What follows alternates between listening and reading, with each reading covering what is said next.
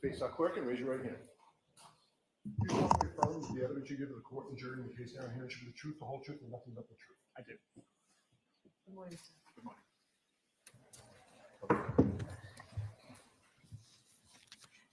May I, Your Honor? Yes, please. Good morning, sir. Good morning. Would you kindly introduce yourself to the jury? Yes, my name is Ian Whiffin. I'm a digital forensics examiner and decoding product manager for Cellbrite. You just mentioned Cellbrite. Is that where you work? It is, yes.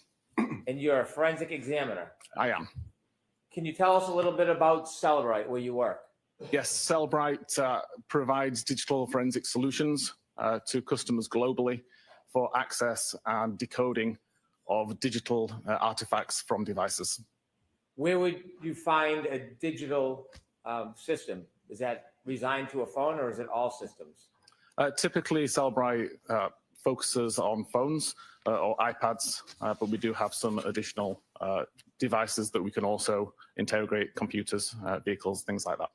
So simply, what is Cellbrite? Cellbrite is a digital intelligence company. Do they use a certain type of software? Do they brand a certain type of software? Yeah, we create our own software to access devices and to decode the data that we pull from devices. So essentially, does that software help you look into the data on the phone and analyze it? It does, yes. What is the role of a digital forensic analyst? Typically, the analyst would take the data that's been extracted from a device such as a cell phone, process that in software such as a physical analyzer that Cellbrite create, and use that information to filter, to search, and to create a report for the investigator that would allow them to see what happened on the device at the time being investigated. How long have you been involved in analyzing data, sir? I started my career in digital forensics in 2013. Can you take us back to the beginning of your career and tell us a little bit about how you became involved in learning about analyzing data? Certainly. I spent 5 years as a frontline police officer in the UK during the 2000s. In 2009, emigrated to Canada and continued policing frontline officer in Calgary before joining the digital forensics team in 2013. Pursued several qualifications related to digital forensics and just continued in that role until 2019, 2020, when I left the police agency and began working for Cellbrite. While you were working at the police agency and began your career analyzing data, were there special classes that you took? There were. In order to be a forensics examiner in Canada, you have to take a 3-week foundational course in Ottawa, basically covering the basics of digital forensics. And then from there, other courses are available that would focus on things like cell phones, would focus on how to get data from different types of devices. And then there's industry qualifications that can be sought as well, where you can focus on particular types of device or particular types of data. Does software in this field continually change? It does. Every time an update is released to an application or to an operating system, there's the opportunity for the foundation of that software to change. And from a forensics point of view, you have to re-understand what has changed, make sure you understand what is now happening on that device, and provide that information to the users. As you've progressed through the field, do you continue to take classes? I've not taken a class now since I actually joined Cellbrite and did the basic foundational courses that Cellbrite offer. But prior to that, I was doing courses across the industry. Do you teach courses? I do teach webinars. I don't teach any actual courses, although some of my research and some of my tools are taught to examiners in many of the industry standard qualifications which users seek. Do you ever write papers about the subject that are published? I do. So I have a blog where I publish my research. Sometimes some of those become papers which get peer reviewed and distributed in more academic channels. So when one of your papers is peer reviewed, can you tell us what that means? Yeah, essentially, other forensics examiners would read over the paper that I've written, do their own testing, compare their testing and research to what I've conducted, and make sure that what I've said is consistent with their findings. And presuming that what they find is the same as what I found, then they would agree that it's a valid document and it gets shared. Take us now to Cellbrite. When you began working at Cellbrite, what did you do? When I started there, I was considered the senior digital intelligence analyst. My role was to help the developers of the software understand the role of a digital forensics examiner, what an examiner needs from the tool, what an examiner wants to do with the tool, and how they want to use it. And then since then, I've progressed to the decoding product manager, where I can manage the backlog of software applications that we support, decide how we should support those applications, and how that information should look to the users. Do you do research? I do still do research, yes. It's not my primary function within Cellbrite, but it's something that I've continued to do throughout my career. Have you ever done any programming? Yes, again, I'm not an official programmer with Cellbrite, but I do program as well. And I have several tools which I've written myself for the last few years, since around 2015. Tools that I wrote to do the things that the vendor tools didn't do, and to offer examiners things that the vendor tools didn't offer. And I continue to maintain those tools as a learning opportunity for myself, and also because other examiners can make use of these same features. Mr. Whiffen, have you ever testified in courts regarding forensic examination of data? I have, yes. And can you share a little bit about that? I've been qualified as an expert in Canada, Australia, the UK, in total around 20 times. I want you to take us now to the Cellbrite software. We talked a little bit about it. I don't want to go into too much detail, but can you help us explain how software works like Cellbrite software? Yes, so fundamentally, when we've got data from a device, it's a series of files, a series of databases, property lists, all manner of different structured data. The software that we create knows where these files exist, knows how to read these files and what the data inside them means, and provides a clear view for the user to view that data. As an example, if you were to look at the SMS database on a device, all you would see is a long list of messages that don't really have an easy way to interpret or to read them. Our software takes that information, converts it into a conversational view, so that as a user, you can read the data, you can see who sent what message, what time it was sent. We can do decoding and decryption of various different types of security to give the user as much information as possible. Is there other software available in addition to Cellbrite? There is.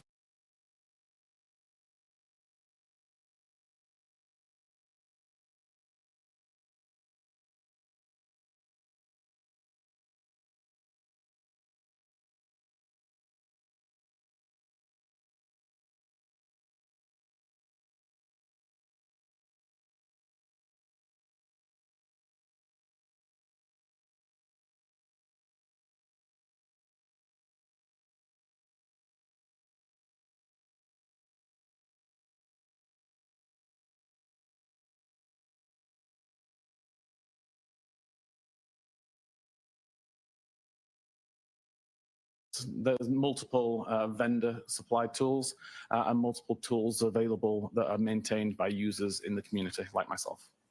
Does a forensic examiner, should they rely simply on the software program, or is there more to do other than the program itself? The software program is great at finding the data and displaying the data, but I always maintain it's the role of the examiner to actually understand what that data means and provide context and validation for what that data means, making sure that the end user of the report, whether that's the investigator, a judge, or a jury, can understand what that data actually means rather than just taking it at face value from the software. Does the software create a report that you can look at that manages or arranges some of the data that you can see? It does. It just creates a list of all of the results that the examiner wants to include in the report. So the software can produce a report, but the examiner goes beyond the report and looks into the data itself? The examiner can and should go beyond what the program provides. Like, I told you. can you share with us when you first became aware of the data in this case and how that came about? Yes, it was actually one of the public relations managers at Cellbrite who reached out to me or to my team because he'd heard about this case and about the confusion regarding a timestamp and requested if we could look into it and find out what the confusion was and how we could respond to it. At that point, I contacted the investigators to get more details. Did you learn that a consumer had called about a question relative to a report produced by the software? Yes, there was both the troopers who had requested information about this particular artifact and also a private forensics examiner, Richard Green. And when Richard Green reached out to your company, what specifically was the question or issue? He reached out to the tech support team, asking. Try to pause it there's a again. timestamp that doesn't make sense. I need to understand what this timestamp means. All right, does What that is the sound normal? timestamp? Essentially, it is the time which can't is hear them. attributed to an artifact. So it should Kids. intentionally be when comments. something happened on that device, we would show a timestamp Amanda associated said to it. yes. Can you tell us what an artifact is? An artifact would be any piece of data that we pull from that Holy device. So smokes, it you're could be a loud. text message, it could be a location point, sound it normal. could be a photograph. So if I had photographs on my phone, All right, would each well- photograph be considered an artifact? It would, yes. Would the I date wish- and time I took the photograph be Doing considered the an way I'm artifact? suggesting, I'd but now consider I don't that. know how to get back to see myself. Click the X. Okay. All right, I'm assuming this is working. So here's what we got going on. Hi, everybody. Say hi, babe. Hi, babe. Bob's driving. I am hosting. We're driving. I'm using this microphone. I cannot talk and listen at the same time because the sound comes out the speaker and in the microphone, and then I'm coming out of the microphone. So I can't tell what I sound like. But for now, so far so good. Okay. All right. Let me see if there's any questions we should answer. Christy said, yes, Allie. Sounds a lot better. All right. Okay, guys. So we'll wait until Whiffen is getting in the mix of things, and I'll chime in. Go ahead, Mandy. Property of the artifact. And if I had a phone call or a text message, those would be considered artifacts? Yes. When I look at my phone and I see a call log or a name, does that tell me all the information about that call? When you look on the phone itself, Yeah. no, there's usually a lot more information in the background of the phone that's available to the forensics examiner, which the user wouldn't necessarily see on the device. And so when you're looking at an artifact, a phone call, a text message, whatever it may be, and you see it on a report, if you want to know more detail, where it came from, when it was developed, when it started, is that what a forensic examiner would do to look into the data to try to identify that other information? Yes, you can see what other information is available. You can see if there's any information that's been deleted that can be recovered. and you can validate the information that's there and make sure that the timestamps are being interpreted correctly and that they mean what you think they mean. You told us you got a call from a consumer or a forensic examiner, Richard Green, about a timestamp. What type of timestamp? For what type of artifact was this timestamp? It was related to an internet query. And so there was an internet query on a phone that had a timestamp, and this gentleman, Mr. Green, had a question about it. He did. He wanted to know how accurate the timestamp was in relation to when the internet query was made. Did you look into the question, the query that was made? In response to Richard Green at that time, I didn't. I wasn't aware that Richard Green had made this request until several months later, but it was an almost identical question that had been asked by the troopers here, and that's the question that I was able to look into and to answer. And can you share with us what was the issue? What was the question that you were actually looking into? The question was related to a timestamp of 2:27:40 a.m. And an internet query that appeared to have occurred at that time. There was no other information on the device that suggested that that internet query had occurred at that time. So we wanted to know how relevant is that timestamp to when the query happened. So I was able to take test devices, recreate test data to find out exactly what this timestamp meant, and discovered that it was actually the timestamp that the tab within the browser was brought into focus and had no relevance to when the actual web query had been made.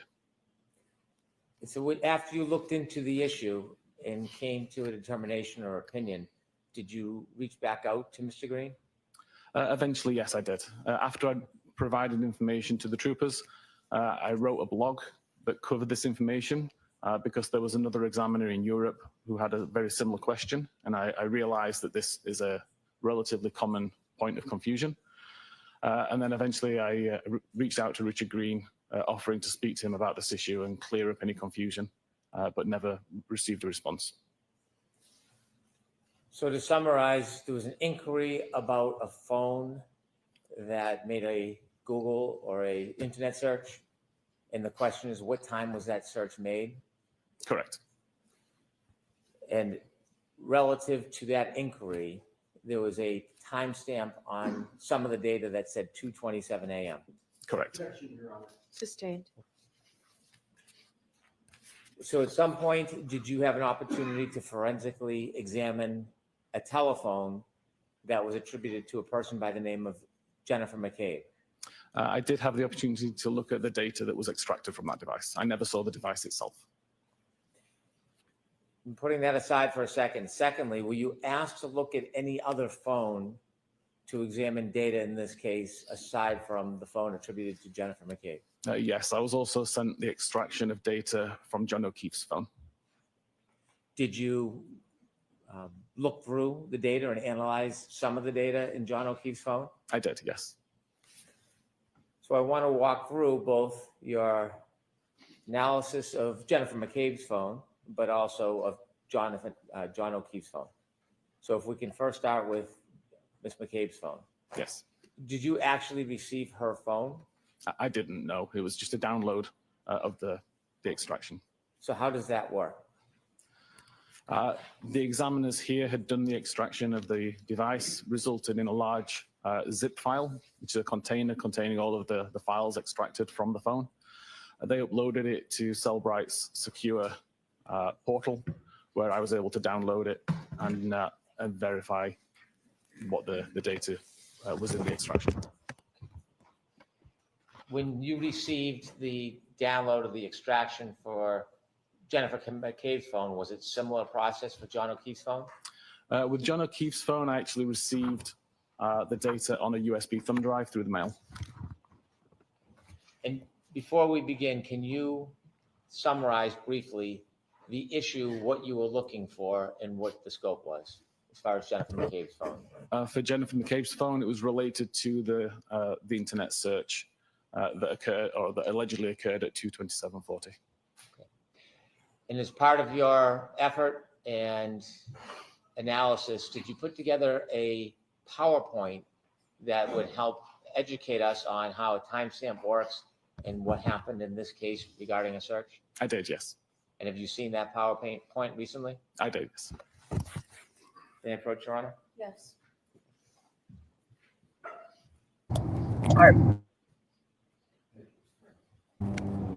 Pause it real quick, Mandy. I'm handing you a binder. I should take a look in. You know what the rest Yes, this is the PowerPoint presentation I created. All right, so I don't know what you guys With think. that It seems like presentation, do you Brennan might download it have on your computer? I do, yes. gotten this on more fluidly than Lally did, and if I'm the jury so far, Thank you. oh wait, it's not paused. All right, You know, I'll court pause permission, myself, I'd or ask I'll Mr. mute Whitman myself. to be able to use his computer to walk us through the PowerPoint and explain it to the jury. No objection, Your Honor. Yes, thank you, Mr. Whiffen.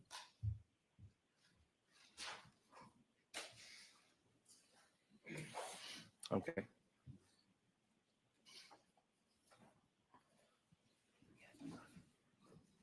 May we begin, Your Honor? Yes. Mr. Whiffen, if you would walk us through and explain the PowerPoint and explain this issue to the jury, what the question was and how you resolved it. Of course. Okay. The query revolved around a database called browserstate.db. Browserstate stores information about Safari.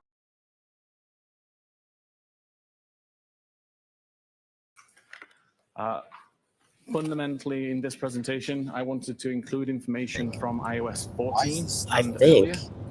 iOS 14 is not the version of iOS that was on Jen All right. McCabe's phone, but iOS 14 has I think it's paused. an easier way to Not understand how 100% this sure. database works.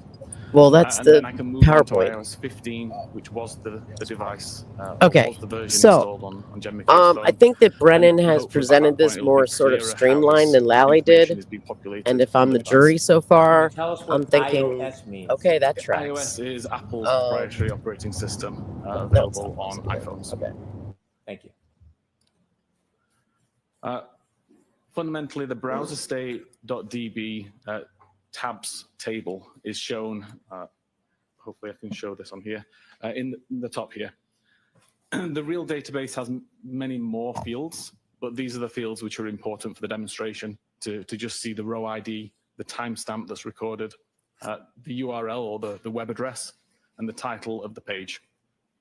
And the example at the side there, you can see there's the browser is open, but there is no tab actually in focus at this time. Can I take us just a little bit back so we can put this in context? Yes. When you are doing internet searches on your phone and you hit Safari or Google or whatever search engine you're going to use, does it create a tab? It doesn't create a tab just by opening the application, but there may be tabs already open in the background when you start the application, and then you can tell it to create further tabs. So if I have a phone, can I have a number of different tabs on my phone at the same time if I've searched for different things throughout the day? Correct. You can have hundreds of tabs open. Do tabs stay open forever or can you close them? They stay open until you close them.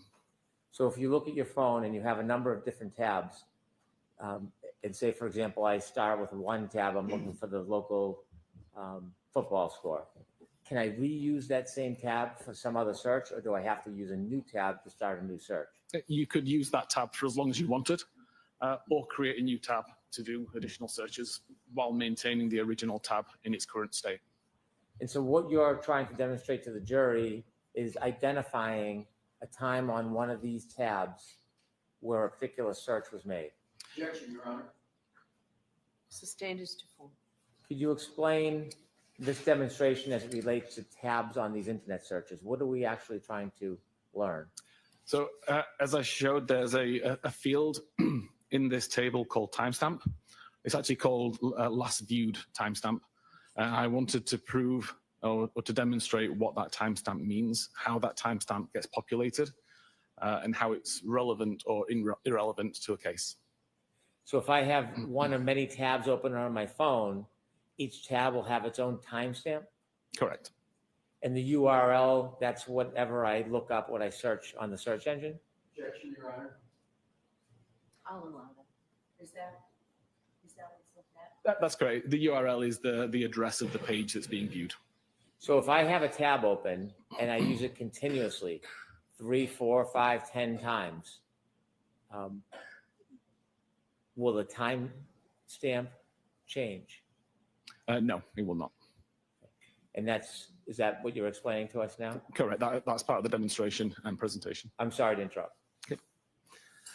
So in this instance, at 10 a.m., which is shown in the top of the device there, we can see I visit firstpage.com as an example website. At that time, a row is created in the database that shows row ID 1 with the timestamp 10 a.m. when the page was opened. The URL and the title are relevant to the page that was visited, so firstpage.com. A minute later, excuse me, I now use the same tab to visit secondpage.com. What actually happens in the database at this point in time is the first record is updated with new information. So we continue to see row ID 1. We continue to see the timestamp that the tab was opened at 10 a.m. And we now see the URL and the title that are related to the secondpage.com website. So I've shown it here. The first one is red to show that's no longer a live record. It's been replaced by the new record that's underneath it in black. A minute later again, I can visit thirdpage.com. And at that point, the record's updated a further time. So we still see that it's row ID 1 because no new rows are being created. We're just simply updating the existing rows. So we still have row ID 1. We still have 10 a.m. as the timestamp, and we have the URL and the title that show thirdpage.com instead. Mr. Whiffen, so in the URL column, there are 3 different searches? Yes, this is 3 different pages that have been visited within the same tab. And in the data, it has 3 timestamps, but they're all the same. Correct. Okay, thank you. This database is not monitoring web navigation events. It's purely monitoring the tab events. So when the tab's brought into focus or when the tab's created is the only timestamp that's relevant here. Thank you. From a non-forensic point of view, if I was looking at this database in a regular database viewing tool, all I would see is the black record at the bottom. I wouldn't see the other 2 records because they've been essentially overwritten by the third record. If I was to use a forensic tool, though, then I would see all of these records because the forensic tool is designed to find the older versions of these records that have been replaced. So again, from a forensic point of view, I would see all of these records, I would see all the different URLs, and I would see the same timestamp and the same row ID for all of them. This fundamentally changed in iOS 15. And I've tested this on multiple versions of iOS 15, 16, 17, and 18, including iOS 15.2.1, which is the same version of iOS installed on Jen McCabe's phone. In this case, the data is not written to the database immediately. So I've tried to show here that we have some in-memory variables, so essentially a short-term memory that the device knows exist, but aren't written to the database yet, so they're not written long-term. So in this case, if at 10 a.m. I go to firstpage.com, we see that the in-memory variable for timestamp URL and title are updated to show a 10 a.m. timestamp and the firstpage.com information. But you can see at the bottom, I still have the browser state tabs table, and nothing has been written to that database at this time. So can I ask you a question about this browser state DB? What does that mean? What does that tell us? The browser state.db is just the name of the database that Apple are using to monitor the tab activity on the device. Will a cell phone have a number of different databases it will send information to, or is it all one database? There are hundreds or thousands of databases, depending on what applications are installed on the device. Each database typically targets a different application or a different feature. Can information from a URL or a Google search or a Safari search, can it leave data on different databases, or does it always go to one database? It can live on different databases, for sure. Thank you. Blah, blah, blah, blah, blah, blah, blah, So blah, again, to blah. continue this example, if I now go to secondpage.com a minute later, we can see that now the in-memory variable is updated. So the timestamp still remains 10 a.m., the same as it did previously on iOS 14, but the URL and the title are updated to reflect the current web page that's being viewed. Again, nothing has been written to the browser state database. I can go to thirdpage.com. Again, we see the in-memory variables for the URL and the title are updated, but the timestamp still remains the time that this tab was brought into focus or created, not the time that the navigational event occurred. Still, nothing's been written to the browser state database. And it's not until you actually close the tab that the information gets removed from the in-memory variables and written into the database. And at that point, the information written to the database is whatever was in the in-memory variable. So right now, all we have is a single record in the database that shows the 10 a.m. timestamp. That's when the tab was opened. And we have the thirdpage.com URL and title information, which is the most recent web page visited in that tab. It wouldn't matter whether I was looking at this data using a regular database tool or a forensic database tool. The only record that I will see is this particular record. There may be multiple versions of this record, but still would only show me this timestamp and this URL information because this is the only information that was ever committed to the database.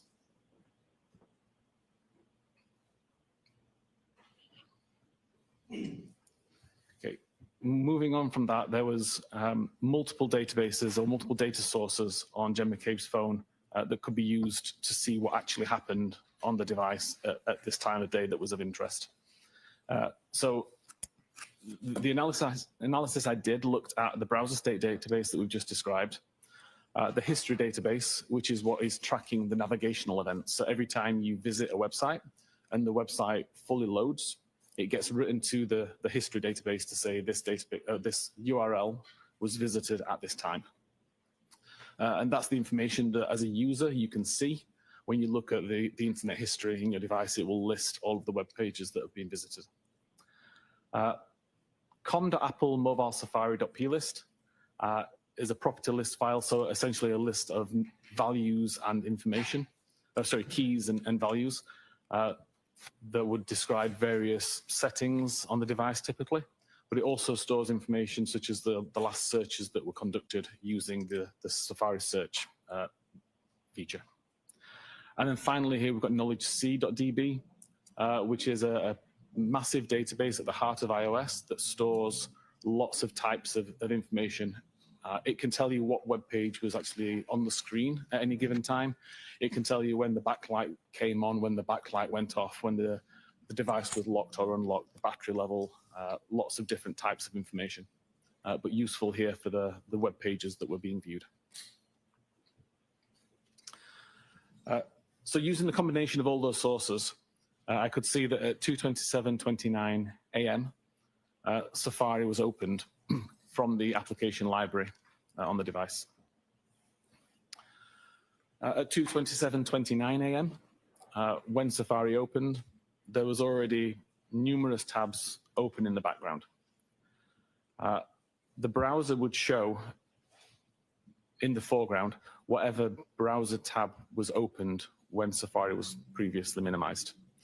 In this case, we can see, looking at knowledgec.db, that the web page that was being viewed was related to Hockomock Sports, Friday's schedule scoreboard.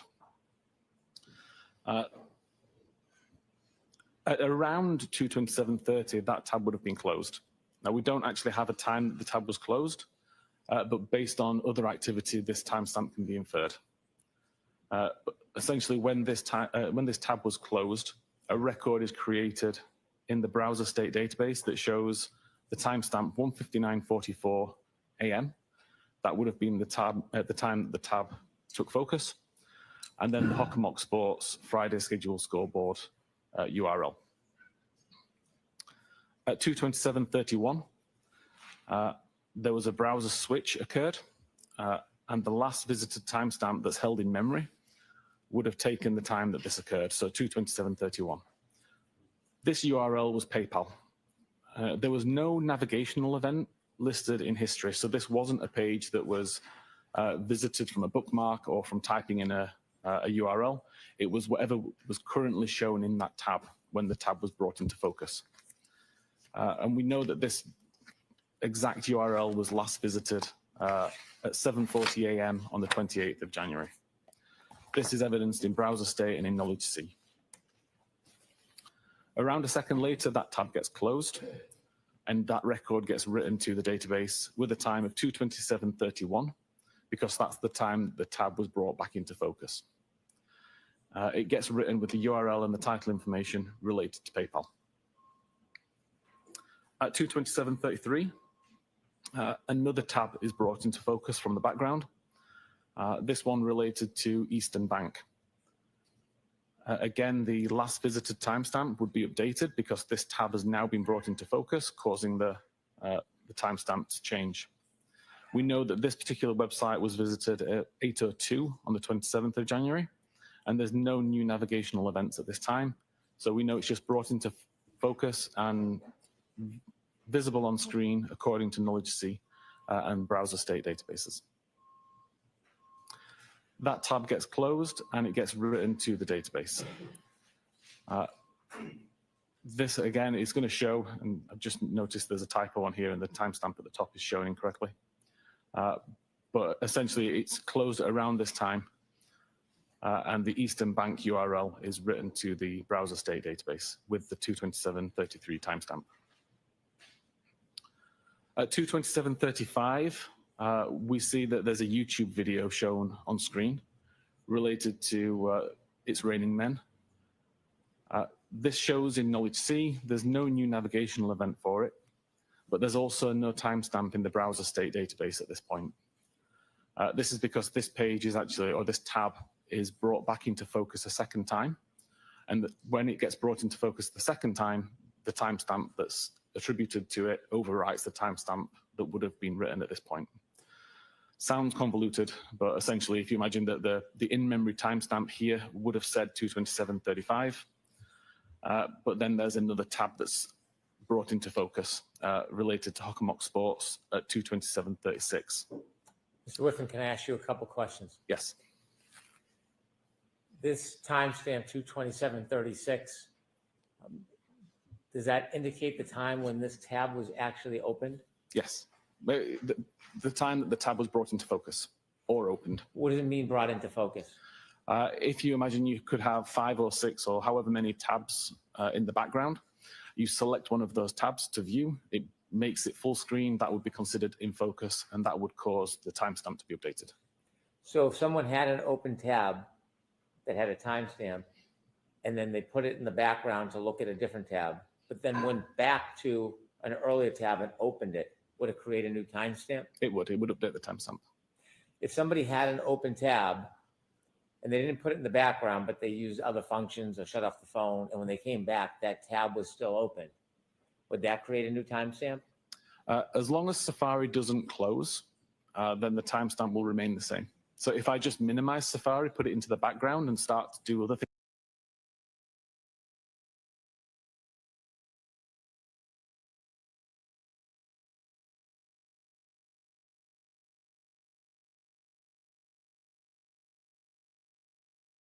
things on my phone, the timestamp won't get updated. If I completely close Safari or turn the phone off, when Safari reloads, then that tab does get a new timestamp when it opens up again. Thank you. Okay. So at 2:27:36, we've got Hockomock Sports, Gallery Shoots, Canton Girls, Basketball to important win at Mansfield is the page that is visible on screen. Again, we know that there's no navigational event at this time, so the page is not being loaded as a result of a bookmark or typing the URL in. It's just showing what was on screen previously, and we know that this page was previously viewed at 22:55 on the 27th of January. That's suspicious. This tab gets closed and gets written to the database as well, and we see it's written with the timestamp 2:27:36 when the tab was brought into focus. And then we go back to the YouTube video tab. So at this point, the timestamp that had been written there gets overwritten again with 2:27:38, and it shows the YouTube video is the the active page that's on the screen. At around 227.39, that tab gets closed and the record is written to the database showing a timestamp of 227.38 when the tab took focus, and the YouTube video URL. Then we move to 227.40, which was the time of interest. And we see that a browser switch occurs, causing the last visited timestamp to take on the time of 227.40. This is the tab that was ultimately used to search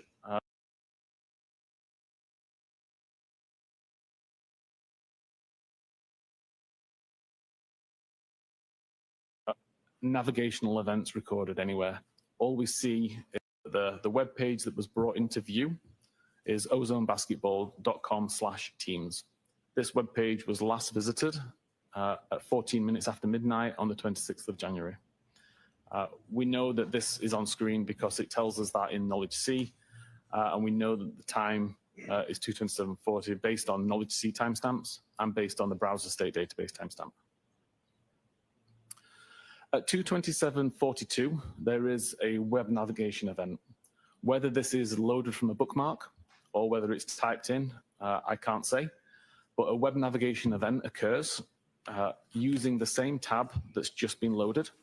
And now the user is loading the web page hockermocksports.com/standings.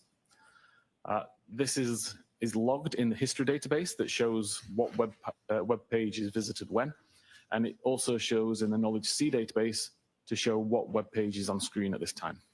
Mr. Whiffen, in the slide before 227.40, you mentioned that was the tab in question. Yes. Do the following pages that you show us in the PowerPoint follow that one specific tab? Yes. Thank you. So at 227.47, there's another web navigation event as the web page hockermocksports.com/schedules is loaded. Again, this is evidenced in the history database to show that a navigation event occurred and completed, and in Knowledge C to show that this is the web page that was viewable on screen. At 227.53,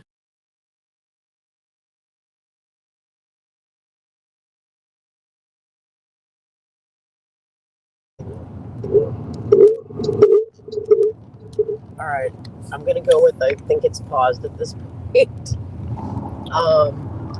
So I don't know, as we can see, Brennan's still doing what we would still call a pre-battle case because he is attacking the search before they have put on evidence that the search has occurred, although they mentioned it in opening, so be it.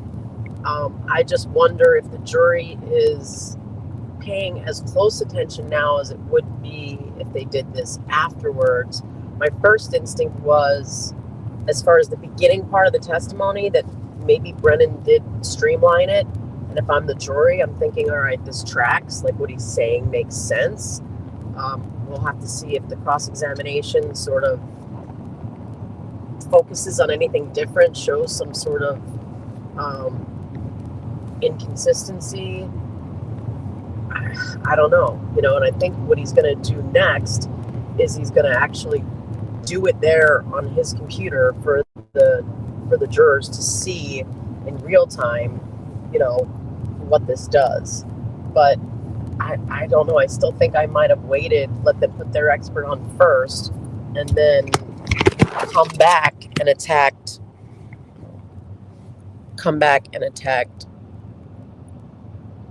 this. And then, so Little Miss Red Velvet says, Allie, we hear you loud and clear. Face to Allie, do you hear us? And then Bob and I couldn't tell, was that Alessi who was calling out objections? Because whoever's objecting for the defense is who's going to do the cross. We expected it to be Alessi, but we couldn't tell. So I'm looking in the chat to see if you guys answer me.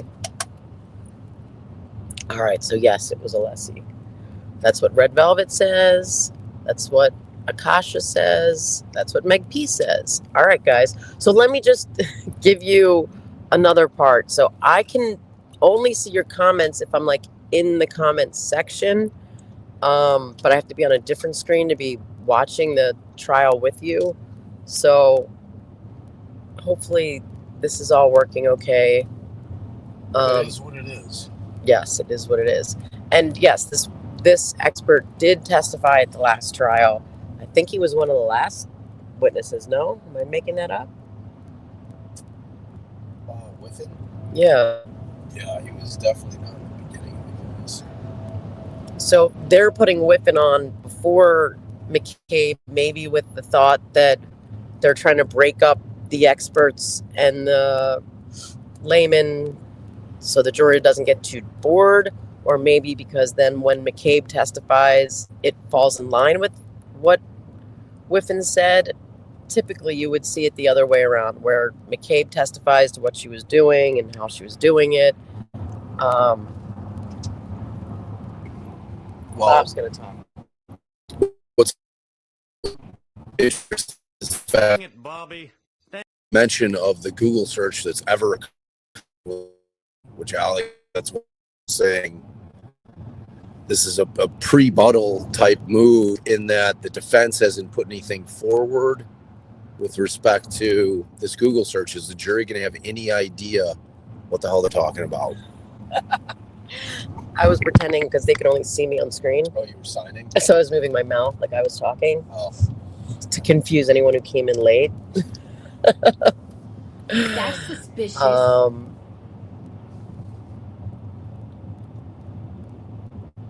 So, all right.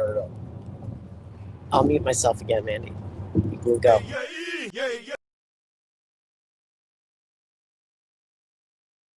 There's a further web navigation event where we're now viewing now loading the page hockomocksports.com/schedules/girls hockey. Again, this is evidenced in the history database and the knowledge C database to show what page loaded and what page was visible on screen. At 2:27:58, there's a further navigation event for girls hockey Franklin 21-22. Again, this is logged as a navigational event in the history database and shown on screen according to the knowledge C database. So I understand these are all subsequent searches on the same open tab. Correct. Are these Sustained as to form. Are these all subsequent searches on the same single open tab? There is no tab switch event listed. We see the tab switch event occur at 2:27:40, and then we see lots of navigational events occur. Thank you. At 2:28:06, Safari is minimized, so it's removed from focus so that something else could be viewed, or the phone is locked. Is removed from focus different than closing? Correct. If you remove it from focus, it's essentially going into the background, but it's still open. It's in its current state, just in the background, versus if you close it completely and have to reload it later on. So in this particular state, the timestamp doesn't get changed. The timestamp remains 2:27:40 as it was earlier. Safari is then not used again until 6:23:37, when it's opened from the background using the icon in the app library. At this point, when it loads up, the same page that was open when Safari was minimized is shown. So we still see hockomocksports.com/schedules/girls-hockey/Franklin/2021-2022. There's no navigational event at this point, so we know that it wasn't completely reloaded. It's just showing what was on screen previously, and it's evidenced in the knowledge C database. At 6:23:49, there's a cache file created. The cache file is related to how long to digest food. Now, these particular cache files show up as suggestions in Safari. So as you're typing in a query or a word or a URL, for example, Safari tries to take that information and make suggestions based on what it thinks you might be searching for. So if, for example, you were to type in how long to die with the word spelled just DI, Safari can mistake that for how long to digest food, and it could present this information. And up until about 12 months ago, this is the information that was provided by Safari. If you were to do this search, if you were to type in how long to DI, you would get the result that's shown at the top of the screen with an image of somebody eating a plate of food. And this is the image that was cached onto Jen McCabe's phone at 6:23:49. What does cache mean? Essentially downloaded now for use later. It will download it, it will save it in case it's required again. If it is, it doesn't need to download it, it's already there. If it's not required again, eventually it will be deleted. So is it stored information from prior events that's available in case the device thinks you're looking for it? Yes, so at this point in time, at 6:23:49, when it downloaded it, that's the first time that it's downloaded this image, and it stores it. If an hour later, for example, I did the same search a second time, it wouldn't need to re-download the image because it's already got it in cache. So this, the creation time of this image shows that this is the first time that this cache file was downloaded.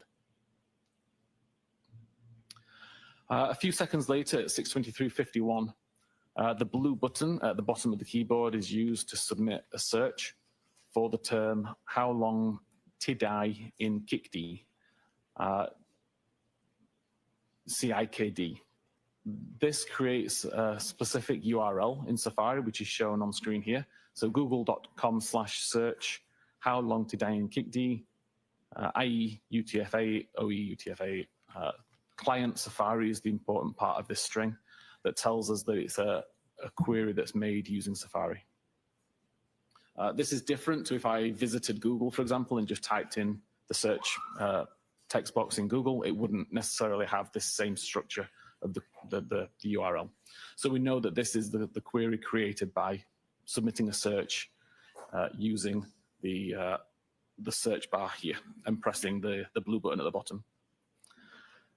We know that that search was conducted at 6:23:51 according to the information in mobile safari.plist. And Knowledge C also shows that this page was visible. Importantly, there is no history record made that shows that a navigation actually occurred to this website. Several reasons why that might happen. One could be if the device was in private browsing mode. However, it can't have been in private browsing mode because if it was, we wouldn't have the search recorded in the mobile Safari plist either. So we know it wasn't in private browsing. It could have been deleted at some point after the fact. That would leave a gap in the numbering. Every time a record is written, it would be consistent numbers 1, 2, 3, 4, 5, 6. And to delete a number would leave a gap there. So you would see 1, 2, 4, 5, and that number will pretty much never be reused. So if you don't see a gap, then you can be confident that nothing was deleted, and there are no gaps on this device. The third reason, and the one that I believe is the reason why it wasn't recorded in the database, is that the page never completely loaded. If I go to a web page and cancel the navigation prior to it completing the load, it will never get written to the history database. At 6:24:18, there's a second search submitted using the same method, so still using the Safari search bar, this time searching for "host long to die in cold." This is evidenced in the mobile safari.plist. Again, there is no record made in the history database that to me suggests that the page never successfully loaded. At 6:24:24, Safari is minimized again. It gets reopened at 10:33:33 a.m., again loaded from the app library and brought into focus. And at that point, the previous page is shown to the user. That previous page is related to the search "host long to die in cold." This is evidence in Knowledge C to show that this is the page that's visible on screen, but there is still no history event that shows that the page completely loaded. And at around that time, so around 10:33:34, that tab would have been closed, resulting in the record being written to the browser state database with the timestamp 2:27:40. When that tab was originally brought into focus several hours earlier, but it shows the most recent URL information, which is the Google search for Hoss Long to Die in the Cold. It doesn't have any of the other URL information that was visited during that time period. It doesn't have the previous Google search for How Long to Die in the Kikti, because all it records is the most recent URL that's visited alongside the original time that the tab took focus. Importantly here, there is no title information. The title information is included within the page itself. So if you do a Google search, the title of the page that showed up would show Google search, and then it would show the query that you typed in to search for. The fact that this doesn't have a title also suggests that the page never loaded. So again, it kind of ties back to the fact that it's not written in the history database. We have no title. It's both indicative that the page never successfully loaded.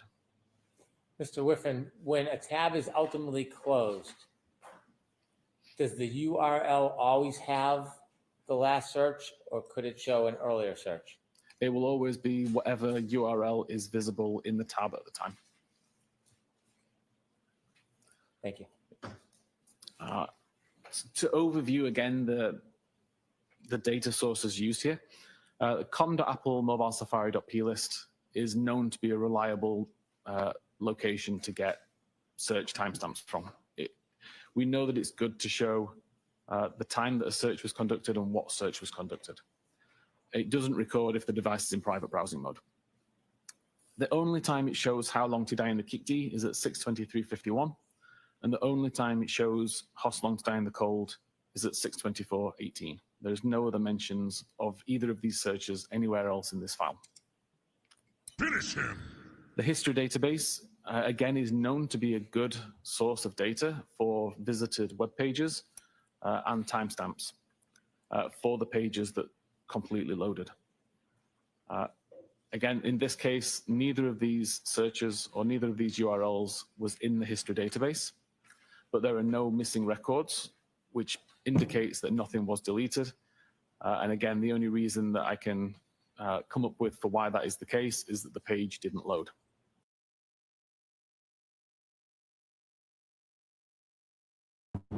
All right, so wait, maybe it's not paused again. Hey, Wait, how you doing? no, let me ask. Let's see if are we paused?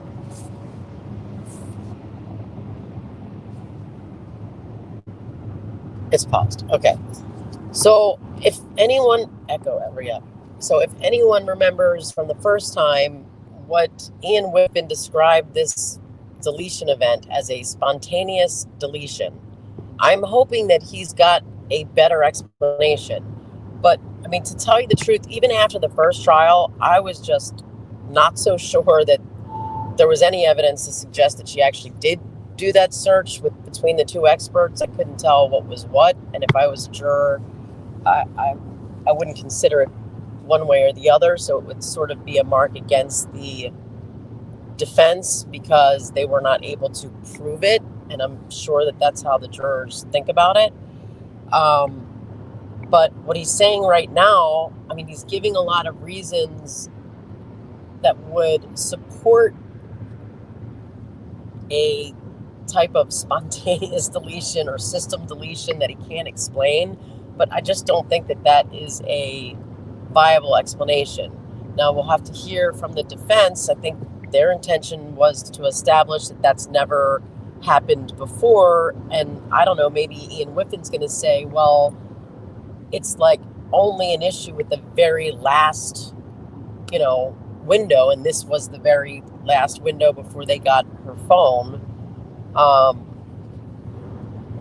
But most people have multiple search windows open, so I don't know.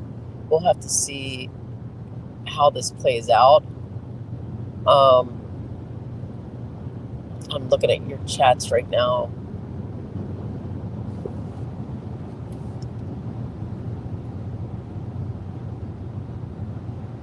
So I don't know. We'll have to wait and see if he comes up with a better explanation. So far, I'm just hearing, I don't know how this happened. I know that it was not a user deletion because there's not a break in the numbering system of events, that would show a break in the events.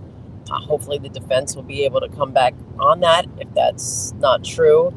And he's saying he can't explain why the other search is not in the history, the later one, with cold spelled wrong, but how spelled correctly. And he thinks it's because it didn't come into focus.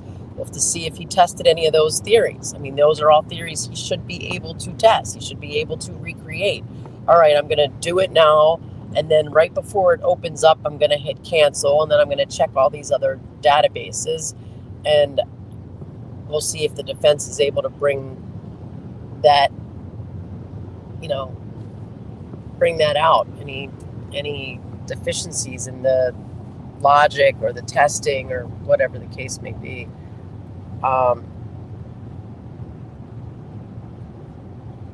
His comments on Siri could be by the defense.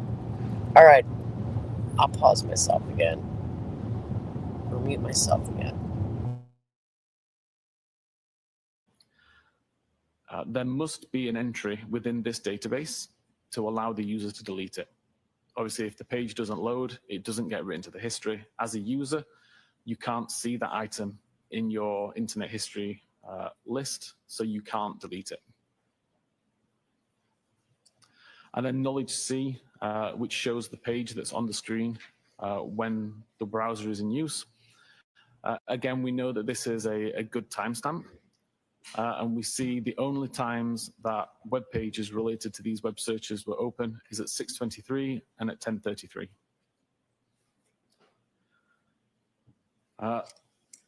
There were multiple deleted records in the browser state database. It wasn't just the record for hostile to down the cold. When you say there's multiple deleted records, can you go into a database and see what URL searches have been deleted from the actual item? Yeah, so from a forensic examiner point of view and using forensic software, I can look at the database and see the records that have been deleted and recovered. There does become a time when you're unable to recover any more records and they're now just purely deleted and unable to get back. But at this point, I was able to recover a good number of records. And these were the 5 that I thought it was important to focus on for here. You can see that 3 of them occur at 2:27. So at 2:27:36, 2:27:38, 2:27:40. And these are the web pages that we've just seen in the presentation. So Hockamock Sports, the YouTube video, Hostel to Die in the Cold. And then 2 additional pages for CantonNA.org and Ozone Basketball. The way that we're able to recover these records forensically is because of how databases work.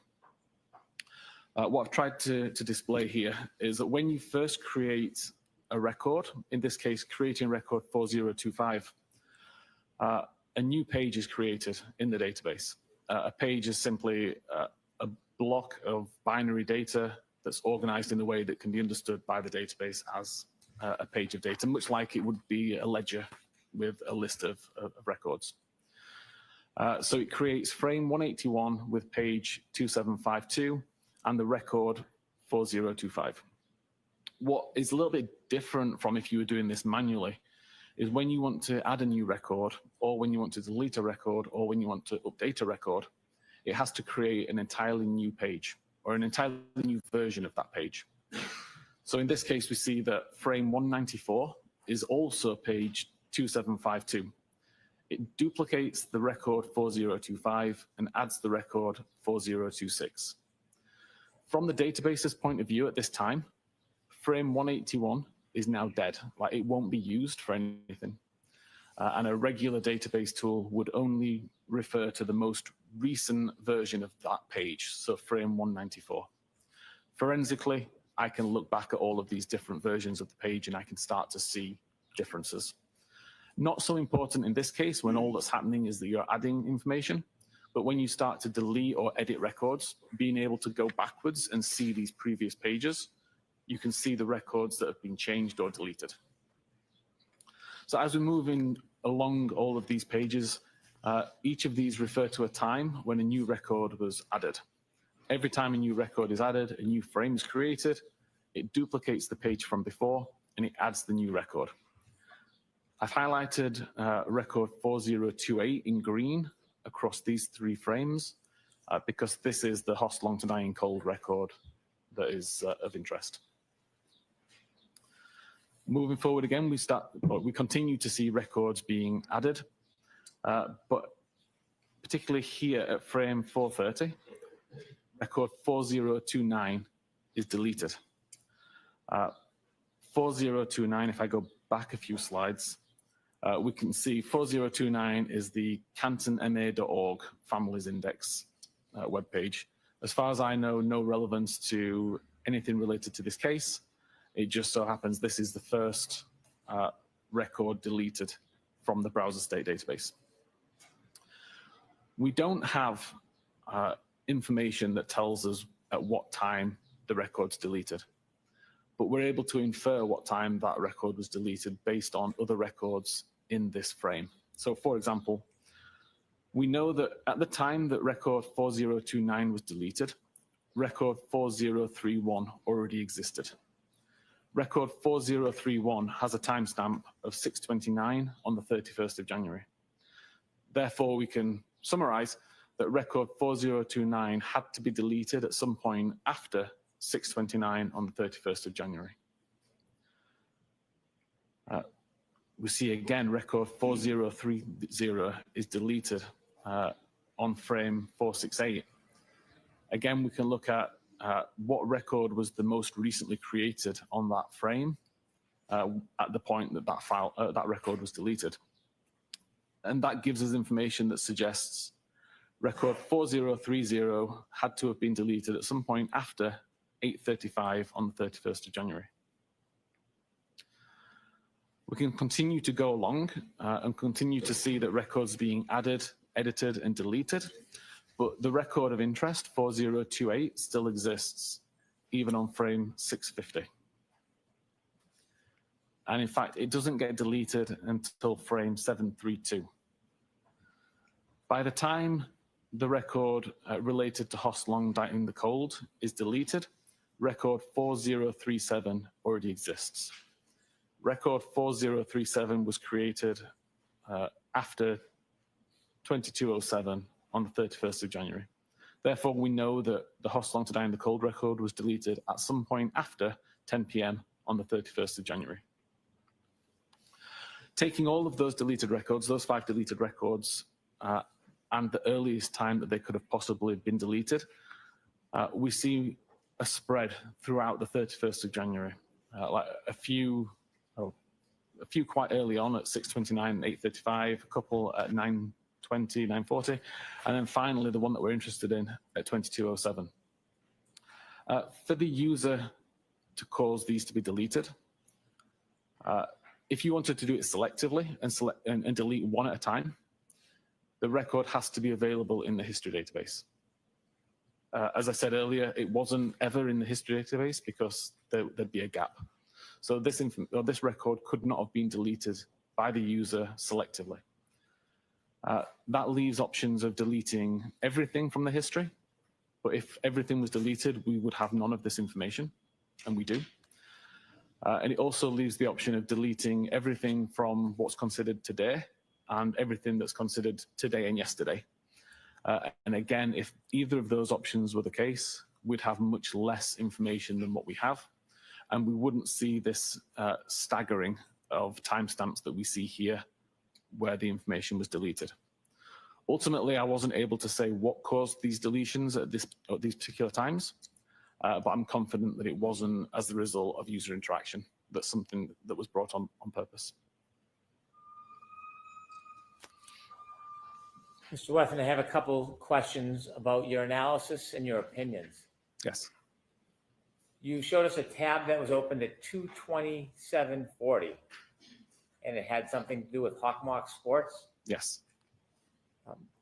In your opinion, to a reasonable degree of scientific certainty, was that the same tab, that 2:27:40 tab open for Hawkmock Sports, was that the same tab that later was used for searches or attempted searches at 6:23:51 and at 6:24 relative to how long or how's long to die in cold?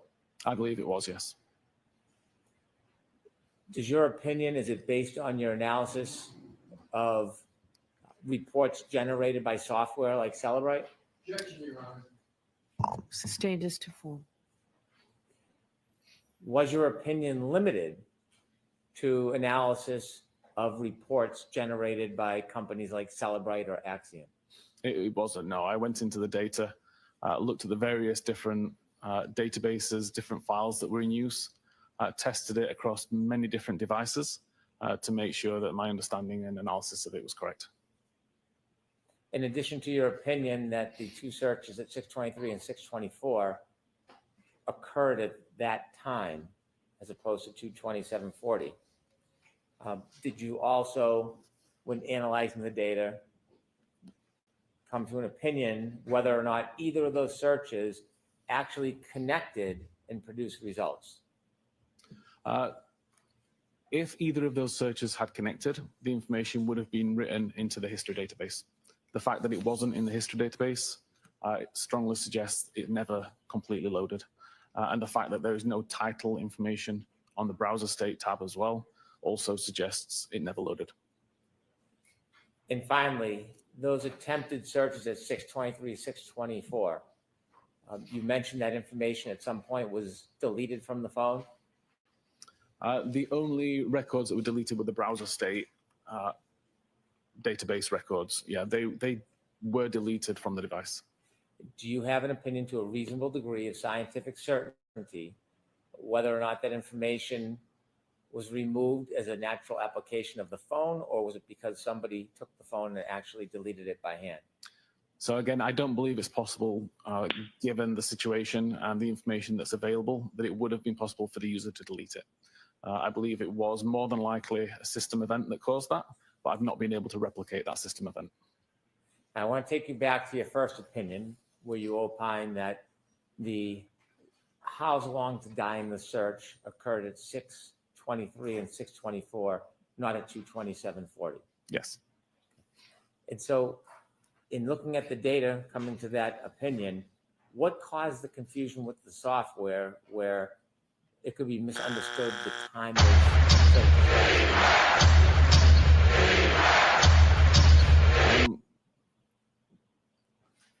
the way that forensic software typically works, certainly the way that Physical Analyzer works, is we design models for the data. So we know that an SMS application, for example, will always have a message body. It will always have a sender, a receiver, a time, that kind of thing. We always know that a web visit will have a URL, a title, and a visited timestamp. In this particular case, in the database, the timestamp is called last visited timestamp, which is indicative, you would think, of the time that the web page was visited. So when that information was being modeled within the software, the timestamp that was within the database was used, and it was called last visited timestamp. Since the investigation that I did into this case, I requested that the forensic research team at Cellbrite revisit this data and confirm if there's confusion around it. Were my findings correct ultimately? There are times that that information can be correct. If, for example, you create a brand new tab, visit a website, and then close the tab immediately, then that timestamp would be indicative of the time that the URL was visited. But if you were to create a tab, use it for 3 hours, and then close it, the timestamp would not be indicative. Also, if you were to bring an old tab into focus that you'd used several days earlier and then close that tab, again, you're going to get bad timestamp information. So ultimately, from Cellbrite's point of view, we removed the timestamp from that data to avoid confusion in the future. You shared with us that the URL for the 6:23 and 6:24 attempted searches ultimately was removed from the device. Yes. Would it be fair or accurate to say there were over 4,000 deleted files from the phone or there was 4,000 deletions from the phone? There were many. Sustained. As to form. Struggling. Would it be accurate to say that the only deletion from that phone was that 623, 624 search? No, there were thousands of records deleted ultimately for various reasons that I can follow. That would be an inaccurate assertion? To say that that's the only record that was deleted is inaccurate, yes. Okay. Thank you. I'm now going to turn to a second phone that you looked at. Okay.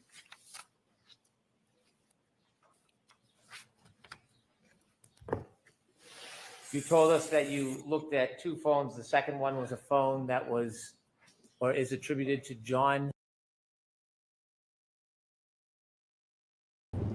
So I just want to point out, and obviously you guys all know, no one has said yet, other than opening, and that is not evidence, that there was only this one deletion. So again, he's putting on an entire case before anyone ever says any of those words.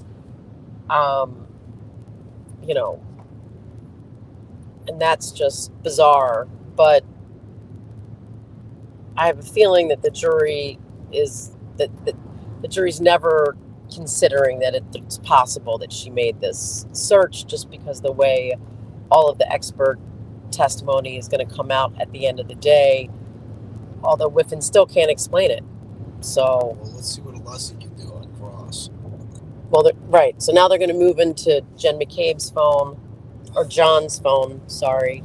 And then we'll have to wait and see what happens on cross.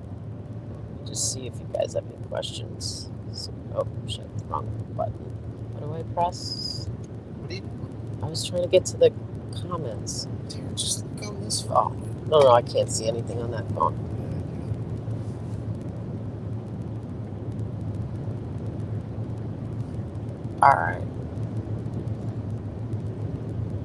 All right, I'll pause myself. Go ahead, or I'll mute myself.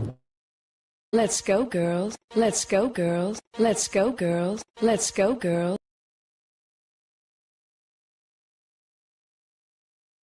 O'Keefe? Correct. When you looked at the phone for John O'Keefe, were you looking at things different than we looked at on the phone attributed to Jen McCabe? I wasn't as interested in internet data. I was more interested in location and health and anything else that could be useful.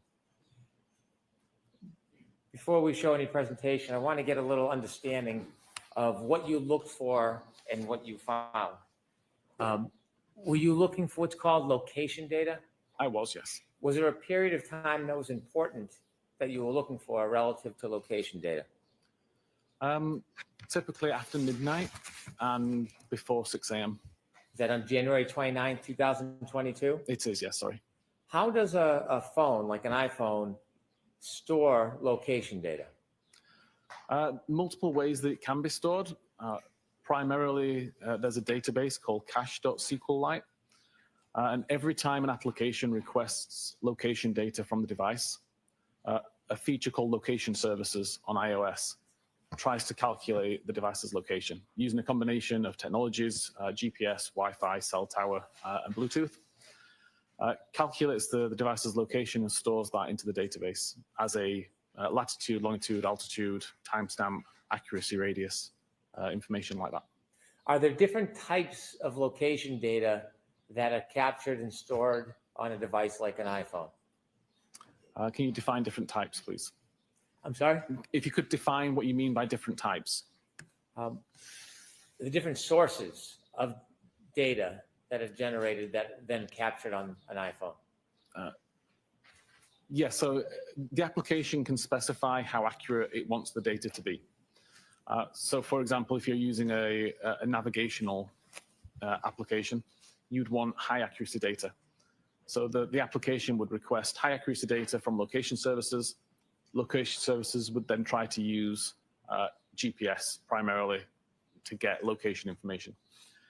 Versus if you were using a weather app, for example, where you don't really need to know precise information, you just need to know the approximate town maybe that the user's at. So a weather application would ask for low accuracy information, and the device may be able to calculate the location based on cell tower information, for example. Both can be stored in the database with the accuracy information that's available. Would a application that is devoted to navigation in your programming experience typically have stronger data, location data information than a more general application like a weather app? Yes, for sure. And Apple actually specify in their documentation, when they specify the various different accuracy levels, they have one for navigational purposes for map applications. How do you define accuracy level from the different data that's being stored in the phone? How do you mean, sorry? Is there high level, middle, low? Yes, the information is typically provided with a range of meters. So you'll have a latitude, longitude coordinate and a number of meters that you have to draw around that locational point. And the device is somewhere within that circle. It could be as accurate as 2 or 5 meters. It could be as inaccurate as several miles, depending on the technology that was used to get the data. Are you familiar with an application called Waze? I am, yes. Tell us what Waze is. Waze is a navigational tool, so you can plot a route and it will try to direct you the best way, avoiding toll roads, avoiding accidents, that kind of thing. What is the level of accuracy in location information that is generated by using Waze? That would be the highest level of accuracy. So it would aim to get GPS quality information of around 5 meter accurate.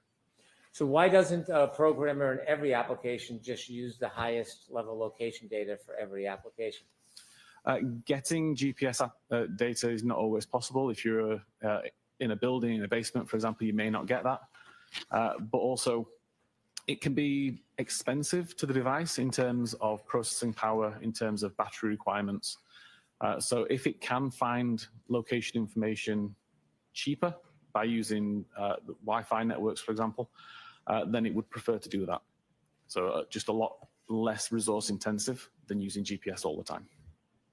In order to capture the highest level of location data, the most accurate in an application such as Waze, if somebody's using Waze and then turns it off, does it still continue to capture that highest level of accuracy? Typically not. It may do for a short time as it's still kind of working through a backlog. But fundamentally, if there's no application open that's trying to use location services, then the location information that's being requested and recorded is far more sporadic. It's typically background applications that may be requiring location data. When you analyze John O'Keefe's phone, in addition to the location data, did you also look into data known as health care data? Yes. And could you tell the jury how that works? Yeah, so pretty much all iPhones for the last 10 years or so have Apple Health included. It monitors activity on the device, such as steps taken using various sensors inside the device, looking for motion which appears to be walking. It monitors altitude, so it knows whether you've gone up a flight of stairs, for example. It uses that information in concert with the steps taken, so it knows the difference between going in an elevator versus walking a flight of stairs. And all that kind of information is available to you as a user to essentially see how far you walked each day and to monitor your own health. When you look at healthcare data, you said it interprets it in different terms. One you used was steps. If I have an iPhone and I'm walking and it registers steps, can it tell what direction I went in? No, it's purely just looking for motion of the gyroscopes, which appears to match the pattern that it expects of somebody who's walking. It doesn't know whether you're in a straight line, walking in zigzag circles, just number of steps. What if I had my iPhone and I was moving the iPhone, but my feet weren't moving? Would it register? It could register some, but typically it's relatively good at picking the difference between actually walking or throwing the phone around or shaking it. the healthcare data, does it store with date and time? So there's two locations that health data is stored. Primarily a database called healthdb_secure, and that aggregates the information into periods of time. So you may have a 10-minute period where it says 100 steps were taken. It could be that the 100 steps were taken in the first 2 minutes, and then virtually nothing was done for 8 minutes there. But there's another database called Cache Encrypted C, which is more granular. It's where the information is written originally prior to it being aggregated and moved into the bigger health database. You also mentioned that the healthcare data has a term known as steps. Yep. If the movement registers as steps, would that necessarily mean that a person was walking up or down steps? Sorry, are we talking about steps taken or flights climbed? I'm sorry, flights climbed. A flight climbed, according to Apple, is essentially an incline of 3 meters over 16 steps taken. So it wouldn't really matter whether it was walking up a flight of stairs, walking up a steep inclined hill, on an escalator, something like that. If there is movement that appears to be walking and an incline of 3 meters, then that would be considered a flight climb event. Is there any other ways that the phone could register flights climbed, but the person's not actually walking up or down stairs? So I did test this a few months ago, driving in my vehicle. I was able to, if I just put a phone on my dock as I'm driving around, nothing was recorded. But I found that if I was actually holding the phone while driving at the same time, then the natural suspension of the vehicle plus the movement of my arm would be considered enough to be steps. And if that motion happened while I was driving up a hill, it would also result in a flight climb event. And the testing that I did consistently resulted in, I think it was 9 flights of stairs climbed while I was driving up the same hill multiple times. In your studies, what elevation change would have to be present if you were in a car with a phone and it would register healthcare data as steps? Is there a certain level of elevation that would trigger that? Again, it's just a 3 meter incline is required. Did you say 3 meter? 3 meter. The healthcare data, in addition to being able to give a range of time of movement and defining generally terms, whether it's steps or stairs, is there any other information about healthcare data that is important in your analysis of this case? Sorry, can you just repeat that, please? I'm Sure. just trying to think. The healthcare data you shared tells us there's movement, Yes. and it may come in the term steps. You also shared that the healthcare data can show elevation. That can come in the term flights. Yes. Is there any other information about the healthcare data you looked at? Did you look at it across a wide range in this case? No, it was just the steps and the flight climb that I was interested in. What is the time period you looked at the healthcare data for in this case? Between midnight and 6 a.m. or 6:30 a.m. That's midnight on January On 29, January 29th. 2022 till about 6 a.m.? Yes. And before we get to any presentations, did you see movement on that phone relative to healthcare data at different points through the night? I did, yes. Did you identify those different times in your report? I did. You created a PowerPoint for Mr. O'Keefe's phone. Are those time points and movements, are they indicated in the PowerPoint as well? They are, yes. So you had, with Mr. O'Keefe's phone, you looked at location data, you looked at healthcare data. Is there any other data you found important in your analysis to try to track the movements or non-movements of the phone of John O'Keefe on January 29, 2022? Yes, I've also looked at battery temperature information and at a feature called Doppler, which is monitoring for Face ID. Tell us a little bit about the battery temperature. Is it the battery temperature of the phone or part of the phone? There's a battery temperature sensor built inside the phone within the battery, and it's essentially always checking for battery overheats or battery cool downs to the point where performance will be affected and the device needs to power off to save itself being damaged. So that temperature information isn't recording ambient temperature. It's not interested in the temperature in the room, for example. It's purely interested in the battery temperature. But it is affected by ambient temperature. And I, again, did lots of testing by putting the phone into controlled temperature environments, so inside a freezer for a set amount of time, to monitor how the battery temperature would decrease over time, given the environment it was in. Bringing it back into a warm environment and testing how long it takes to increase. Putting the device outside. I live in Calgary, where it's pretty cold in winter.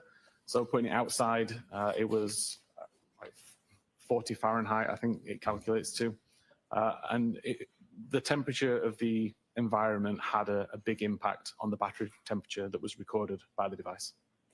Were you able to track the changes in battery temperature for Mr. O'Keefe's cell phone over the course of the evening from after 12 on January 29, 2022 through after 7, 8 in the morning? Yes, there wasn't a massive number of records, but there were records that I've included in my report. In addition to those three areas, when a person uses an iPhone and presses the buttons, or they hold it and they try to open it by recognizing their face, what is that process called? The Face ID would be the process for the unlocking, and then the locking, pressing the button on the side would lock the device. When an iPhone is being used, does it act or operate differently when it's out in the open, or if it's in your pocket or under something? Yes, so this is the Doppler function that I found within a feature called Unified Logs. Essentially, whenever the device receives a phone call, or when you pick up the device, an iPhone X or above is trying to find a face to use to unlock the device. If the camera is blocked, a record is made to say that it's within a pocket state. So if my phone's in my pocket, when somebody calls me, it tries to look for a face, it immediately recognizes that the camera's blocked, and it records pocket state. As soon as I take the phone out of my pocket or unblock the camera, it records a pocket state cleared event. So we know when the camera was covered up versus when it was uncovered, if at the time it was receiving a phone call or was being picked up. Does an iPhone always record whether or not the camera was blocked or hidden or covered at the time a call comes in? No. For example, if the device is already unlocked, then it won't make a recording to say that it was within a pocket state or a pocket state cleared. And if the device isn't blocked at all, so if I have the device on a desk in front of me, for example, and a call comes in, there'll be no record that says that it's in a pocket state or a pocket state cleared. It will only record a pocket state event if the camera's blocked, and it will only record a pocket state cleared event if the camera was blocked and now isn't. So if I have my iPhone and I put it inside my jacket in the darkness and I get 30 calls, would all of those calls result in a reading of pocket state? They'd all result in multiple readings of pocket state. The pocket state check is conducted more than once a second. I can't remember the exact number, but it's very frequent. And an average phone call from the start of the ring to when the device essentially hangs up, somewhere in the region of 500 checks. So if you had 10 phone calls, then you'll have 5,000 checks made that would all report pocket state. Did you analyze John O'Keefe's phone on the evening, early morning hours through the next morning on January 29, 2022, in an attempt to identify where he was, what he was doing, and whether his phone was inside or outside? That was my goal, yes. And did you engage in that analysis, sir? I did. And in your efforts, did you write a report? I did. Did you write multiple reports on these separate issues? I did. And those reports are provided to everybody? Yes. In addition to the reports that you generated from your study, did you present or did you prepare a PowerPoint? I did. Does the PowerPoint outline some of those points? It does. At the end of the PowerPoint, do you go through a timeline accumulating many of these pieces of evidence together that show them in a chronological sequence? I do. And does that help capture the movement or non-movement of John O'Keefe's phone through that night? I believe it does. Or may I approach? Yes.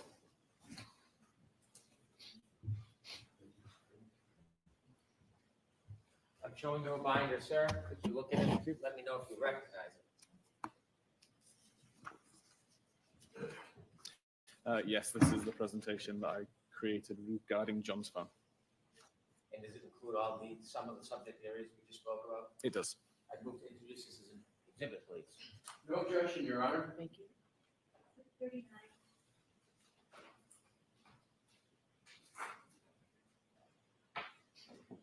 Thank you.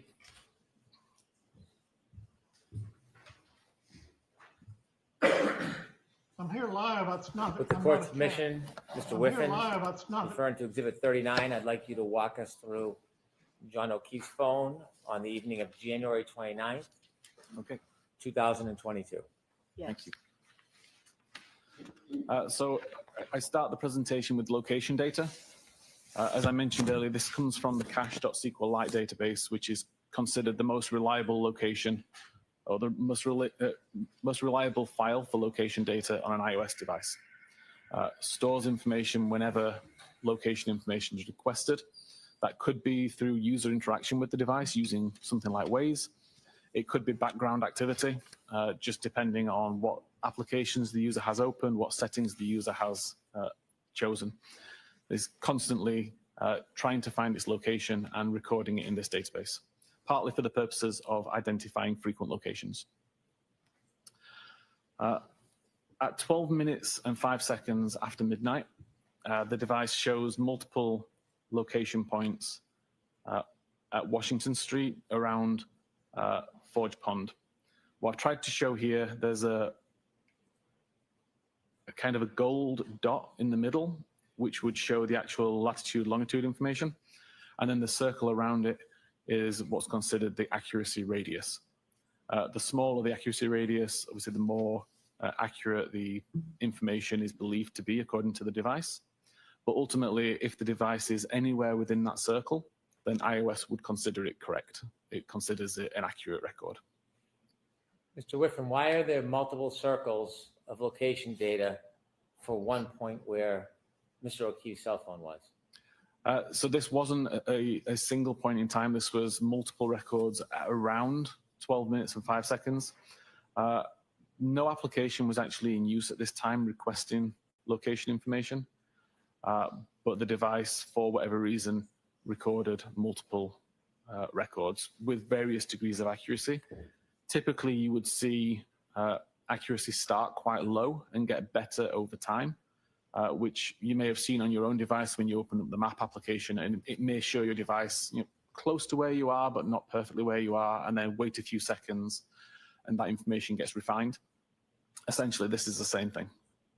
So low accuracy would be a wider circle, and higher accuracy would be a smaller circle? Correct. At Blah, this blah, point, blah, blah, Mr. blah, O'Keefe blah, blah, is blah, not blah. utilizing Waze on his phone, Correct. but location data is still being stored randomly on the phone from multiple different sources. It is, yeah. Depends on the device itself. In the top left-hand corner, it says 12:05. That's the time that this snapshot, Yes. and In then this below, case, approximate. and below it's obviously the date. Yes. Okay, could you take us ahead, please? There were multiple records between that last time and what's shown on screen now at 19 minutes and 33 seconds. But all of the records were sporadic and low accuracy with values of 1,000 meters or more. But around this time, around 19 minutes and 33 seconds after midnight, is when Waze was actually brought on screen. Waze starts to ask for high accuracy data, so we see the accuracy immediately start to improve. So again, we see relatively low accuracy data to begin, and then over the next few seconds, it begins to refine itself until it gets down to a 5 meter accuracy records as the device continues up here.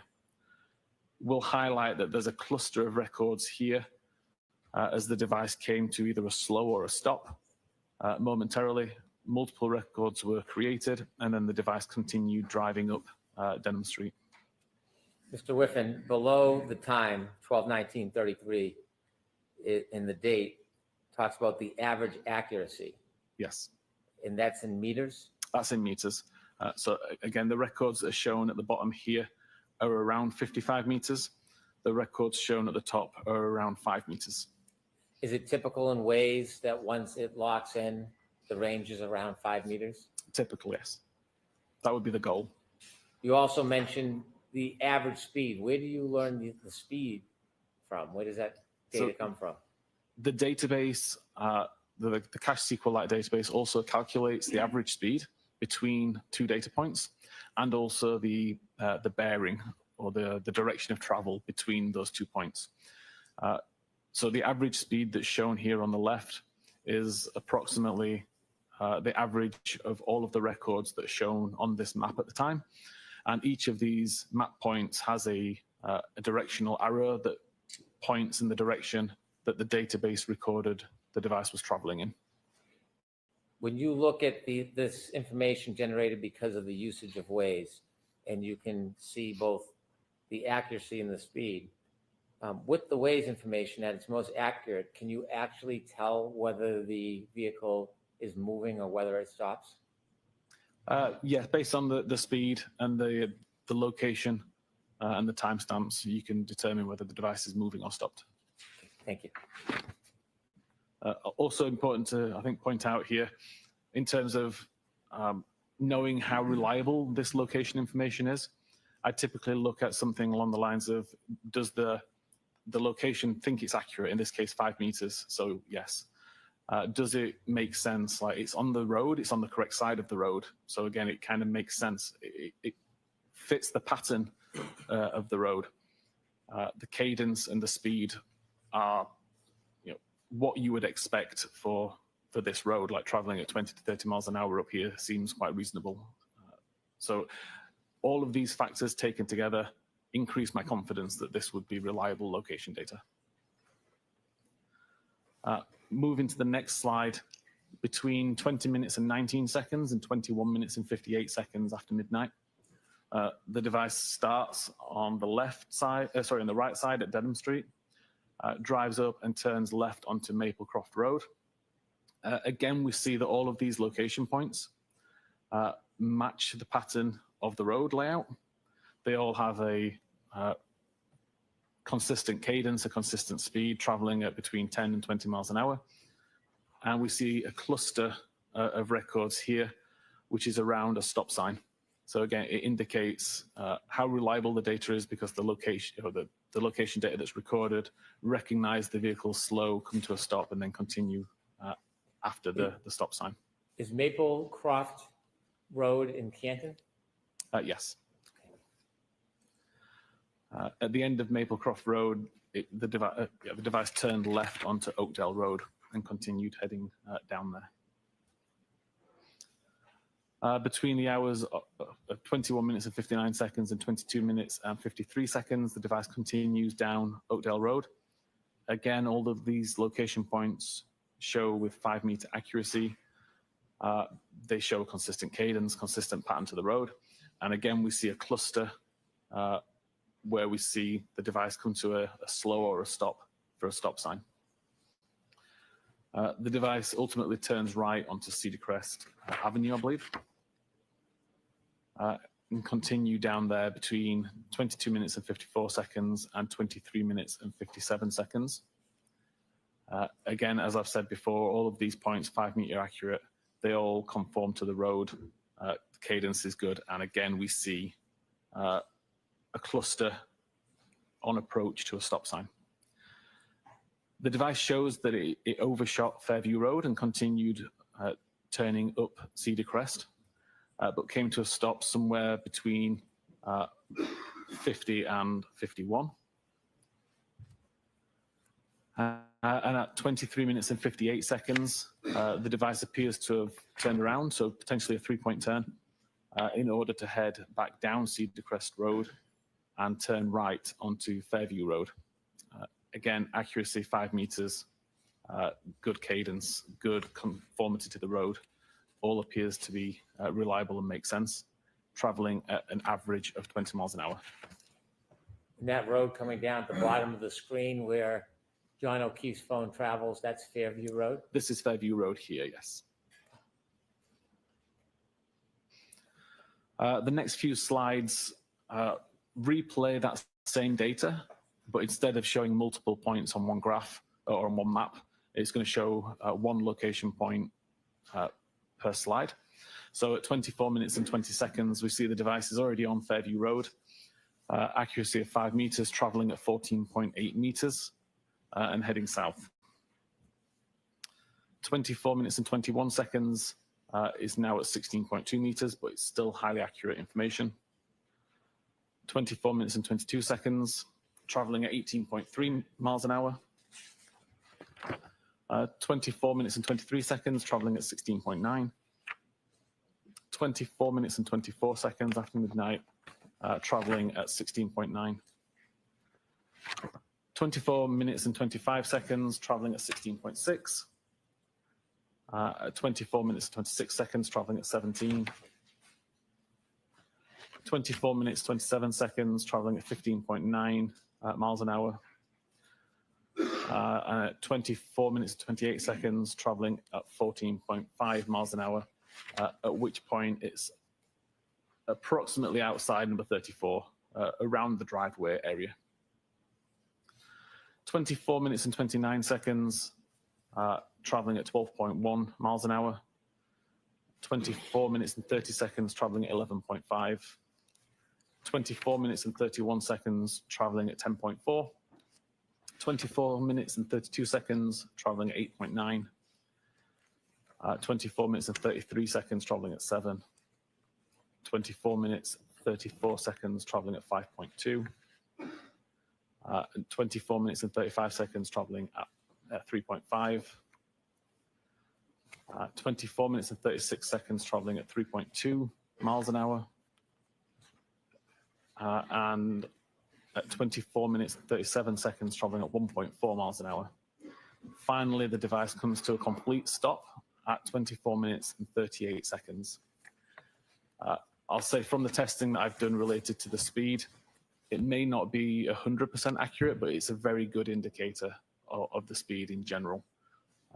So if it says it was traveling at 10 miles an hour, it would have been traveling at somewhere between 9.5 and 10.5 on average. Mr. Whiffen, you just showed us the travel of Mr. O'Keefe's cell phone around 12:24 to 12:24:38 on January 29, 2022, and you said at 12:24:38 it came to a complete stop. Yes. Before that complete stop, was the car continuously moving at some speed? Yes, this is the first record that shows 0 miles per hour or 0 meters per second. Prior to this, there was always a record that showed some level of speed. If you look at number 34 on that chalk, if you can highlight it, please. Okay. If the driveway were at the right side, the top side of the house, Yes. does your studies indicate that the vehicle, or at least the phone, traveled past the driveway before it stopped? Objection, Your Honor. Ask it non-leading. Did this car or the phone that was in the car ever stop at the driveway of that address? No, according to the location and the speed data from the device, by the time it was approximately the driveway, the phone reports it was still traveling at around 15.9 miles an hour. Have you ever seen a photograph of that address? I have.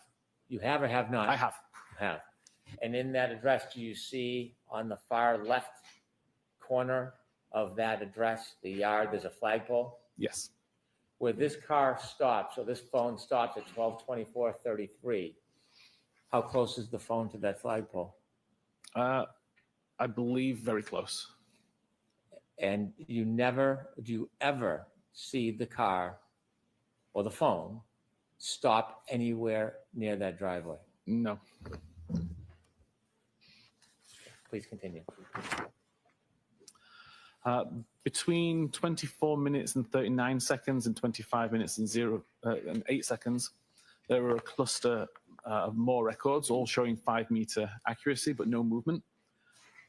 Although the center point does move around a little bit, you could interpret this as movement, but because all of the radiuses or radii overlap, there's also a good chance that there's no movement that actually occurred here. This is just the device as it's trying to refine its location. At 25 minutes and 30 seconds, we see a relatively significant change where the accuracy drops to 34 meters. We do see a course or a bearing that shows that the device reported it was heading west. But again, this accuracy radius includes the previous locations anyway. So it's difficult to differentiate between actual movement based on this location data or just on the fact that the accuracy reduced, the center point shifted because of that accuracy change, and therefore a bearing was attributed to it when it shouldn't have been. If I could ask you some questions about the chalk on that indicates 25 minutes, 30 seconds, so 12, 25, 30. The circles become larger. Correct. Is Waze still being used or has Waze been stopped? No, Waze has been closed at this point for about 40 or 50 seconds. For how long, sir? About 40 or 50 seconds. This location data or this circle, the perimeter, that's not coming from the Waze application anymore? No, the location data never came from the Waze application. Waze was requesting location data. iOS is responding to that request, and as part of that response, would write the information to its database. Waze itself records very little location data. So when you look at that circle based on location data alone, could the phone be anywhere within that circle? Correct. There is a bullet pinpoint center of that circle. Yes. That center of the circle doesn't necessarily mean that the phone is at that exact location, does it? It doesn't know. The center point is purely an indication of where you need to draw the center in order to draw the radius. If we didn't have a center point, how would you know where to draw this circle? And so the phone could be anywhere in that circle, close to 34, inside 34, 32. Objection, Your Honor. Ask it non-leading, please. Could the phone be anywhere in that circle? It could. Could it be at the center point? It could. Could it be still in the car? It could. Continue, please.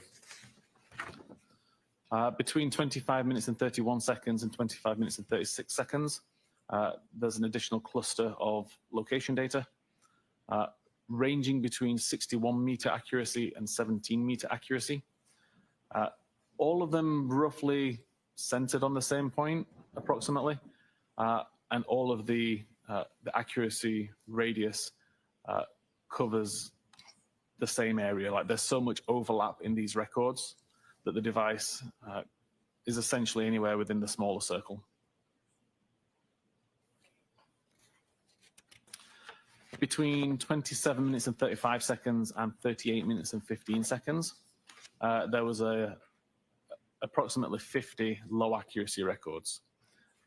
Again, the device wasn't being used to ask for location data. This is completely passive and resulting in some pretty poor location data. I've highlighted with the red arrow where the 34 Fairview Road is. And we can see, although a lot of these location data do overlap with that point, there are location information here that doesn't. At 38 minutes and 16 seconds, the accuracy improves again, is now 18 meters accurate, but continues to show approximately the same location that we saw 10 or 15 minutes earlier, around the flagpole area.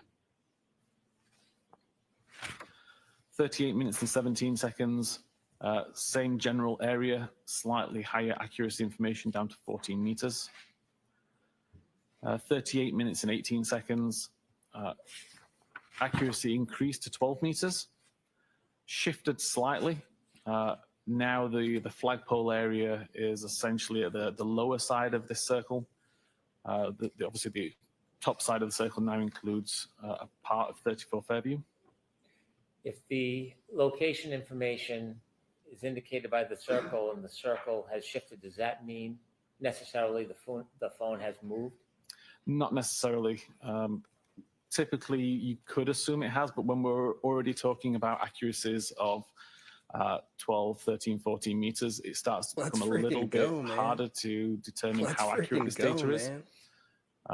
So at this point in time, it could be anywhere within this circle, and the movement of the center point could just be the result of refinement of the device or environmental conditions that suddenly change. If the weather changes, it could cause the device to slightly miscalculate or to calculate differently. Would a snowstorm or a blizzard potentially impact the precision of location information that's not precise like Waze? It definitely has the potential to, yes. How about a phone being covered? Could that affect it? That could also affect it, yes. If somebody was lying on a phone, could that affect it? That could affect it. Could being in a building affect it? It could. Thank you. One at 38 minutes and 20 seconds. Again, refining information more. We've got an 8-meter accurate radius, still focusing primarily on the front yard towards the left side. And then accuracy of 7 meters at 38 minutes and 21 seconds, again showing that same general area. Between 40 minutes and 22 seconds and 59 minutes and 29 seconds, accuracy fairly drops off again, and we see some fairly wild records that don't cover the area at all. But we also see some more accurate records showing, again, where the red arrow points at Fairview Road. Those records are highlighted here, just between 40 minutes and 22 seconds and 59 minutes, 29 seconds, only showing records of 25-meter accuracy or better. And again, it's kind of focusing on that flagpole area. Between 1 a.m. and 2 a.m., only looking at location information, which is 25 meters accurate or better. Again, it kind of focuses around the front yard area, although some of these accuracies are still rather large and could put the device inside 34 on the opposite side of the street, towards 32. Between 2 a.m. and 3 a.m., fairly similar story. Again, most of these points are centered around that same location at the front yard. Similarly, between 3 and 4 a.m., between 4 and 5, between 5 and 6. And in fact, if I take all of the location data between 25 minutes after midnight until 6 a.m., only looking at the records that report 10-meter accuracy or better, then typically they all focus around that same location at the front of the yard, nearish to where the flagpole can be found. I'd like to ask you some questions about this photograph. There's a red circle with a bunch of red dots in the middle. Yes. Would those red dots indicate the center of some location that was captured at a particular point over that night? Yes. So each of those center dots is the center of a 10-meter accurate or better location record. I chose to not show the accuracy radius circle on this image, just purely because it makes it hard to see when you've got all these intersecting lines. But ultimately, if you were to draw a 10-meter radius around all of these points, they would all fall within the large red circle that's shown. So this photograph was meant to take readings from the most accurate of the data throughout the night? Correct. Your Honor. Sustained. Ask it again differently, please. Was this circle, did it include low frequency data? No, this circle only includes 10-meter accuracy or better. The fact that the center dots are in different spots, is that inconsistent with a phone being in the same place, not moving that entire night? It could indicate movement. It could indicate refinement. Is it impossible to tell? It's impossible to tell at this level of detail anyway. Are all of these dots, given the range, 10 meters or under, are all these dots and all these readings of the high frequency data that you compiled for that night, are they all consistent with Mr. O'Keefe's phone being near the flagpole and not moving that night? Objection, Your Honor. I think that's a reasonable assumption. All right, this might be a good spot. Are you ready to move on to the next area, or you have any more questions about Now would be this? a fine time, Your Honor. All right, folks, why don't we take our morning break, 15, 20 minutes? We're going to see back there for 15. Thank you. Judge, please make a note of the call on seat.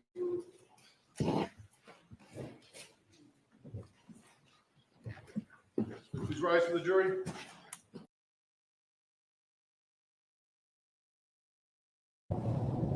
Do we have any blooping time? I'm assuming no, that we're live here.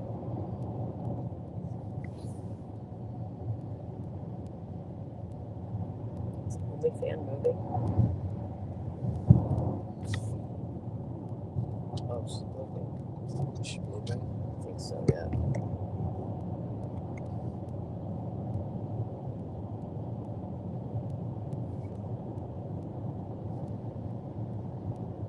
All right, I think we're live. All right, so I don't know how all of a sudden if we go from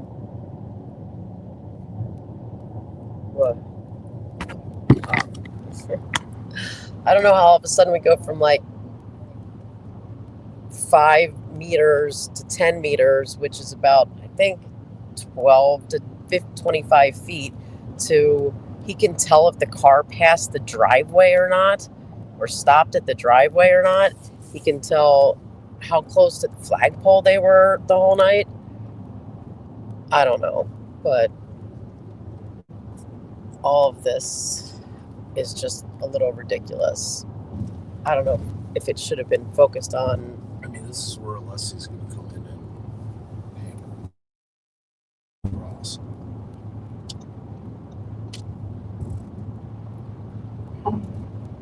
Wait. His comments on how Siri works can be used by the defense. Siri does weird stuff to location data. To location. All right. Well, Jason thinks he's undermining the state's case because Siri does weird stuff to location data. Well, I guess the defense uses that. It's Bob here, off camera. So let us know in the chat.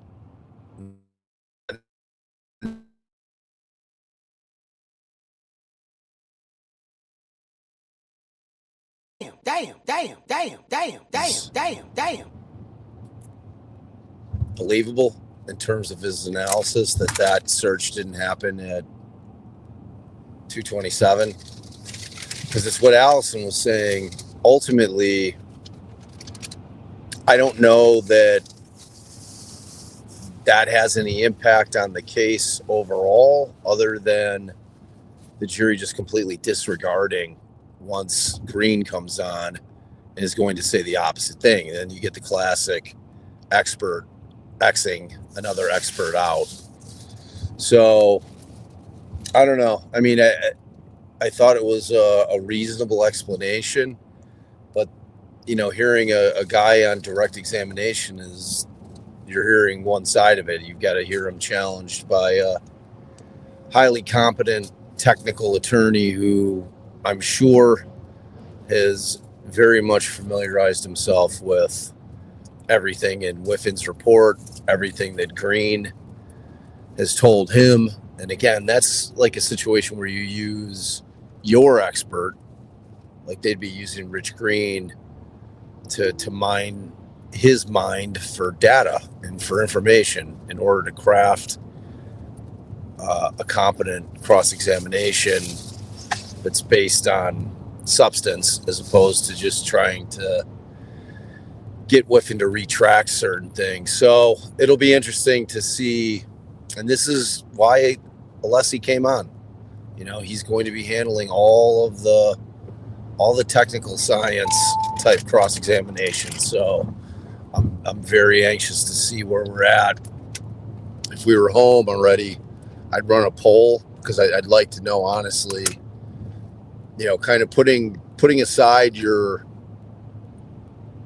whatever your bias might be in terms of thinking, you know, Karen's factually innocent, which I do, and Allison does as well. But that doesn't necessarily mean that I think that the 227 thing happened. You know, it's like, for me, that has always been kind of a sticking point. I felt very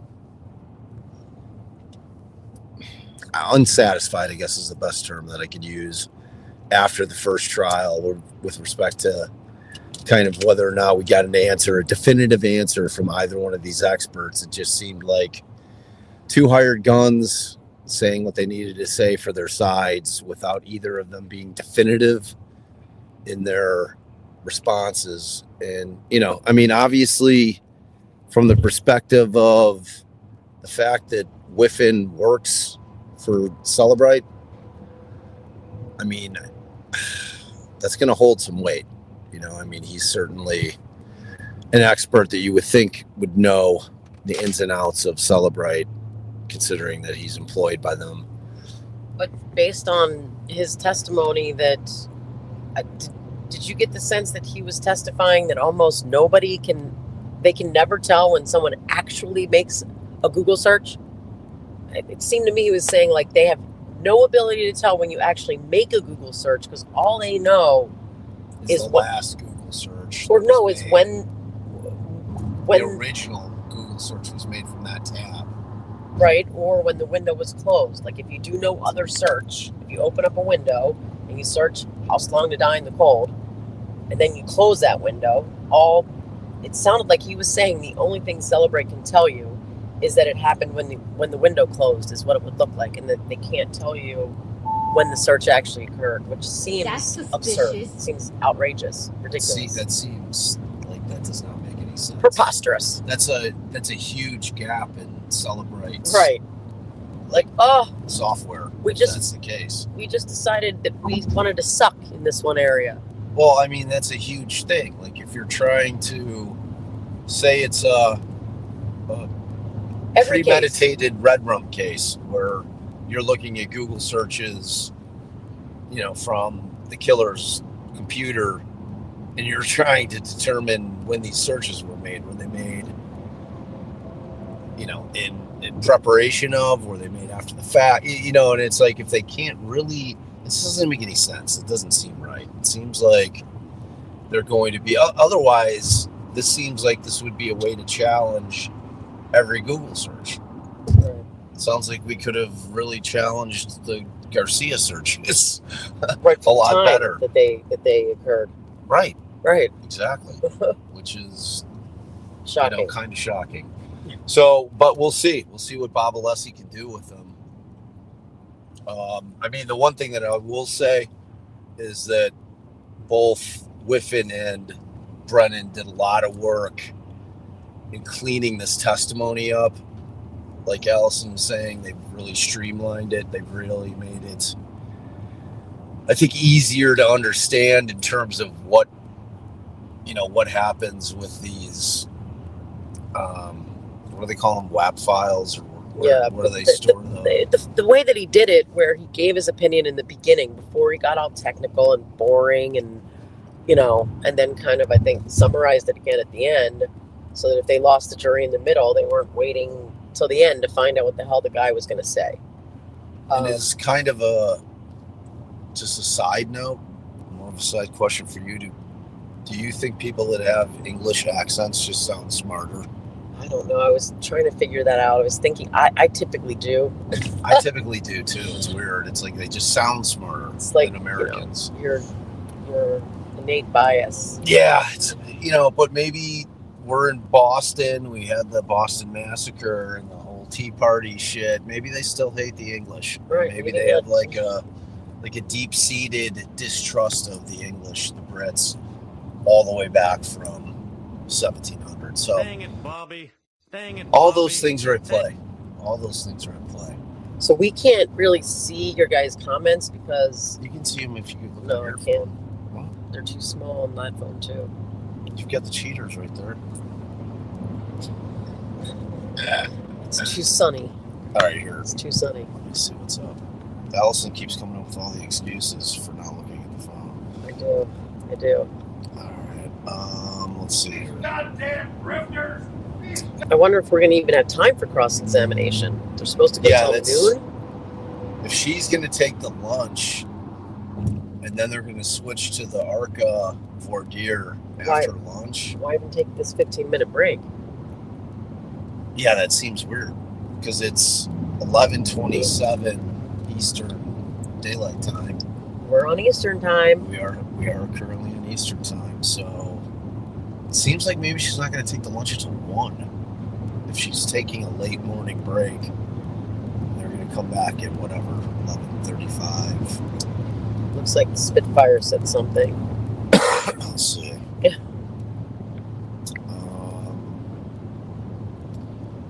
Aspiring says. Oh, aspiring. Yeah, Sarah says, I never close my Safari Right. tabs until I run out. So I could search something today and it would look like it searched it a year ago when the tab was created. It's absurd. It's Right, absurd. Good point. A real life example. I mean, that's why Bob and I are saying, I mean, like he just got up and did an advertisement for why his product sucks. Right, Cellebrite's useless. In terms of, Google searches, yeah, extractions for Google searches. Internet. And trying to get activity. any accurate information about when somebody searched.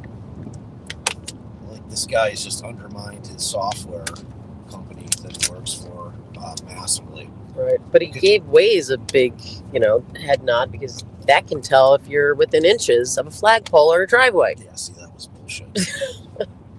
Because he said, what did he said? There was a differential 5 meters, which is 15 feet, around 15 feet. Like a meter.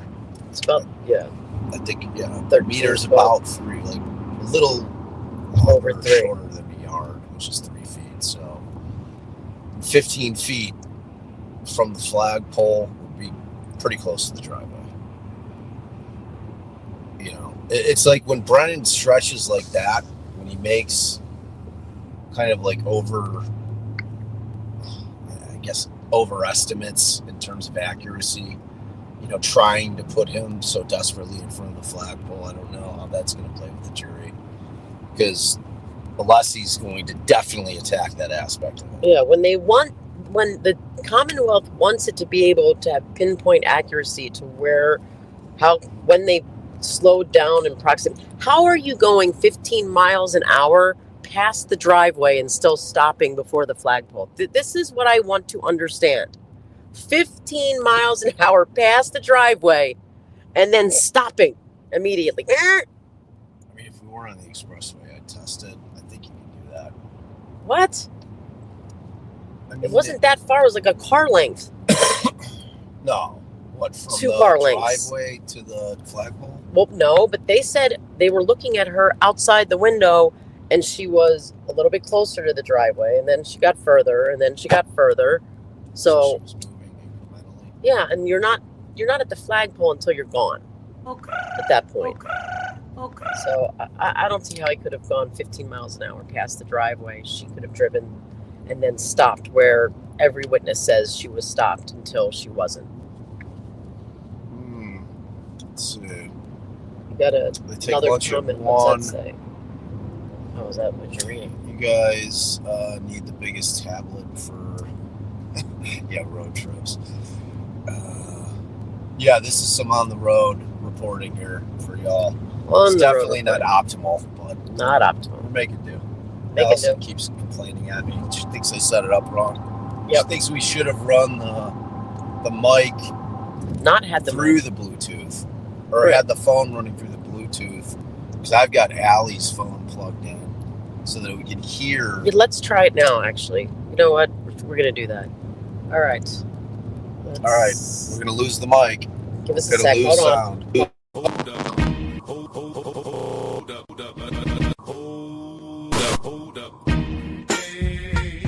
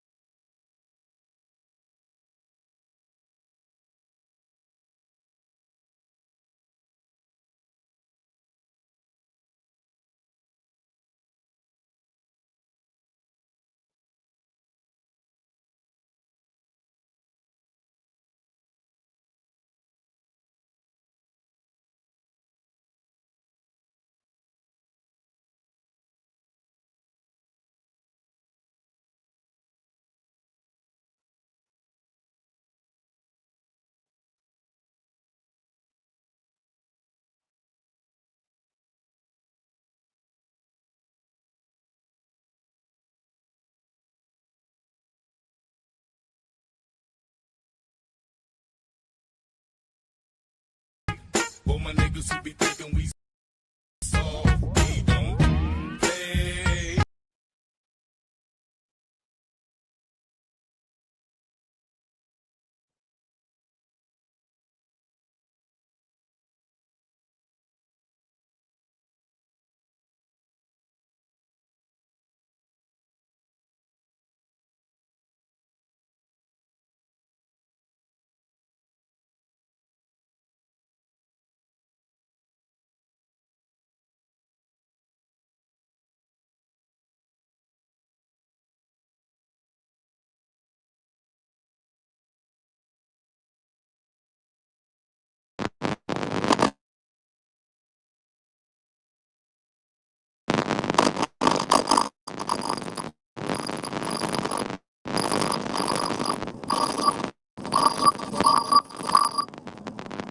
All right.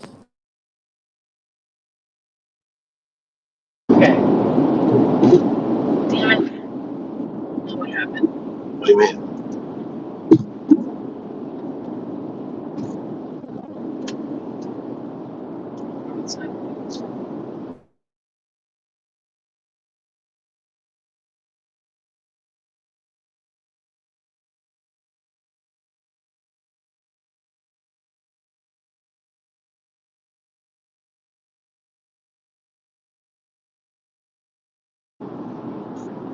Testing, testing. 1, 2, 3. Was just working.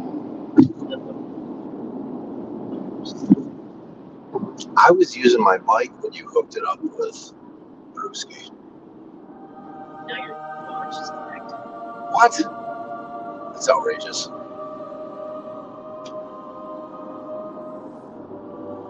My watch is connected to what?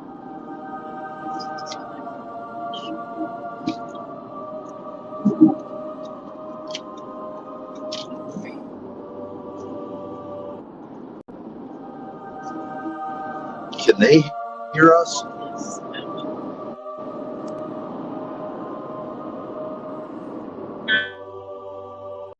No idea.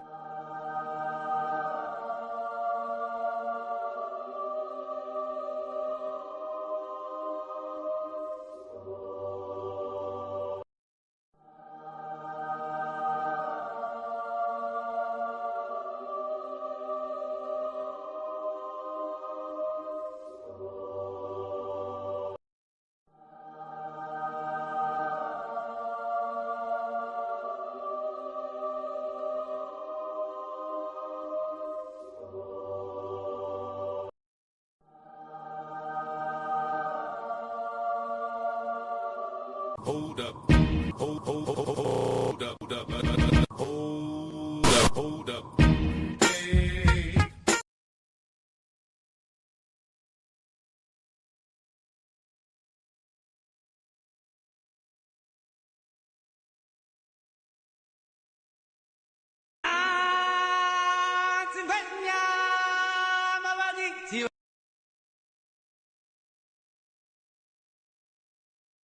I don't know why you're not believing me, but Testing, 1, 2, 3.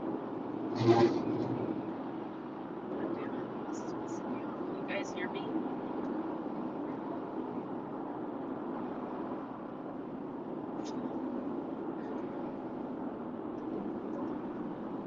yeah, I don't They can hear us. turn on audio. Alright, testing. Wait, let it turn on. Okay. Alright, now let me check the settings. Hold on. Okay. Settings.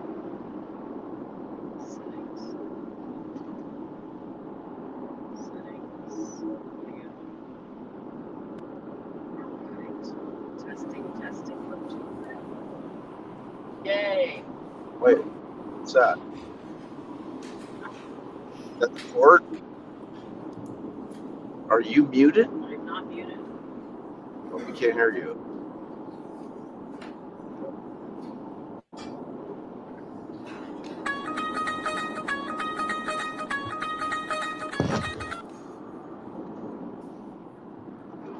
All right, well, maybe try to just put my phone back up there, keep it on Bluetooth, and see if it works when you plug it. The sound still works when you have the mic plugged in. All right, Mr. Brennan, whenever you're ready. Let's try. No, you had me connected to my mic. You Mr. set Whiffen, me- before we go into the next subject area, I'd like to ask you about the location data. Based on your review of the location data, do you have an opinion whether the location data throughout the evening is consistent with John O'Keefe's cell phone being near the flagpole the entire night? I believe it is, yes. I asked you whether you had an opinion whether it was consistent with. I didn't ask you if you had an opinion to a reasonable degree of scientific certainty. Are there other things that you looked at that you will consider in addition to the location data to have a more certain opinion? There is. And is the next thing that you considered Apple healthcare data? It's the Apple Health data, yes. We asked about it, or I asked you about it earlier on, but I just want to talk about it a little bit before you show us and present to us the data that you've compiled for us. Is Apple Health data different than when you have like an Apple Watch? No, it's the same Apple Health data recording on the phone or the watch. The only difference is the sensors being used to do that monitoring. So if you're just using the phone, obviously you're only using the sensors in the phone. It's limited to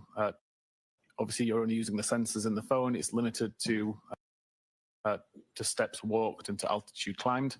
If you're wearing a watch, it can also do those things, but it can also add things like blood pressure monitoring and things like that. Does Apple Health data require an internet connection? It doesn't, no. So it's all self-survives on the phone itself? It is. So without having an internet connection, it will still store the data? Correct. If I have an iPhone, is it storing health data even if I didn't ask for it to do so? Yes. Unless you actively turn the feature off, it will by default try to track movement. Is it something that is hidden that I wouldn't see unless I look for it? No, there's an application for Apple Health, and then the settings are quite obvious in the settings screen. Apple Health data tracks movement of the phone? Correct. When you were considering the Apple Health data in this case, did you begin looking for the Apple Health data before Mr. O'Keefe's phone began approaching Fairview Road? Yeah, I started again at around midnight and looked at the health data up until 6:30 a.m. on the 29th. The different points when you track Apple Health data, is that helpful even if you're only trying to isolate a certain point in time? It can be, yes. Does it help determine whether or not it was working properly? If it was, it can determine whether it's working properly. It can determine an average kind of walking speed, for example, of a person, the average gait that the person may walk with, if that was important. if a person has an iPhone and they're moving and it registers Apple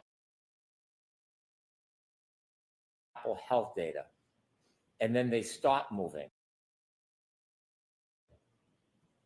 and the healthcare data doesn't register because there's no movement, would the Apple Health data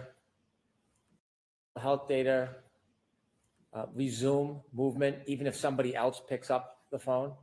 It would. The phone itself doesn't care who's carrying it. It just looks for movement. So it doesn't identify the owner in order to register movement? Correct. Does it identify the owner in order to register Better movement? question. It doesn't, no. Could you turn to the next part of the data analysis that you did, Yes. please? So the two sources that I got the Apple Health data from were a database called healthdb_secure.sqlite. This, as I said earlier, is the typical database that's used to store long-term information about the health activity that's been recorded. So this database can have years worth of steps taken, flights climbed, and any other kind of health data that's been recorded. The downside to that is that the information's aggregated, so you see chunks of time and multiple activities can happen within those chunks of time. The cache encrypted C.SQLite database is much more temporary, but is much more granular, so we can see exact times that flights were climbed, for example, or at least you can see the exact time that the flight climb was recorded to the device. And then that information is aggregated into the larger chunk of time. So again, we might see within the cache encrypted C individual flight climb events that occurred, for example, 30 seconds apart.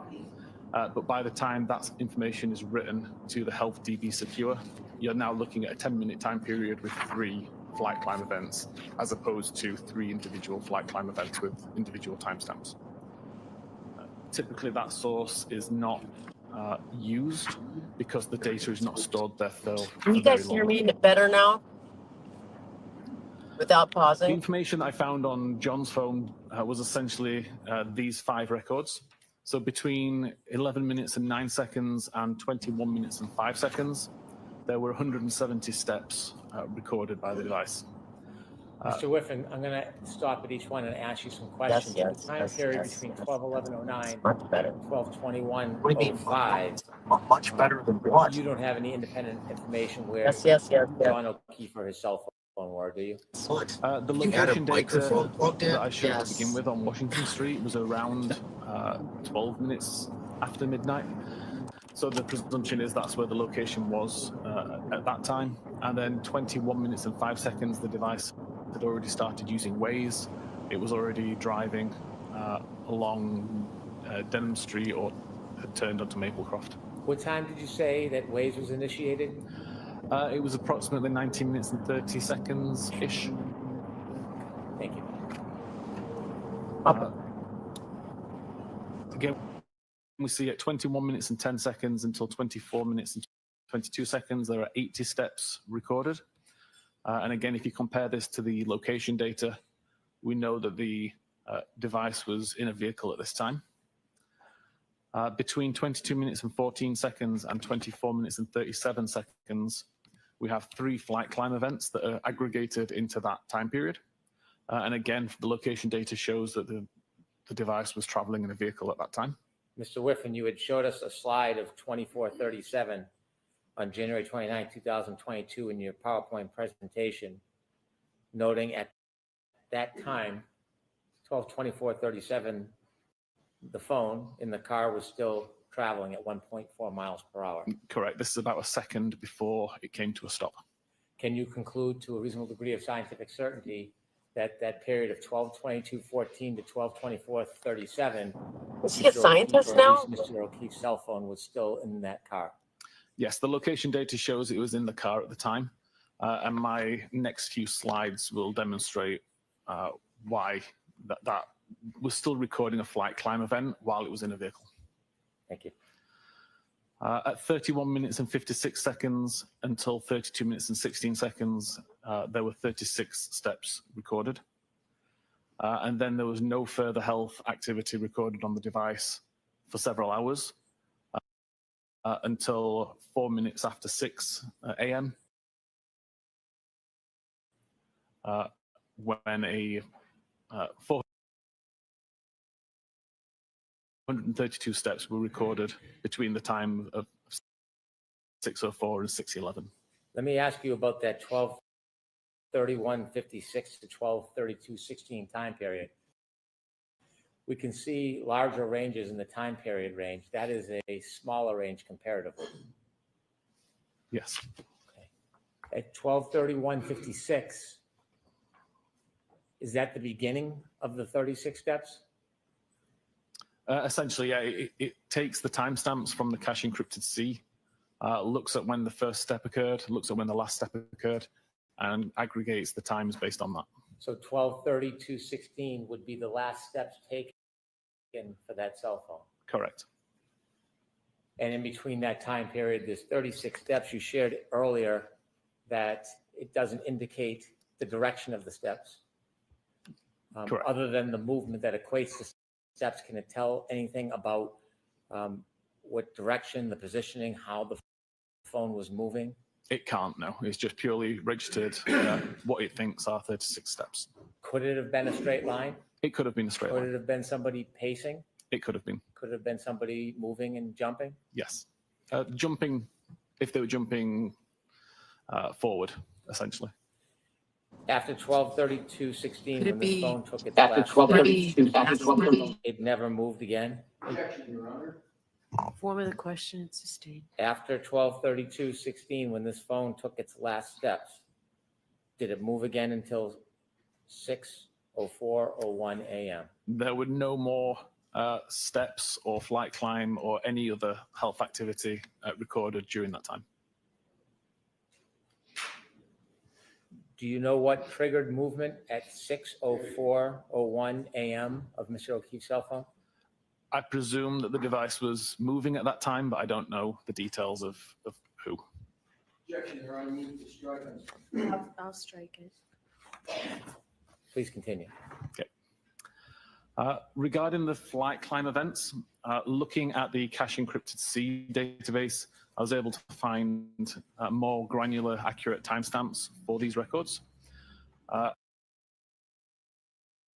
I showed those timestamps on this map at the position that the device was, according to the location data at the time. So you're going back to earlier in the evening now, 12:22:14. Correct. To 12:24:37 when the phone stopped near the flagpole. Correct. Okay, thank you. So we have the first record at 22:17, a flight climb event was recorded. I've highlighted that was a red line, and that equates to the red line that shows underneath the timestamp where the location was, where the device was at that time. The second record is 22 minutes and 32 seconds, showed with a green line, which shows over here. And then finally, 24 minutes and 37 seconds after midnight, shows with an orange line down here outside 34 Fairview. I'd like to point out that health activity events are recorded upon the event completion. The device doesn't know that you're about to walk up some stairs. It doesn't know that you're halfway up some stairs. It has to wait until you've reached the top in order to detect that an altitude change has occurred. So that change only gets written to the database once the flight climb has ended. I tested approximately 8 different phones, different models, different versions of iOS, and found that on average, there was a time difference between 15 and 50 seconds between when I physically stopped walking up a flight of stairs and when the record was made. So it's just based on the time that the device takes to pull the altitude, detect that an altitude difference has occurred, and then write the data to the database. So then I took that average data between 15 and 50 seconds and plotted it onto this graph, which also plots the altitude of the device over time. So the red line here shows the time according to the cache encrypted C database where the first flight climb event was recorded at 22 minutes and 17 seconds. Working back 15 seconds from that to say that with the gap that I know exists between the flight climb ending and when the record's recorded. The flight climb event is presumed to have occurred within this red gradient area. The altitude information on the device shows that between those times, the altitude increased from around 41 meters to around 45 meters. You may recall earlier I said that it's a 3-meter incline that Apple considers a flight climb event. Therefore, the incline that occurred within this red gradient is sufficient to trip a flight climb event. When we look at the second record at 22 minutes and 32 seconds, this is shown on this chart as a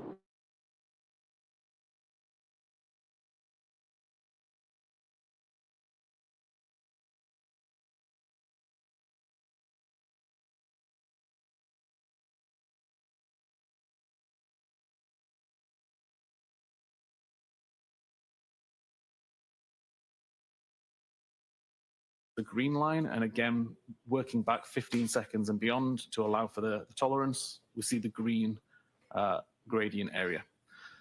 This shows an altitude change of around 45 meters to 48 meters. Again, that would be sufficient for a flight climb event to be recorded because we have 3-meter incline change. We then don't see an incline change for a while. All we see is the device going downhill until we get the record right at the end there at 24 minutes and 37 seconds. And again, working back around 15 seconds to the orange gradient, we see an increase from around 25 to 28, 29 meters. Again, that would be sufficient to cause a flight climb event to be recorded. I'd like to ask you. Sorry, I'll go back. Continue, and then I'll ask you, please. Okay. I then compared that information to a topology website from the area, according to a topology website data, and plotted that out here. We see the red circle now is related to the first flight climb, the green circle to the second flight climb, and the orange circle to the third flight climb. The gradients that we see here are the same gradients that were shown on the previous graph. So the presumption is that within this red gradient is where the flight climb event occurred. Within the green gradient here is where the second flight climb event occurred. And within the orange gradient here is where the third flight climb event occurred. The white circles show the altitude of that particular location according to the topology website. So again, we see that for the red gradient, there's an increase from 43 to 47 meters. Between the green gradient and the green number 2, again, we're going from around 47 to 50 meters. And then with the orange gradient at the bottom, we've gone from around 26 to 28 meters. Objection. So, fairly consistent with the data that was recorded on the device in terms of altitude information. And I would suggest is the reason that these flight climb events occurred. Mr. Whiffen, there's 3 different times. The first is 12/22/17. At that time, was the Waze data app initiated? It was. And did that indicate whether or not Mr. O'Keefe or his phone were traveling in a car at that time? Appeared to still be traveling in a car. At 12/22/32, was the Waze data initiated and active? It was, yes. And at that time, does the data indicate that Mr. O'Keefe's phone was in a vehicle and moving? It does. And you showed us a slide finally from 12/24/37 that the vehicle was still moving 1.4 miles per hour. Correct. And was the Waze data initiated and active at that time, 12/24/37? If I remember correctly, Waze had closed about 5 or 10 seconds earlier. Now, based on your study of the Waze information, the location information, the topography, and the healthcare data, do you have an opinion to a reasonable degree of scientific certainty whether the indication on the healthcare data reflecting flights of stairs, do you have an opinion whether or not that was registered as a result of a person holding a phone walking upstairs or for some other reason?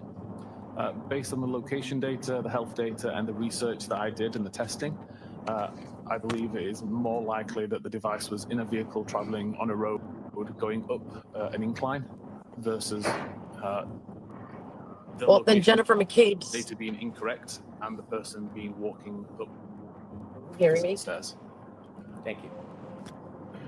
Then Jennifer McCabe's phone should do that every time she drives there, right? Bing bang, bing bang, bing bang. Okay. So I'll address the idea of 3 clocks, which I believe was brought up previously. Let me interrupt. Sorry. Why don't we just explain to the jury how clocks work in an iPhone? Testing. Says it's working. You work. I can hear you. Okay. That I is can't kind of hear covered me, in the that's next weird. slide anyway. Okay. Maybe worth just jumping ahead to that slide. Explain the idea of 3 clocks. Yes. Essentially, there is one clock on an iPhone. It's the clock that you see. It's shown in the top corner, and all activity is related to that particular time. So when you receive a text message, the time that's shown in the database is related to the time that you can see on the phone. When you do health activity, it's related to the time that you see in the top corner of the phone. Everything is related to that time. The difference is within the current PowerLog databases. It's a subset of files stored on iOS devices. They use what's called a monotonic clock, but it's not a clock that can actually be trusted to see when events occurred. It's the way that the device records time. It's essentially a counter that's just counting seconds since the device was reset, basically.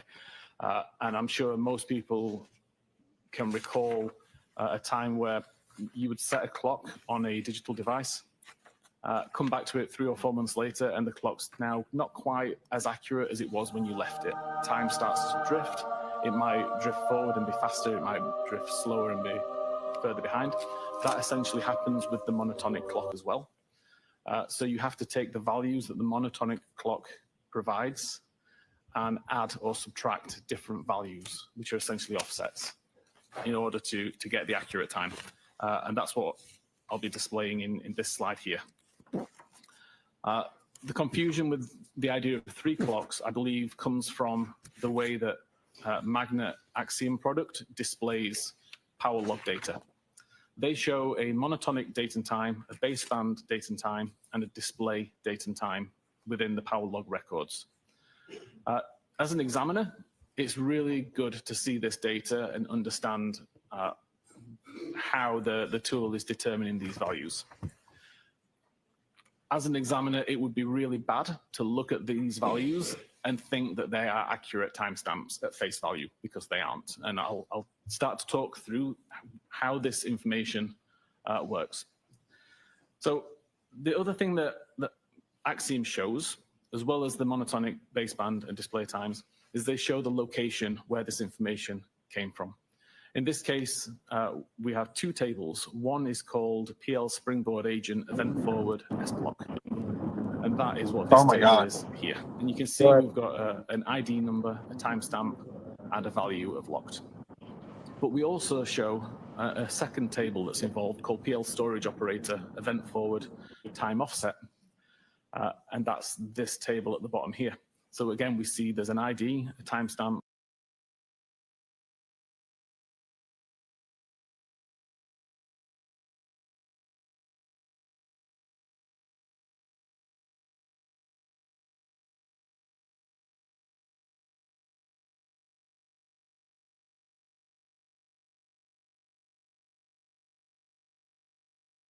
baseband, kernel, and system values. These values all need to be read together in order to make sense of the data.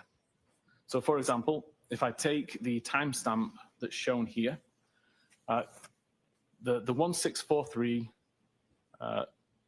33687 number, if you treat that as number of seconds since the 1st of January 1970, it's what we call a Unix epoch. That will get you the timestamp of 29th of January 2022 at midnight, 21 minutes and 27 seconds, once you account for the UTC -5 offset.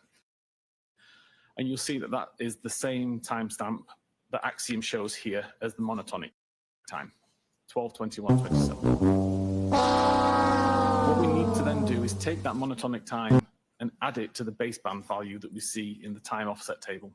So now we have a value of 1643.8687.14954, and we add minus 183 point whatever this number is here to get this value. If we treat this value as number of seconds since the 1st of January 1970, then we get a time of 18 minutes and 23 seconds past midnight on January 29th, which is also the time that we show here as the baseband time. Finally, we can take the monotonic time and add the minus 181 seconds shown in the system to get this value, which equates to 18 minutes and 25 seconds past midnight on the 29th of January, which is the same as the display time up here. So all this is essentially doing is saying that the counter that is built into the iPhone is registered the time of that we see in the top, the monotonic time. This is not necessarily the time that the event happened. You have to offset it with this value here in order to get the actual time that this happened. My own personal phone, when I was doing this testing, the time difference between the monotonic time and when something actually happened was over 2 weeks. There was a massive difference because my phone has been drifting so far since I originally bought and set up that phone. And again, when I was testing this, I can turn the flashlight on, turn the flashlight off. Both of those activities are recorded in the power log database. If I just look at the monotonic time, it's off by over 2 weeks. If I do this process to calculate the correct offset, it shows exactly when I turned that flashlight on and when I turned that flashlight off. The calculation is imperative. Without the calculation, these timestamps are irrelevant. And all Axiom is doing here is they're showing you the values that they use in order to calculate the final value. It doesn't mean that you can take the monotonic timestamp and read anything into it. It's completely irrelevant on its own. Is it necessary to understand this process in order to ensure the integrity of the time that you're offering to the jury so you understand whether it's accurate or not? It would be if we were discussing power log data. Power log data only really encompasses things like battery level, the time and date that it's plugged in, button presses, camera usage, things like that. It doesn't count for location data. It doesn't count for Apple Health data. They both work on the system time. They both work on the same system time. So they're always going to be aligned. Do you have an opinion to a reasonable degree of scientific certainty as to the accuracy of the location data times and the accuracy of the health data times that you shared with us? They'd be consistent with each other. So to summarize that, there's only really one clock that's in use on an iPhone for recording. The only difference is the monotonic time, which is how power logs record information. You need to offset the times to figure out when that activity actually happened. And that you only have to offset those times for power log data, not for health, not for location, not for messages or photographs or any other activity like that, purely power log data. Is there another subject that you looked at, that you analyzed in order to reach a conclusion about the time and location of John O'Keefe's cell phone over the night of January 29, 2022? Yes, the next one is battery temperature. Can you explain a little bit of background on this before you start the slides? So again, we have a temperature sensor built in within the phone, monitoring for if the battery temperature increases too high and becomes a danger, or if the temperature gets too low and becomes an issue. So it constantly monitors the temperature of the battery and records that information in the Knowledge C database. Did you look into the battery temperatures from before midnight and after midnight and do an analysis regarding the temperatures of that cell phone battery? I did, yes. throughout the evening of the 28th of January, and then the morning of the 29th. Mr. Whiffen, that's going to be hard to read. Is there any way you can enlarge it? But apparently not like that. There we go. Thank you.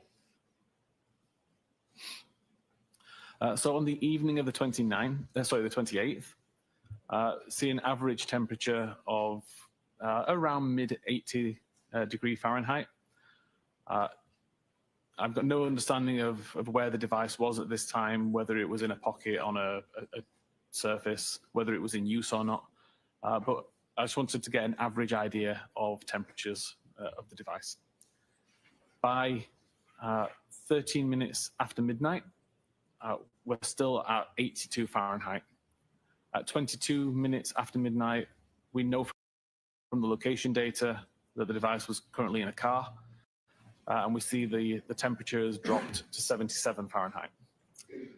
By 37 minutes after midnight, we now know the device is already at Fairview. It's been at Fairview for approximately 12 minutes, and the temperature has continued to drop. It's now 72 Fahrenheit.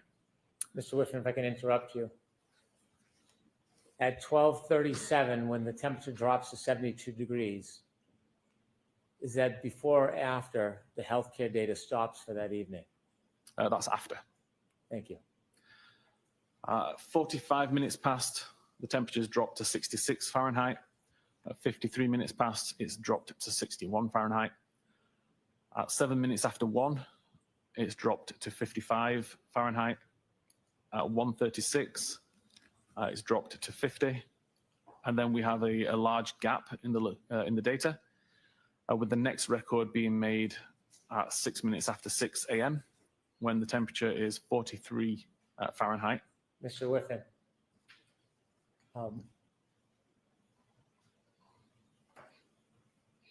if a phone has any protection or coverage, well, let me ask it this way. Do you know what, if anything, happened around 6:02, 6:03 to trigger that 6-degree drop in temperature? I don't know accurately, no. Okay. And then you're now at 6:14 and it's 37 degrees?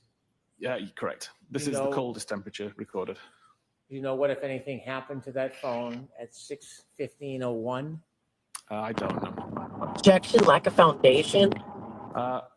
And then as of that point in time, from 6:35, we start to see an increase in temperature to 43 Fahrenheit. At 6:40, it's up to 50 Fahrenheit.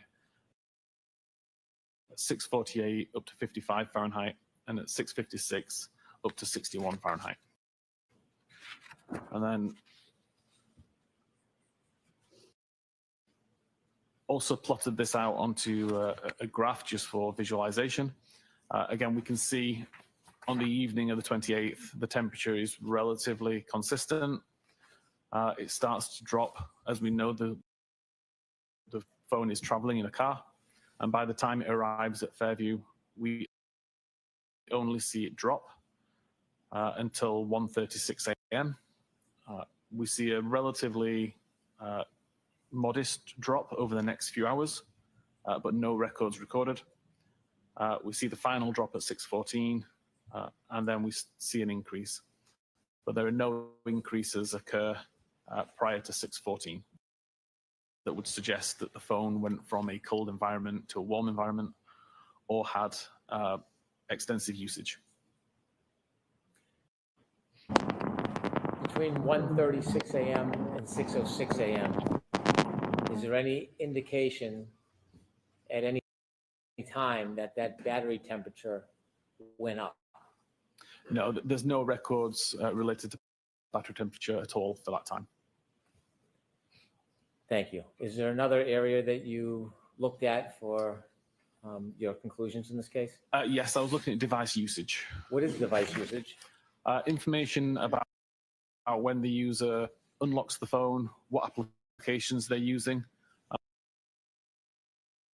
what they're using the device for, and when they lock the phone again. Would device usage require an actual person to interact with the phone, or can it happen without user interaction?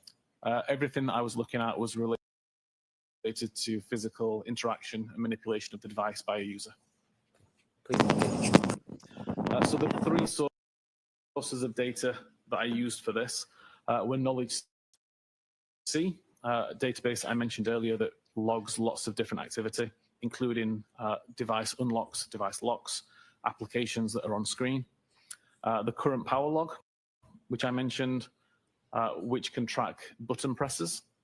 So specifically when the lock button is pressed and the times that I display have been offset appropriately.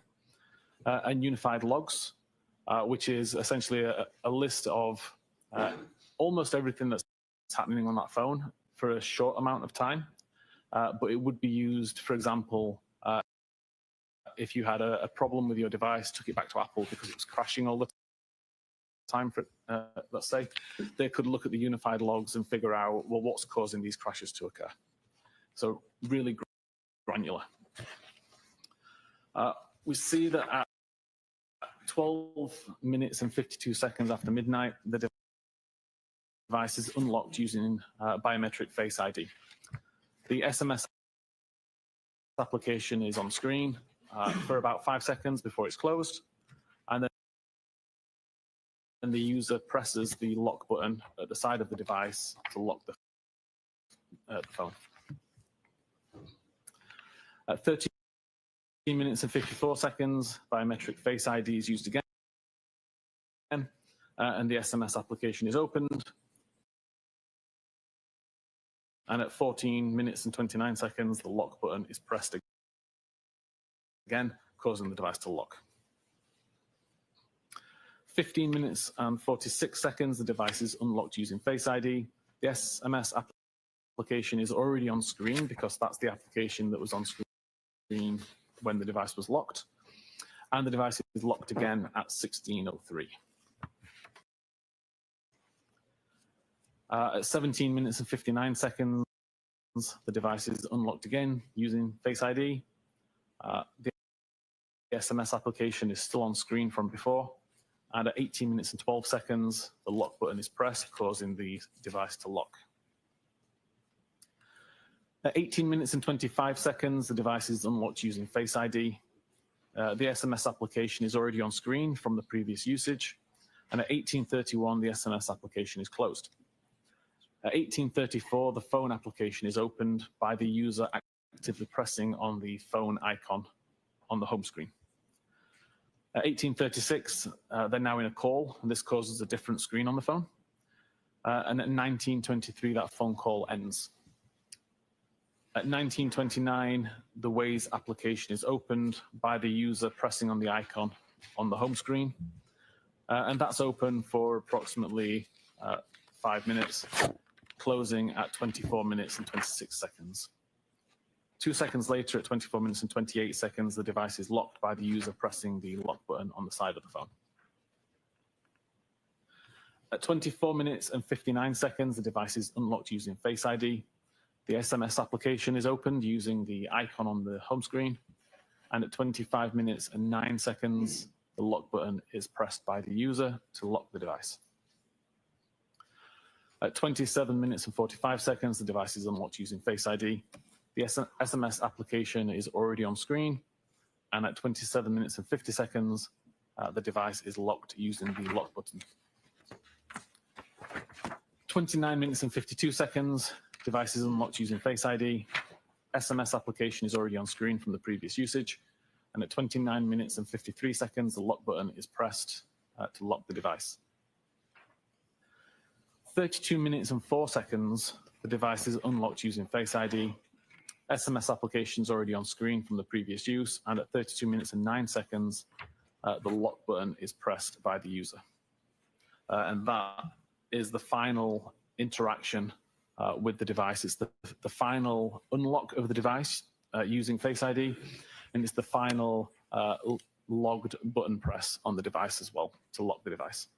So the final interaction with John O'Keefe's cell phone that night. Correct, up until 6:15 a.m. In 12:32:09 was the last time before the phone removed again the next morning. Correct. Is there one more area that you engaged in analyzing to help reach your conclusions in this case? There is. During my time looking at the unified logs that were mentioned, I found a record that appeared like it could be interesting that was called Doppler. This was the pocket state that I think I mentioned earlier, and it detects when the user takes the phone out of a pocket, or at least removes the item that's blocking the camera. There were hundreds of thousands of records within the unified logs that I was able to filter down to just the Doppler records, and to filter and aggregate down into a more digestible number, which is what's shown here. So again, whenever the device receives a phone call, or whenever the device is picked up in a particular way, the camera activates and it actively looks for a face. If it finds that the camera's blocked, it records the fact that it's in a pocket state. And it will continue to record pocket state until either the obstruction's removed, so the device has been removed from a pocket, or until whatever is calling for the Doppler check to be completed. So for example, if I make a phone call, it will continue to check and look for a face up until the phone call ends, or the ringing ends. So in this case, at 12 minutes and 37 seconds, see a small amount of time where 4 Doppler checks were conducted. And that ended at 12 minutes 37 seconds with a pocket state cleared event. At 12 minutes and 39 seconds, there was a 7.5 second period where 108 Doppler checks were conducted. Again, that ended with a pocket state cleared event at 12 minutes and 46 seconds. At 25 minutes and 8 seconds, there was a single Doppler check that resulted in a pocket state. And at 29 minutes and 37 seconds, for 5.5 seconds roughly, there were 97 Doppler checks. The 97th check resulted in a pocket state cleared event at 29 minutes and 42 seconds. At 31 minutes and 52 seconds past midnight, there was an 11-second period where 155 Doppler checks were made. The 155th Doppler check resulted in a pocket cleared event at 32 minutes and 3 seconds. At 33 minutes and 14 seconds was the start of a 5-hour and 20-minute period where 26,500 Doppler checks were conducted. Every one of those checks came back to say that it was in a pocket state. There was never a pocket state cleared event during that time. At 2 minutes after 6 a.m. And 41 seconds, there was a 12-minute period and 20 seconds where 417 Doppler checks were conducted. The 417th Doppler check showed a pocket state cleared event at 6:15:01. Mr. Whiffen, as a result of your analysis of John O'Keefe's cell phone, considering the location data, including Waze data, and considering the healthcare data, the pocket state information, the battery temperature, did you have an opportunity to create a timeline putting all of these different important pieces of data together so you could show them to the jury in chronological order?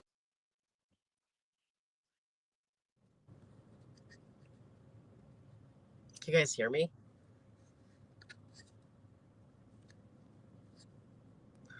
This is awful.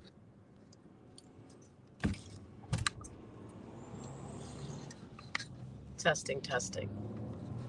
I don't know. Oh my god, girl. Slay. Shut up.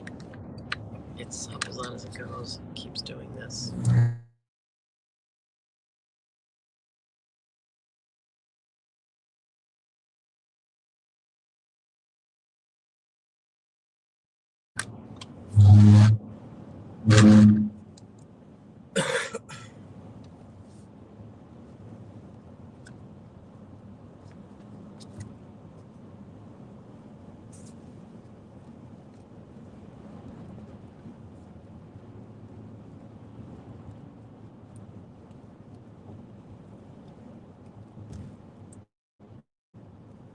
Okay.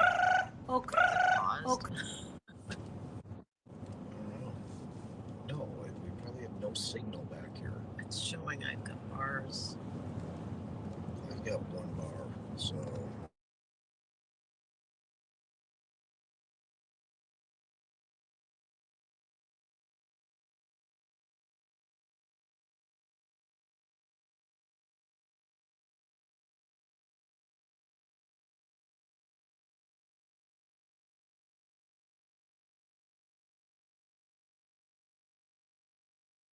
Let's go, girls. Let's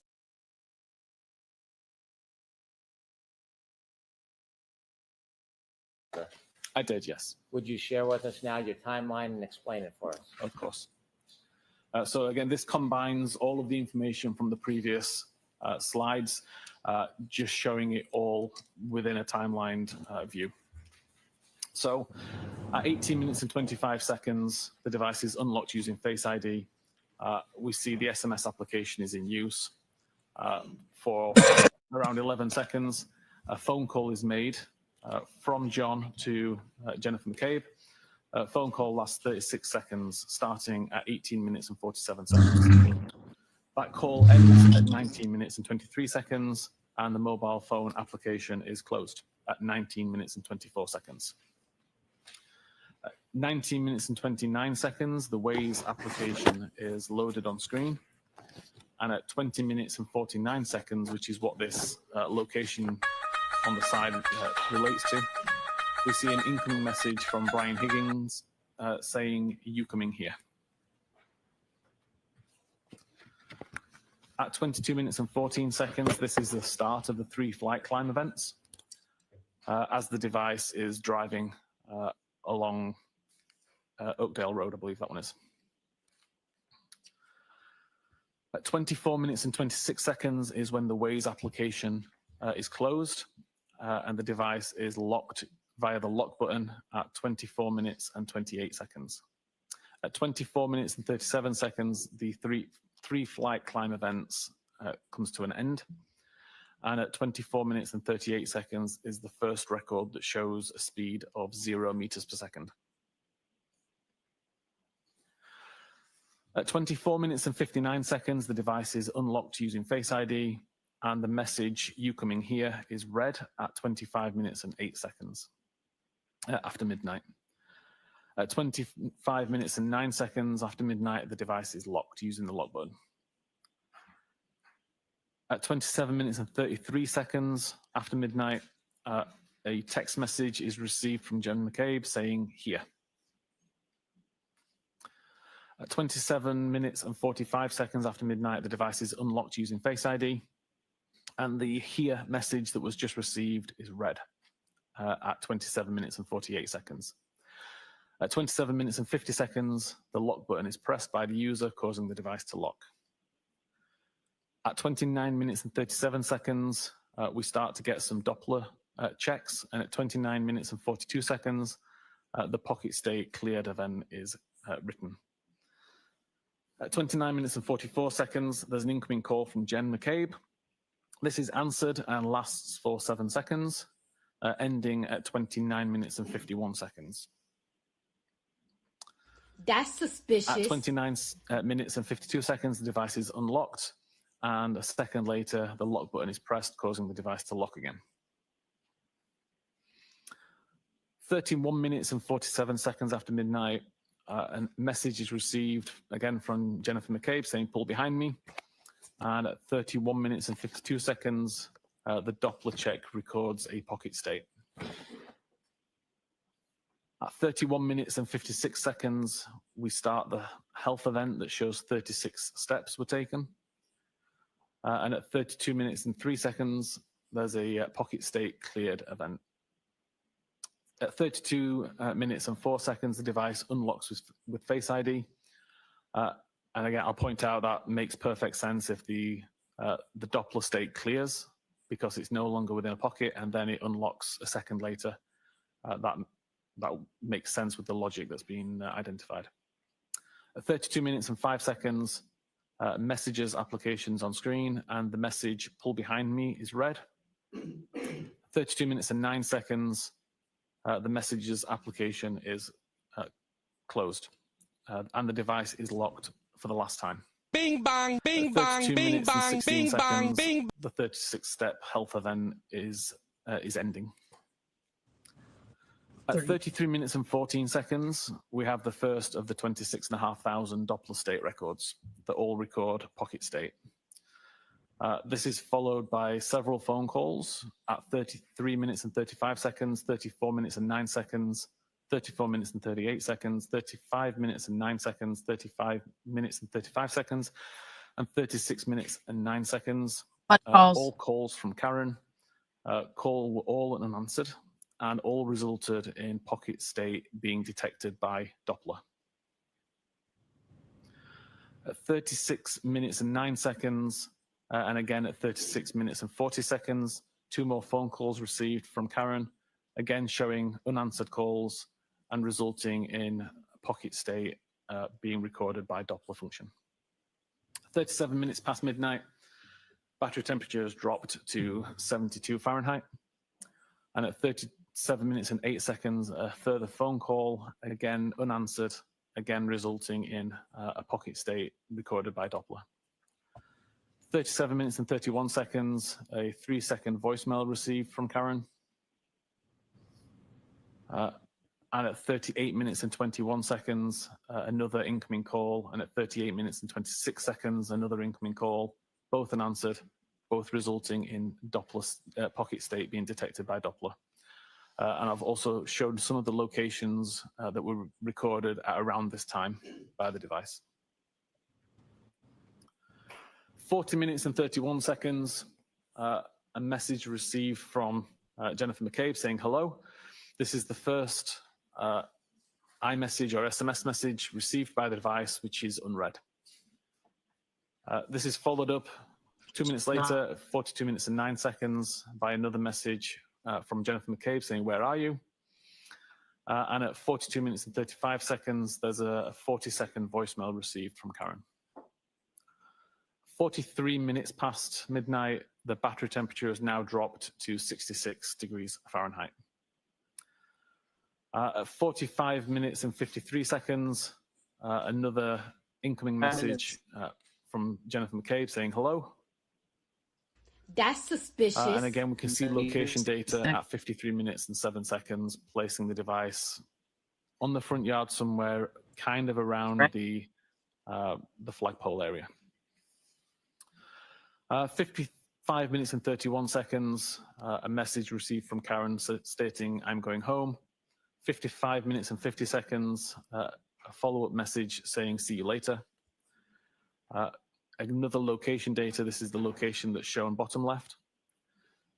And at 2 minutes past 1 a.m., another message from Karen saying, "Your kids are cooking alone."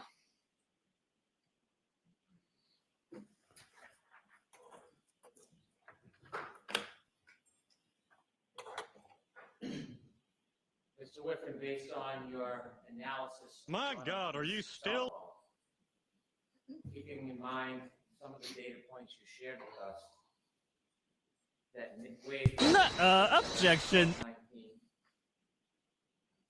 that the car reached the flagpole around 12:24:37.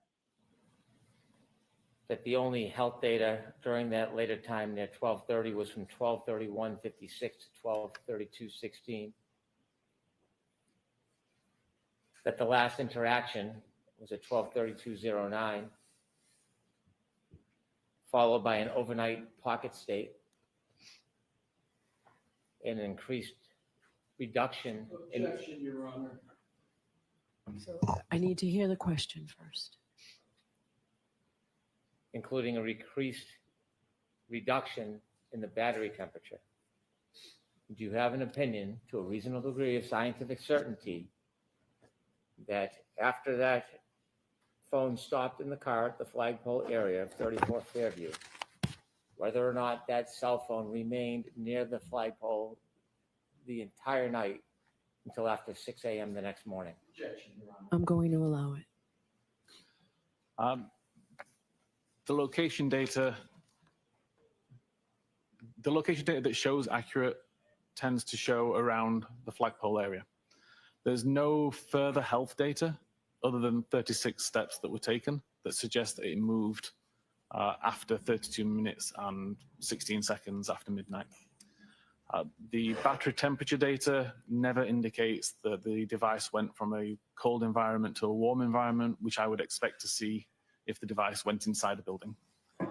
And the Doppler state information suggests that the camera was blocked for at least the majority of the 5-hour period, with no records showing that the camera was unblocked during that time, which would typically happen if you were to pick a camera up and move it around. Does that lead you to a conclusion to a reasonable degree of scientific certainty? Yes. Whether that phone remained in the flagpole area from around 12, 24, 33, So until the next morning at 6 a.m. or after? That's the my opinion. objection's sustained. Ask the question in a different form. Do you have an opinion where John O'Keefe's cell phone was from around 12:24:33 on the evening of January 29, 2022 through at least 6 a.m. and after that morning? Yes, based on the totality of all of the information that we've described, my opinion is that the device never moved far away from the flagpole. I have no further questions. Thank you. Bullshit. All right, Mr. Leslie? Okay. Jurors, feel free to stand up.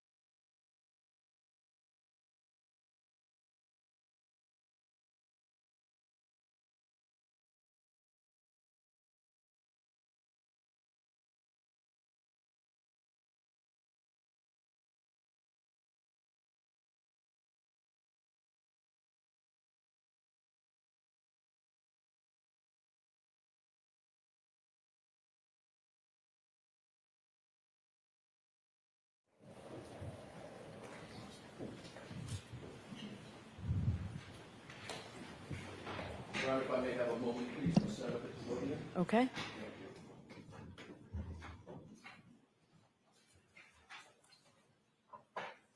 Mr. Whiffen, I should have told you, you can feel free to stand up and stretch if you want to as well.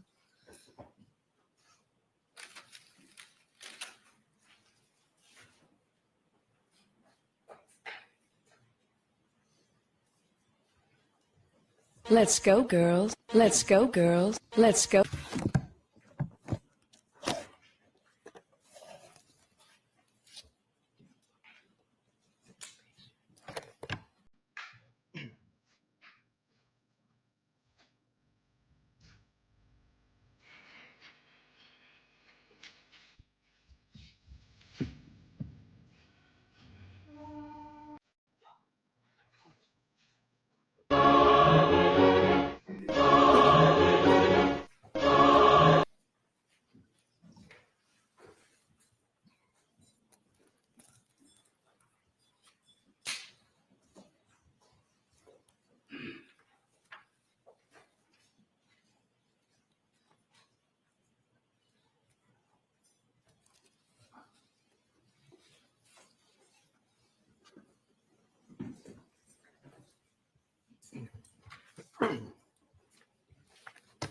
Thank you, Your Honor. May I proceed with the Yes. administrative matters? May I approach? Yes. Thank you.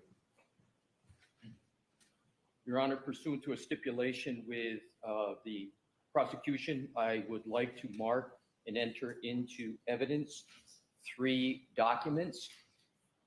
These are each portions of a March 2025 report prepared by Mr. Whiffen. The first one, So, yes, they can come into evidence. They can come into evidence. There's a stipulation. So and we so can mark it as the next exhibit. if we could, that's page 29 for the next exhibit. Separately, please.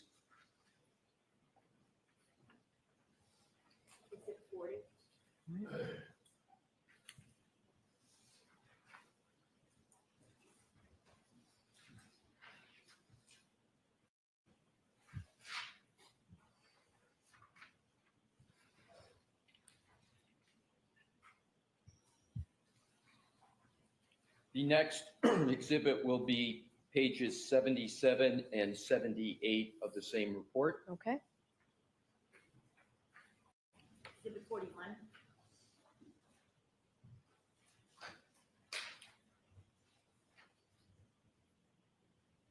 The third and last is page 43 and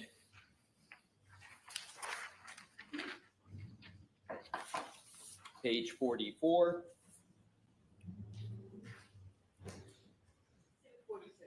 Okay, all set. Thank you, Your Honor.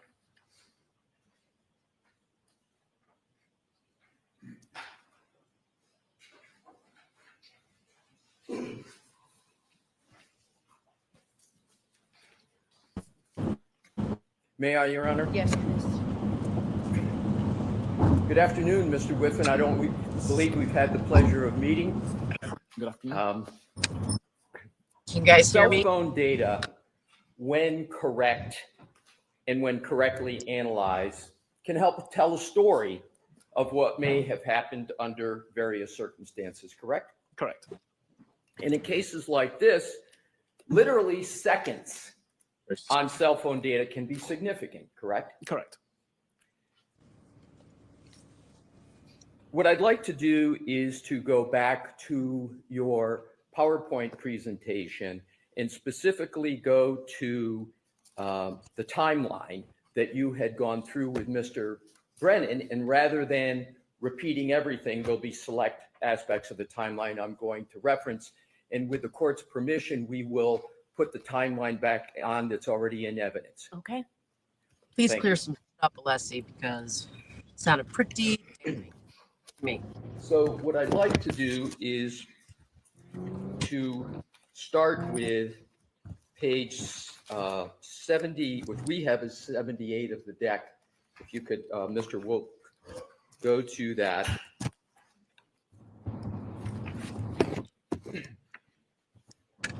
And what I'd like to do, if I could please, Mr. Whiffen, is draw your attention to the very last entry, which says at the bottom, location 122438. And it indicates description, first location record showing speed of 0. Do you see that, sir? I do. And this is the arrival of John O'Keefe's phone at 34 Fairview, correct? Correct. We could go to the next page, please. We have up at the top, 12:24:59, about 21 seconds later after arrival, we have device unlock with Face ID, correct? Correct. Is it possible for anyone other than John to unlock that device with Face ID? If a secondary user was set up. Do you have any indication that a second user was set up on John's mobile phone? I never looked at that. I'm sorry. I never looked to see if a secondary user was set up. In terms of the next entry, 12:25:08, it says, read message, you coming here? With 3 question marks. What I'd like to do, because you did not note who that was from, but I want to go back a few slides so we can identify who that message was from. We could go back to 76, please, Mr. Wolf. Yes. So in the last line there, message reading left to right 20 12/20/49, it says message received from someone listed in context as Brian Higgins. Do you see that? Correct. So if we could go back to slide 80, excuse me, if we could go back to slide 79, that phone reading the message, you coming here is reading the message from Brian Higgins, correct? Correct. But you didn't note that in the timeline that was from Brian Higgins, correct? No, I was just highlighting the fact that a message was read and that the contents of the message were you coming here. But you didn't note in this entry when it was read by John that message was from Brian Higgins, correct? Correct. Now, the next entry, lock, again, I'm always going to be reading left to right unless otherwise indicated, sir, is a time of 12/25/09. And it says device locked with lock button. Yes. You see that, sir? I do. That requires human volitional conduct. In other words, someone has to actually manipulate their phone and hit it, right? Correct. Now, at this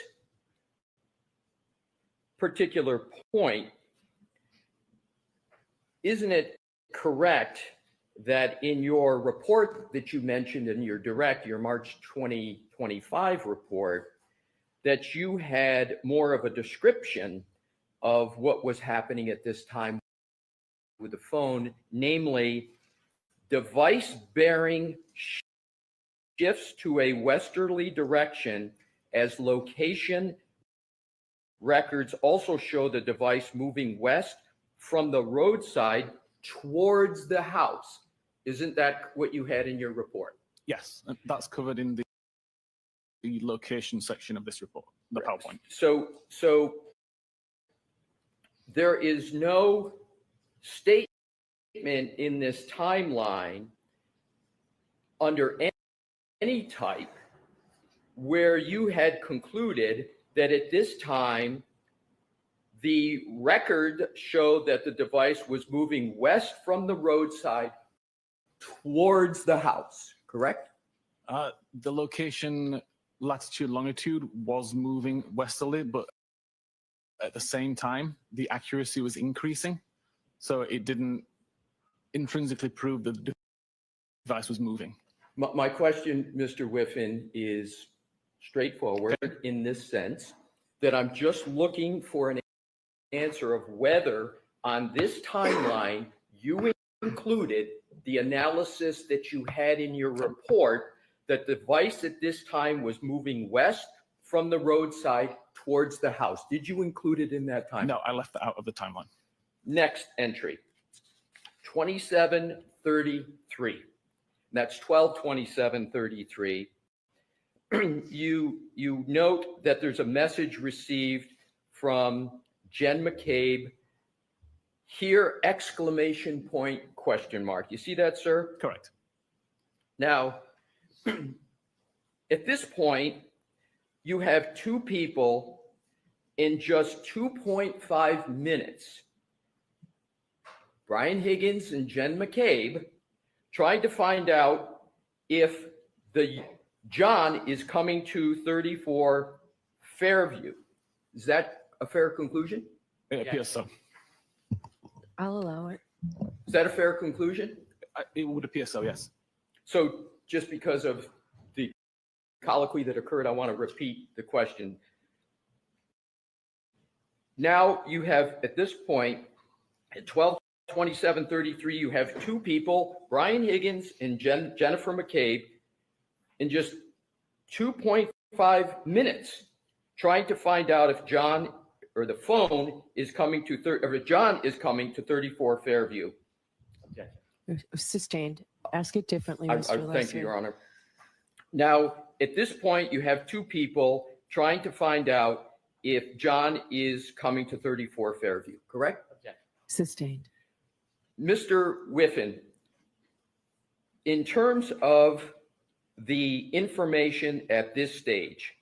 There are two communications with Mr. O'Keefe on this phone, and that is they're trying to find, excuse me, I'll rephrase it. There are two communications, one from Jennifer McCabe and one from Brian Higgins, correct? Correct. Now let's go to the next deck 80, please, Mr. Wolk. This is 122745, device unlock with Face ID, correct? Correct. And then right under that is 122748. It says read message, which it says here. And is it correct that that is the message that was sent by Jennifer McCabe? Correct. I'd just like to point out it says read message, not read message. Read message, thank Yes. you. And that, the fact that Jen McCabe sent that message and that it was read was not indicated in your timeline at this point, correct? Sorry, repeat that question. Yes, you did not, it does not appear in that timeline that you've drafted that that message that was read was from Jennifer McCabe, is it? Correct. Correct. Next entry, 2750, device locked with lock button. Next entry down that, 2937, Doppler pocket state. And I want to be clear. Does Doppler pocket state mean that someone takes an iPhone? Because up above, there's read messages we went through on 2748. So if somebody reads the message and then it goes at 2937 into Doppler pocket state, does that mean someone has, for example, put it in their pocket? No. What does it mean that that's a pocket state? So the only times that I was able to cause a pocket state to be recorded is when the camera was blocked and when the device received a phone call or was picked up in a particular way, so that the device thinks that you're about to try to use it. If the camera is not blocked from the outset, then nothing's recorded at all. And in order to get the pocket state cleared, the camera must be blocked to begin with. So again, you have to receive a phone call with it in your pocket and remove it in order to get a pocket state cleared. Thank you, because that helped me, because that's exactly where I was going with the next question, which is pocket state cleared. What did you conclude from 2937 to 2942 that it was in pocket state and then pocket state cleared? There was some activity on the device that caused the pocket state to be checked. The device was in a pocket state up until 2942, when whatever was obstructing the camera was removed. Next entry is a call at 12:29:44. And that, you state, is an incoming call from Jen McCabe. So there you do indicate the name. And you say answered 7 seconds, correct? Correct. Is the phone at this time that there's an incoming call from Jen McCabe that is answered out in front of 34 Fairview? Yes, it would be according to the location data. What? Right. What? So now we have at 12:29:44, the phone's out in front of 34 Fairview. There's an incoming call from Jen McCabe. It's answered. 7 seconds is how long the duration of the call was. Is that correct? Correct. And then 12:29:51, incoming call ends, and that's end of that 7-second duration. Correct. So you've concluded that this was a call that was indeed answered by the user of the phone, correct? Correct. What? Now let's go to Mr. Wolk 81, which is starting up at the top of 12:31:47. There is, as you indicate, an iMessage received from someone with a contact named Jen McCabe. You see that, sir? I do. Can you just state for the jury what an iMessage is? An iMessage is essentially a text message sent primarily from iPhone to iPhone via the Apple servers, not like an SMS message which goes through carriers. And is it correct that the message that was received from Jen McCabe said, from a contact, Jen McCabe says, "Pull behind me"? Correct. And then at 12:31:52, we're back to Doppler pocket state, correct? Correct. Now let's go to the next entry, which is Deck 82. It's under health type. And what I want to do is see if we can clarify. The Commonwealth on direct examination, and multiple times referred to this as healthcare data. Do you remember hearing that healthcare data term? I do. Is that a correct term? Is it healthcare data or is it health data? It's health data. So it's incorrect to refer to this as healthcare data. Oh my correct? God, girl. Healthcare data is encompassed within Apple Health, but primarily if we're talking about steps being taken, it would just be health data. Right. So the correct parlance is health data, Yes. correct? Particularly when we're getting to steps. Is that correct? Correct. It's important to be precise about the parlance. Yes. So in this entry, 12:31:56, you state that there's the start of health event, quote, 36 steps / 25 meters, correct? Correct. Is it accurate to say that because we're in the United States and we don't work on the metric system, that 25 meters is about 84 feet? Are you able to make that calculation? It's approximately that, yeah. Right. Would you accept approximately I 84 accept- feet? So as we discuss meters, we can go to feet and Yes. about 84. I would accept it approximately 3 times 25. So in your report of March 2025, isn't it correct that for this time, you stated that the device began moving for a period of 20 seconds, correct? Yes. So again, your conclusion from your analysis is with these 36 steps, the device at this point began moving, correct? Yes, correct. Next entry, 12:32:03. Pocket state cleared, correct? Correct. So does that mean that there's some human activity going on, interaction with the phone, or not? It could have been a received phone call. It could have been movement of the phone to be lifted. But something has happened. But something's correct? happened, yeah. Next, 12:32:04, device unlocked with Face ID, correct? Correct. And then at 12:32:05, it states application focused messages. Yes. Can you clarify what that means in terms of what is happening with the phone for the jury? Yep. So at 32 minutes and 5 seconds, the messages application was in focus on screen. So it was the application that was being used by the user at that time. Now, the next entry is message 12:32:06, and it states red message, quote, pull behind me, close quote, correct? Correct.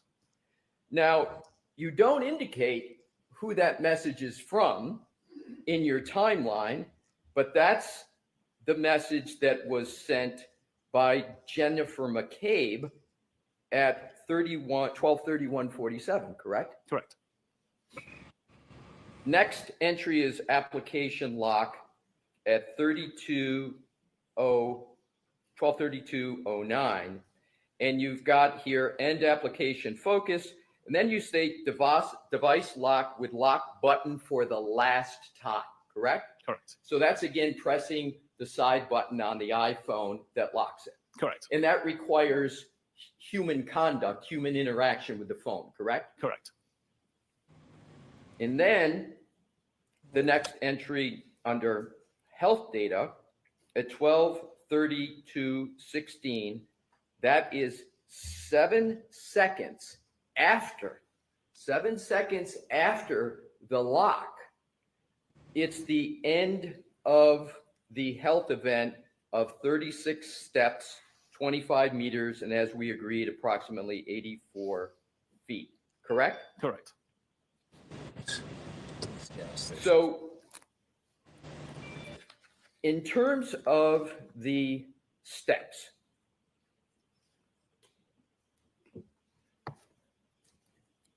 I want to turn to some further information with regard to your previous, the report that you mentioned on direct, which is the March 2025 report. Your Honor indicated a time for the break, and I'm going to go into a little bit of different area. Would you like me to keep All continuing? right, Mr. Leslie. Folks, we'll stop. Turn lights, please. Mr. Whitman, we're going to get back to the meeting. Jurors, we're going to recess for the day. Please do not discuss this case with anyone. Don't do any independent research or investigation into the case. If you happen to see, hear, or read anything about the case, please disregard it and let us know. And please be very careful with your social media. You should remind them. See you tomorrow morning. Right. Right this way. Leave your notebooks on the chairs. I'll see counsel at sidebar. Sidebar.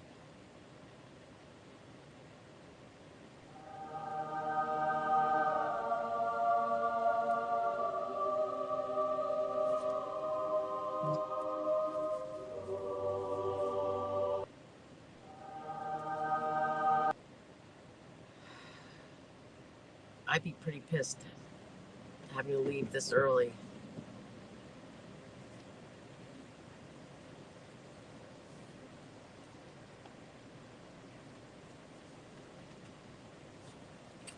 All right, let's see what you guys are saying.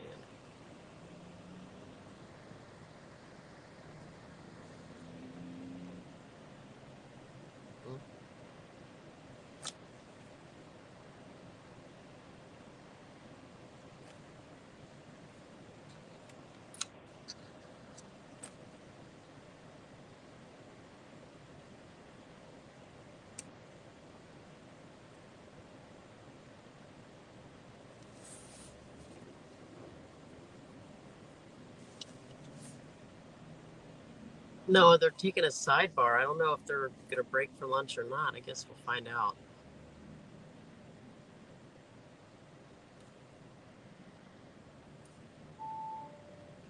But right now they're at a sidebar.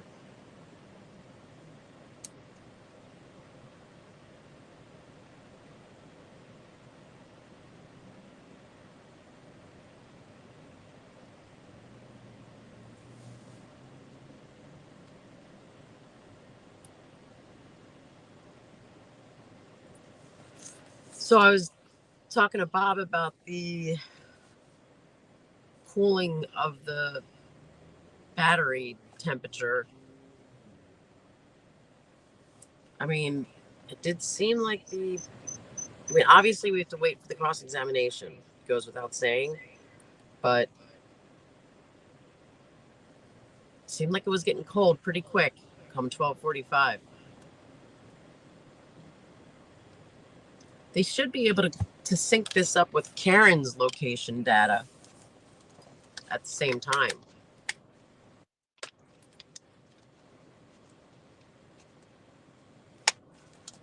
All right, Mandy says the judge is having a sidebar with the juror. Oh boy, juror sidebar. Anybody know anything more than that?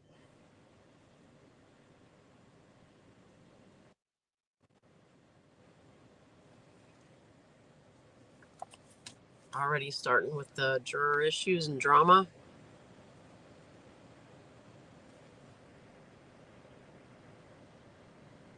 juror called for a sidebar. What?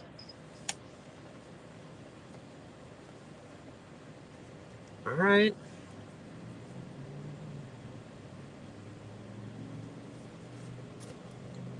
They're like, can we like go home and do this shit on our cell phones? I want to throw mine around. I want to take some steps. I want to stop. I mean, I would definitely be doing that shit as soon as I got home. Checking my steps, going up a couple steps, watching it in the car. So a couple things. I would want to know, does Jen McCabe's phone log an increase in elevation every single time she drives to her house? Also, I want to know what was Ian Whiffen doing with the phone in his hand? He's holding the phone and allowing it to bounce. He's just holding it in his hand. That's it. Because he said if he put it in the dock and he drove up a hill, nada. But if he held it in his hand, then it would log steps.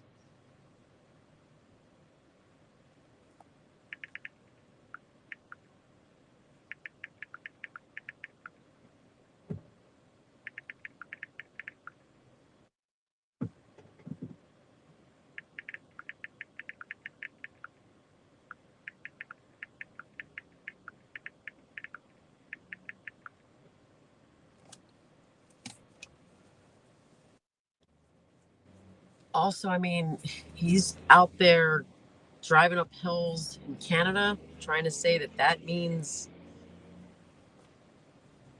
when you drive to Jen McCabe's, it would log as a elevation.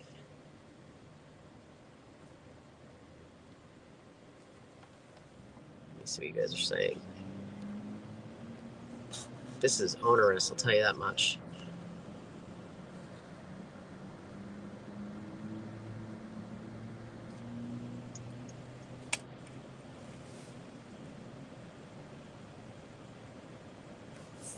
Mandy says Allison doesn't know about the McBrideberry. Oh, is that so? Bob was telling me something about Turtle Boy's lawyer filed a motion. Is this what we're talking about? The McBrideberry? Mandy, get on here and talk. What you afraid of? Don't be scared. You're right back there. Come on. Tell us some shit. Oh, so it is that motion. I wanted Bob to send it to me, but I haven't looked at it. We've been kind of busy. And The Rock. Can you hear me? I can. So okay. I don't get it. Why is Aiden's lawyer filing a motion about Lally when Lally's not trying this? Or is he saying, I think Bob explained it, that they're saying that the state worked with these other people to like set him up to look like he was witness tampering? Is that what's going on? I know you're not asking me that question. I don't know. You seem to know about the McBribery. No, I just know about the juicy gossip. I don't know what the attorney is thinking. So what is the juicy gossip? So the word on the streets is that this woman named Kate Peter. Is she the subject of anything that Aiden's lawyer has recently filed? Yes. Okay. She has allegedly been receiving like $1,500 a month from the Commonwealth or juicy gossip. That's actually in a pleading, right? Yes. Okay. And she has also, so she gave all this information to a friend. She gave all this information to a friend in confidence and told this friend that she also received a sectional, a couch purchased by Jen McCabe. Is she on the line? I mean, I don't know about you, but I could accept some bribes for a new couch. I don't know about all that. What about this is all in that filing. The affidavit. So should we pull it up and read it? Is that what you're saying? That's what I was thinking, because after you get done reading it, you're going to be like, what the fuck did I just read? All It's very section 8 behavior.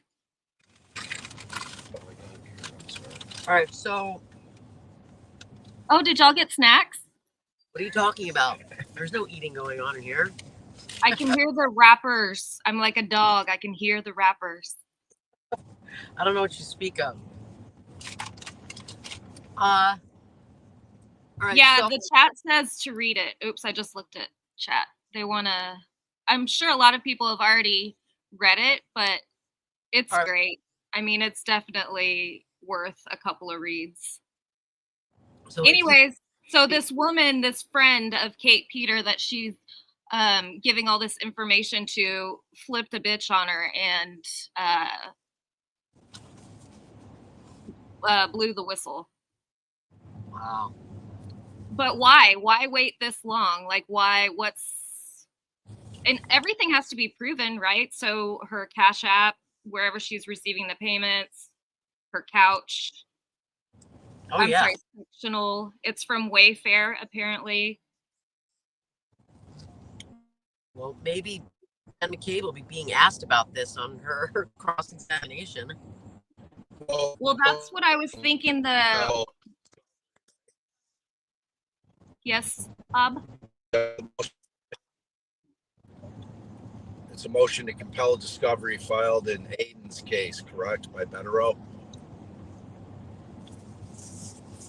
Can she hear me? Maybe she can't hear me. Can you hear him? Yes. Yes. Okay, so from what I understand, I didn't get to read the motion itself, but I saw some posts, and it looks like it's a motion to compel additional discovery because they're trying to get McCabe's phone records, bank records, maybe. Is that what I'm seeing? all right, here's what I suggest. Can you text me the actual motion? Put up Or Tracy. Put up on the screen the motion, and then I'll read it, and you'll move the screen because I won't be able to read it from the screen. Okay, it might be a little bit of a slow motion because I'm still learning here. Maybe she sent it to us. We got emails. I'm geriatric.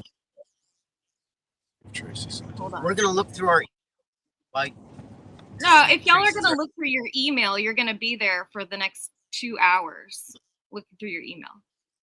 No. You can search Tracy. I just searched Tracy. She said no. Last thing I got from Tracy was Wednesday. All right, so I want to do a poll, but I've got so many questions. I don't know how to poll them all. Bob wanted to know if people felt that without, trying to look at it objectively, not what we think about Ian Whiffen, not what we think we know about Ian Whiffen, not Ian Whiffen last time. If you're sitting on the jury, do you think, is that your question? Ian Whiffen seemed credible. And then I want to know if anyone else, obviously this is before cross-examination, was found the... Did they break for lunch? They're doing a jury sidebar. One of the jurors, right? One of the jurors asked for a sidebar. Yeah, I think she just wants a couch. Wow. Wow. I mean, just so it's understood, an affidavit is a sworn under oath document.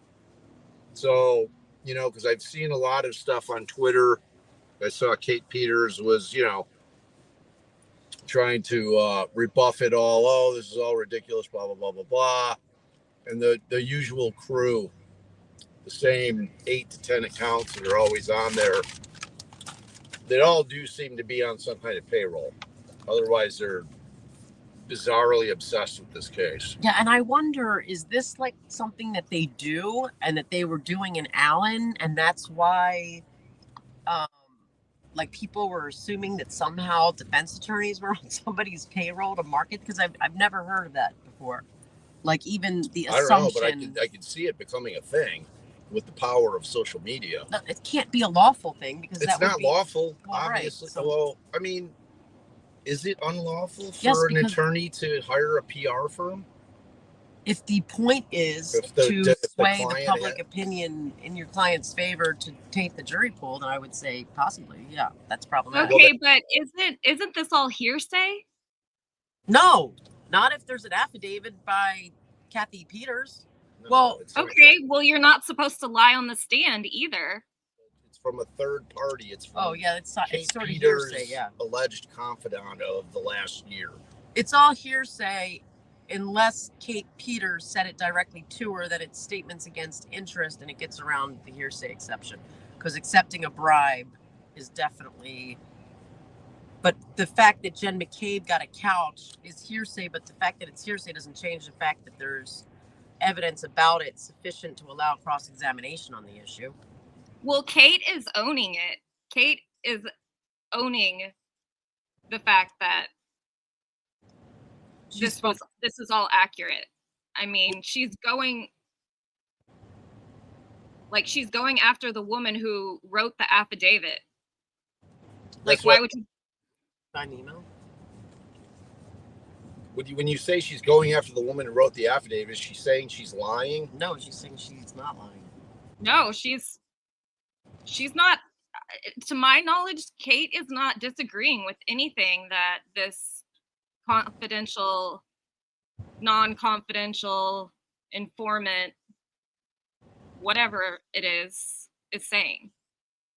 Huh. And is Tracy in chat? Can Tracy send us the document, please? Yeah, she said she didn't pull it originally because it was for the Aiden's case. turtle. Yeah, hold on, let me see it.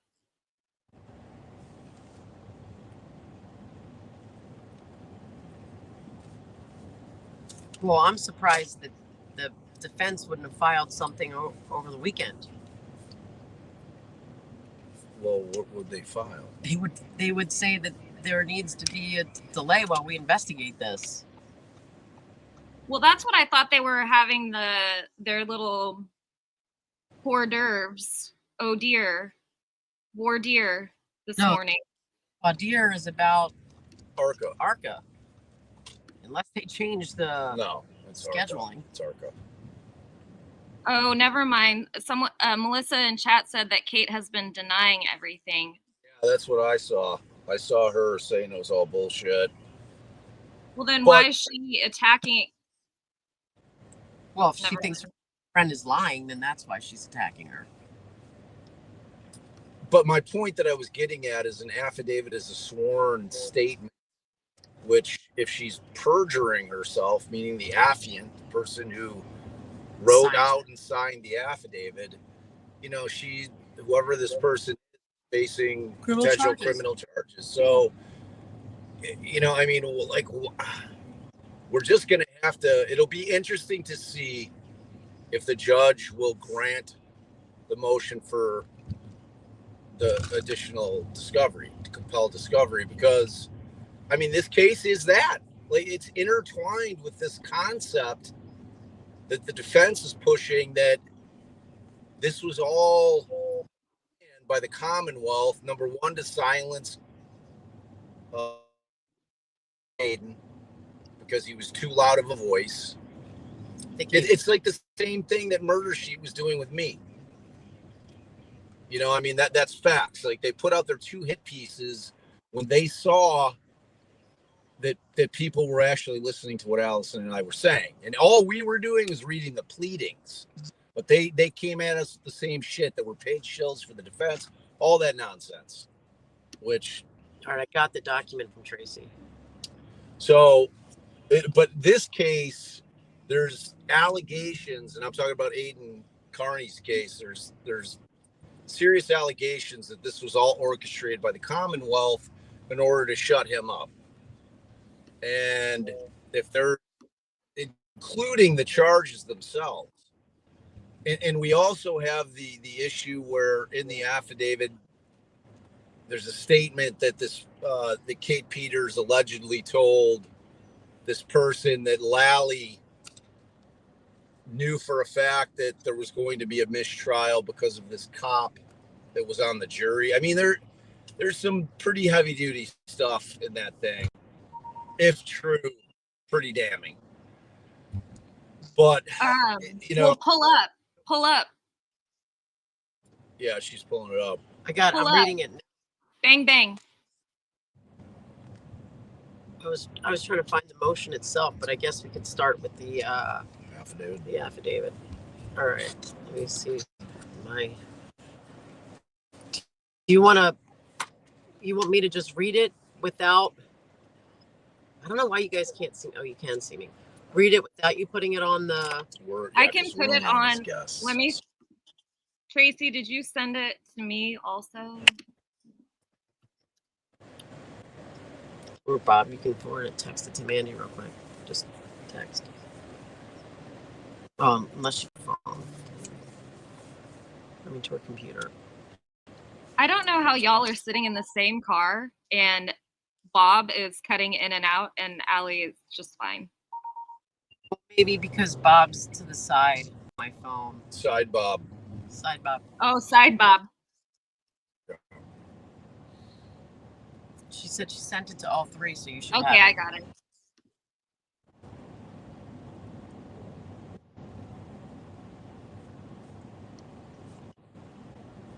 Thank you, Tracy.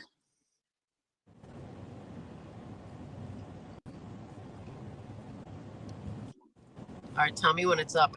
Start reading in paragraph 3. Trace, can you also send us the underlying motion? Because the context of it is important.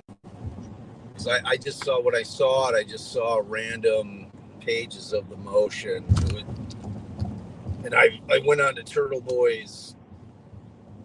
Gazette or whatever the hell it's called. And that thing's a nightmare with the ads. Oh my God, Turtle Boy. You think that he could buy a new website? That thing that he uses is absurd.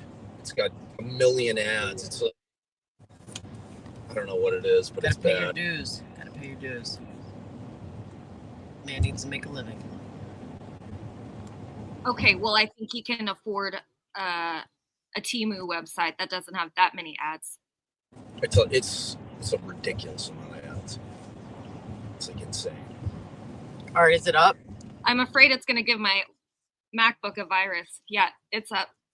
Okay, so I'm going to start at paragraph 3. I have been friendly with Catherine Peters here and after Peter for close to a year. I have had multiple conversations and face-to-face interactions with Peter. Peter volunteered information to me about the Karen Reed case countless times throughout our friendship. All fact presentations below are from what Peter told me about her involvement in Karen Reed and Aiden Carney's cases. During Karen Reed's first trial, she was in regular communication with ADA Adam Lally. At one point prior to jury deliberations, Peter met with Adam Lally for lunch. Wow. During this lunch meeting, Adam Lally told Peter he knows the foreperson is a retired police officer and he is guaranteeing a mistrial. This is what was verbally reported to me by Peter. Now, I'm just going to devil's advocate this here. He could have been saying, which he should know, everybody would know from Vaudier and from the information we get on jurors, which says if they're retired, what their former position was, asks everyone if they are in or know anyone in law enforcement, so that he would know. And it could have been Lally's opinion that that's guaranteeing at least a mistrial because you got a former cop on there. Not that the guy actually told Lally, hey, I guarantee a mistrial. There's also the concept that Kate Peters could have been lying and exaggerating. Right. Second her alternative. play, like what her role was. And how much she knew and what she knew. Right. So those exist in the world as possibilities. Yep. 7. She told me she is paid $1,500 each month via Cash App for her assistance in Karen Reed and Aiden Carney's prosecutions. Peter believes that Karen Reed is innocent, but she has to, quote, play the game. I interpreted this to mean Peter's role is to publish, promote, and advocate on social media that Miss Reed is guilty. Peter opined to me that if anyone killed John, it was redacted, an asshole. 9. Peter is, quote, very close with Hank Brennan, end quote, and has had multiple conversations and meetings with him. I have personally heard Peter on the phone with Hank Brennan. What in the actual fuck? It's pretty crazy. Who is this woman? Why would she otherwise be communicating with both prosecutors? All right. Who is Kate Peter? Yeah, Kate Peter. She's what's her Twitter? Masshole Mafia or Mob or Mafia? Yeah, Masshole Mafia or some shit. She is the head of the Karen Reed is guilty. Yeah, she's the antagonist of Free Karen Reed. Turtle Boy and Free Karen Reed. Okay. All right, 10. During a phone conversation between Peter and Hank Brennan that I was present for and personally recognized Hank Brennan's voice, Peter told him that her, quote... Who in the world could recognize Hank Brennan's voice? Right? Quote, her people, quote, leaked it to the media, referring to the federal investigation being over. 11. As of April 15th, 2020, Peter is, quote, not talking directly to Hank anymore. We're using a third party to communicate now. As of April 15th, 2025. Wow. 12. Peter states that she is, quote, untouchable because of everything she's doing to assist the prosecution, and that, quote, no matter what violation I'm charged with, Morrissey is keeping me out of jail. 13. Peters asked me to, quote, go talk Karen Reed in the seaport with her and stated that Karen Reed stays at the Omni Hotel. She stated to me that we can take photos to sell to the Daily Mail, and she has done that before. 14. Peter informed me that Jennifer McCabe bought her, quote, brand new sectional as compensation for her assistance. Wow. 15. Peter was told by Jennifer McCabe, Jennifer McCabe informed Michael Morrissey that she is, quote, not testifying unless Turtle Boy is in jail. Michael Morrissey informed Jennifer McCabe he would then have to subpoena her, and Jennifer McCabe then told Michael Morrissey that we won't say what you want us to say. 16. Peter got rid of her phone the day after Aiden Carney announced on his live show that he was looking to get personal communication. Peter said to me, quote, they will never get communications between me and Morrissey. 17th. The day that Peter showed up to protest at the Karen Reed trial, Peter informed me, quote, Jen McCabe paid me for her show of support. 18. On March 16th, 2025, Peter told me that she went to a meeting with Michael Morrissey and Jennifer McCabe at an undisclosed location in Braintree. When Peter returned home, had a manila envelope in her hand. 19. Peter has informed me that she has seen emails that are the subject of the protective order between the Karen Reed prosecution team and Jennifer McCabe. Wow. 20. Peter reported to me that upon request of Hank Brennan, she provided the spreadsheet of all of the quote free Karen Reed Facebook supporters to the Commonwealth for this upcoming trial. 21. Peter told me that Hank Brennan is providing information to the federal authorities regarding Karen Reed and Aiden Carney because, quote, he wants them in jail for trial. Wait, he wants them in jail? Okay. 22. Peter told me that she is going to, quote, start rumors about jurors being afraid to serve because Turtle Boy will go after them. And, quote, everyone is working overtime to make sure that Turtle Boy can't be in the courtroom for trial. Yeah, we saw that attempt and fail. 23. Peter admitted to me that she created the image of Karen Reed and Alan Jackson embracing, and that was then given to the Daily Mail. What? In early January, Peter and I were discussing Lindsay, what is that, Gaetani? Gaetani against Aiden Carney. I mentioned something about Gaetani being pregnant at the time, and Peter interrupted me saying, Lindsay was never pregnant.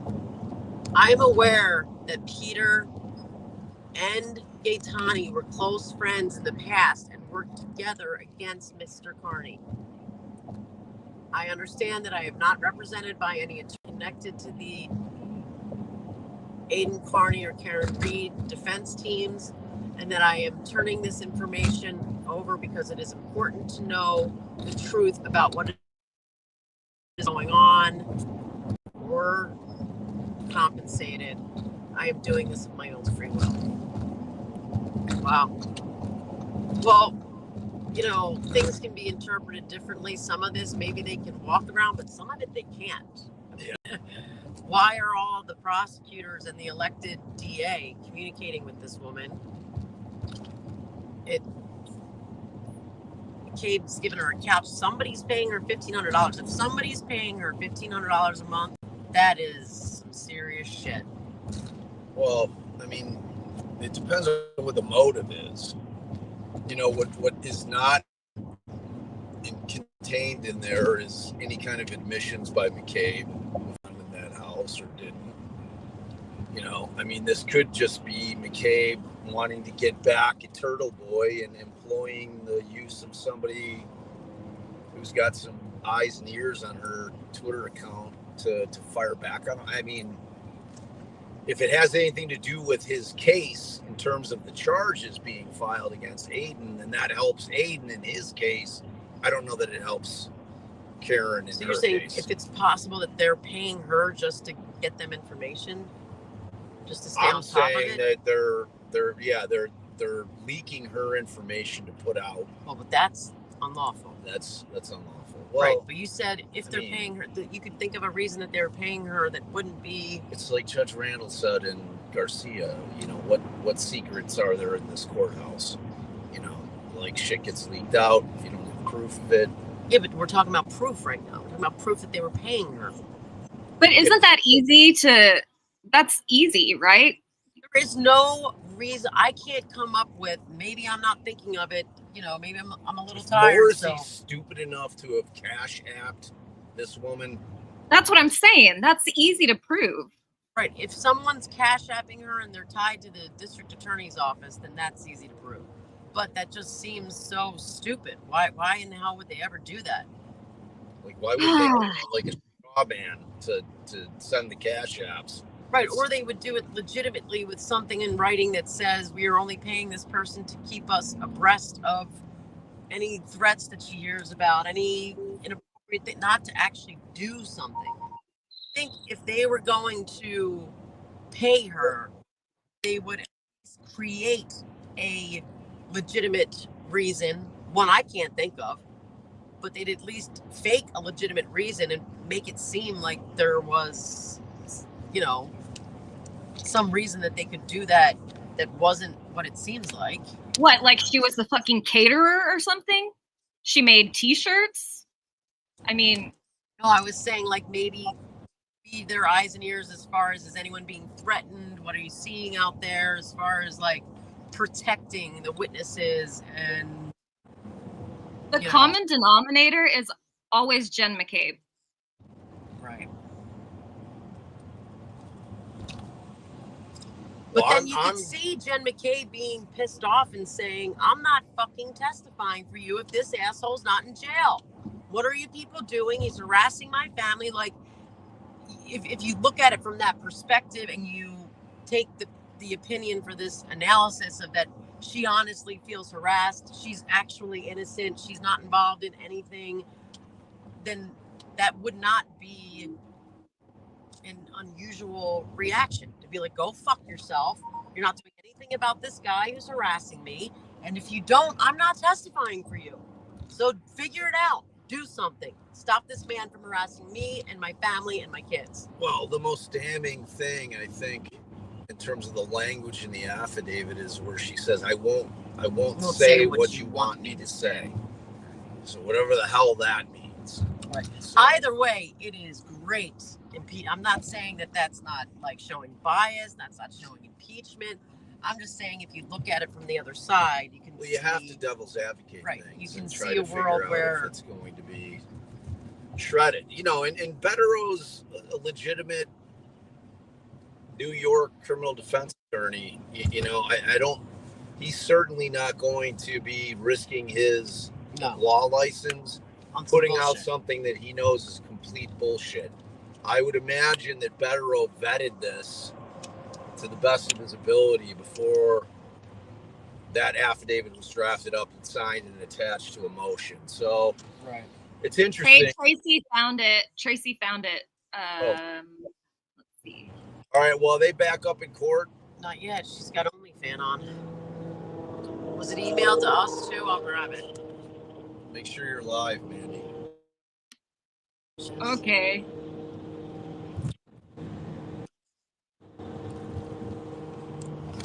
Don't pull a Bob. Don't pull a Bob. Thank you, Tracy. Thank you, Tracy. Thank you, Tracy. Is this really long? Because I want to read it from your phone. Can you guys hear Bob well now? Yeah, now that he's not stuffing his face. Do you want to have... All right, I'll read. Right, because you're driving. It's okay. We know Bob needs to eat. It's better for everyone. Read Bob. All right, so I'll read. You'll scroll. Yeah, how's my scrolling? I think I'm a pretty good scroller. Now comes Aiden Carney and respectfully moves this honorable court pursuant to Massachusetts Rule of Criminal Procedure 14.2J to compel production of discovery detailed, which has been requested from the prosecution multiple times since October 8th, 2024, and which disclosure is required by prior orders of this court and imposed by Rule 14, the 5th and 14th Amendments of the United States Constitution, Article 12 of the Massachusetts Declaration of Rights, Brady v. Maryland, Giglio v. United States, and Kyles v. Whitley. Now, all of those cases are what we call watershed cases about when discovery is required under the Constitution. You guys are probably more than familiar with Brady material. Anything that is useful, helpful to the defense tends to exculpate. Giglio is usually something that shows... Did I say inculpate? Okay. And Giglio and Whitley deal a lot with police misconduct, prosecution misconduct, and evidence that impeaches a witness and shows a witness's bias, things like that. Moving on. Specifically, the defense has made 3 letter demands for ordered and or required discovery concerning civilian Catherine Peter, who on information belief is working with an agent for the Commonwealth in their prosecutions against Mr. Carney and Karen Reed. Footnote 1. See letter of Mark Betterow to Special Assistant District Attorney Robert Cosgrove, dated October 8th, 2024, October 17th, 2024, and March 29th, 2025. Miss Peters' relationship with the Commonwealth and the prosecution's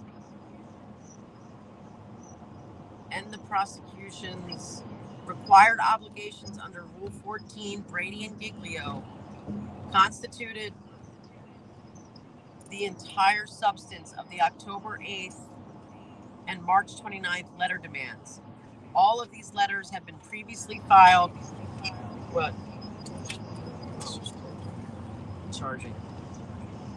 All of these letters have been previously filed with the court, returning to the body. Although our first demand was made more than 6 months ago, the prosecution has neither provided the defense with any of the requested discovery, nor indicated that none of the requested items or information are within the possession, custody, or control of the prosecutor, the prosecuting office, or any member of the prosecution team, according to Rule 14. Indeed, the prosecution hasn't responded at all to any of the demands made in the October 8th, 17th, and March 29, 2025 letter demands, all of which describe in great detail the good faith basis for our belief that the prosecution is in possession of evidence that requires disclosure. So I'm just going to pause here and say, when you look at it from the perspective of them seeking additional discovery, the vetting process might not need to be as significant as it would be to file, for example, a motion to dismiss based on prosecutorial misconduct. So all he's saying is that affidavit, right or wrong, sure as shit, requires gives them access to this additional discovery, and that the court should order it if they haven't already and compel disclosure of it. Moving back to the document. In addition to the outstanding discovery demands referenced above, Mr. Carney's defense has since received further confirmation that such evidence exists. Significantly, the evidence described in the sworn affidavit of an acquaintance of Miss Peter, a copy of which is attached hereto as Exhibit A. As detailed in the sworn statement of the witness, Miss Peter has admitted to the witness that she has had a long-standing relationship to which she has assisted the Commonwealth in their efforts to prosecute Mr. Carney and Miss Reed. Miss Peters' relationship with the Commonwealth and its key witnesses against Mr. Carney and Miss Reed include evidence that, among other things, she regularly speaks and meets with the Reed prosecutors. And then they quote to the affidavit, which we already read, that Peters' relationship with Special Prosecutor Kenneth Mallow and Massachusetts State Police are detailed in the October 8th, 2024 demand and the October 17th demand. She receives monthly payments from the Commonwealth in exchange for her assistance against Mr. Carney and Miss Reed. She received items of value from key witness Jennifer McCabe, was granted de facto immunity by the prosecution in exchange for her assistance with the Commonwealth. I mean, that was merely this woman's interpretation of, based on the shit I do for them, I'm untouchable. I don't think that it was as strong as saying I've been assured by them that I am untouchable, which would give her would rise the level of what's alleged here, that she was granted de facto immunity from the prosecution. She altered, destroyed, and or disposed of material evidence, including the contents of her cellular phone, that would be favorable to Mr. Carney. Admitted her intent to, quote, start rumors about Mr. Carney purported harassment of jurors to further the Commonwealth's unsuccessful efforts to ban Mr. Carney from covering the Reed case. She uses her social media platform to help the Commonwealth circumvent the gag order in the Reed case. She stalked, harassed, and spied on Mr. Carney, Miss Reed, or one of Miss Reed's attorneys and supporters of Miss Reed's. She admitted that Lindsay Gaetani lied about a material fact relevant to her criminal allegations against Mr. Carney, aka the pregnancy. Specifically, according to the witness's sworn statement, Miss Peters admitted to her that Jennifer McCabe issued an ultimatum directly to District Attorney Morrissey in exchange for her favorable testimony against Miss Reed. She would not testify until, quote, Turtle Boy is in jail.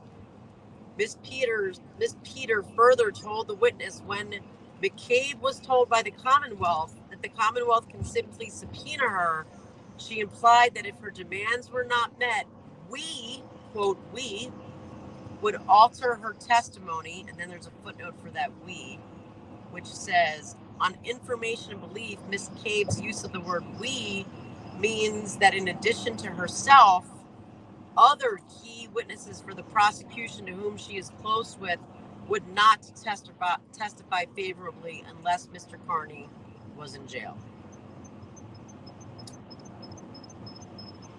So she said, we would alter her testimony in a manner designed to harm the Commonwealth's case against Miss Reed. Miss Peter further admitted to the witness that on March 16th, 2025, she met with Miss McCabe and DA Morrissey in Braintree. And when she, the witness, saw Miss Peters shortly after that meeting, Miss Peters had a manila envelope with her. Going to the earlier footnote of 4, it says the prosecution still hasn't complied with its obligation to provide any discoverable electronic communications from representatives of the DA office, including DA Morrissey, and witnesses against Mr. Carney. Next page. None of the foregoing items or information has been provided to the defense team by the Commonwealth despite several prior requests in addition to the pre-existing Rule 14 obligation. Based upon the information provided by the witness's sworn statement and the contents of these 3 previous letter demands, there is strong reason to believe that there exists discoverable information and material in the Commonwealth's possession, custody, and control, whether, sorry guys, give me a second. I'm getting some weird feedback. I think it's from my phone.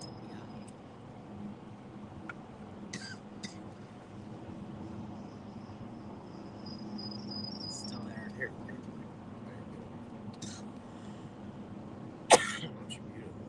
Struggling.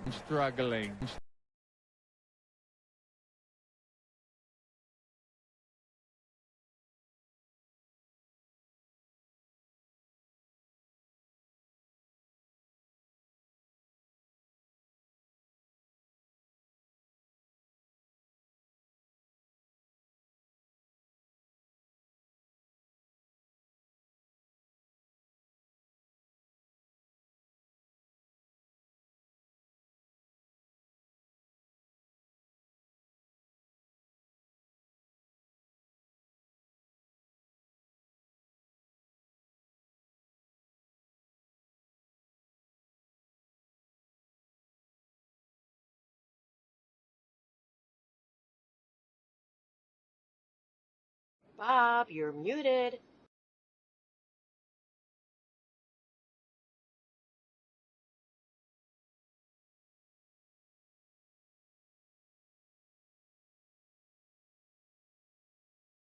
All right, sorry, I couldn't unmute myself. All right.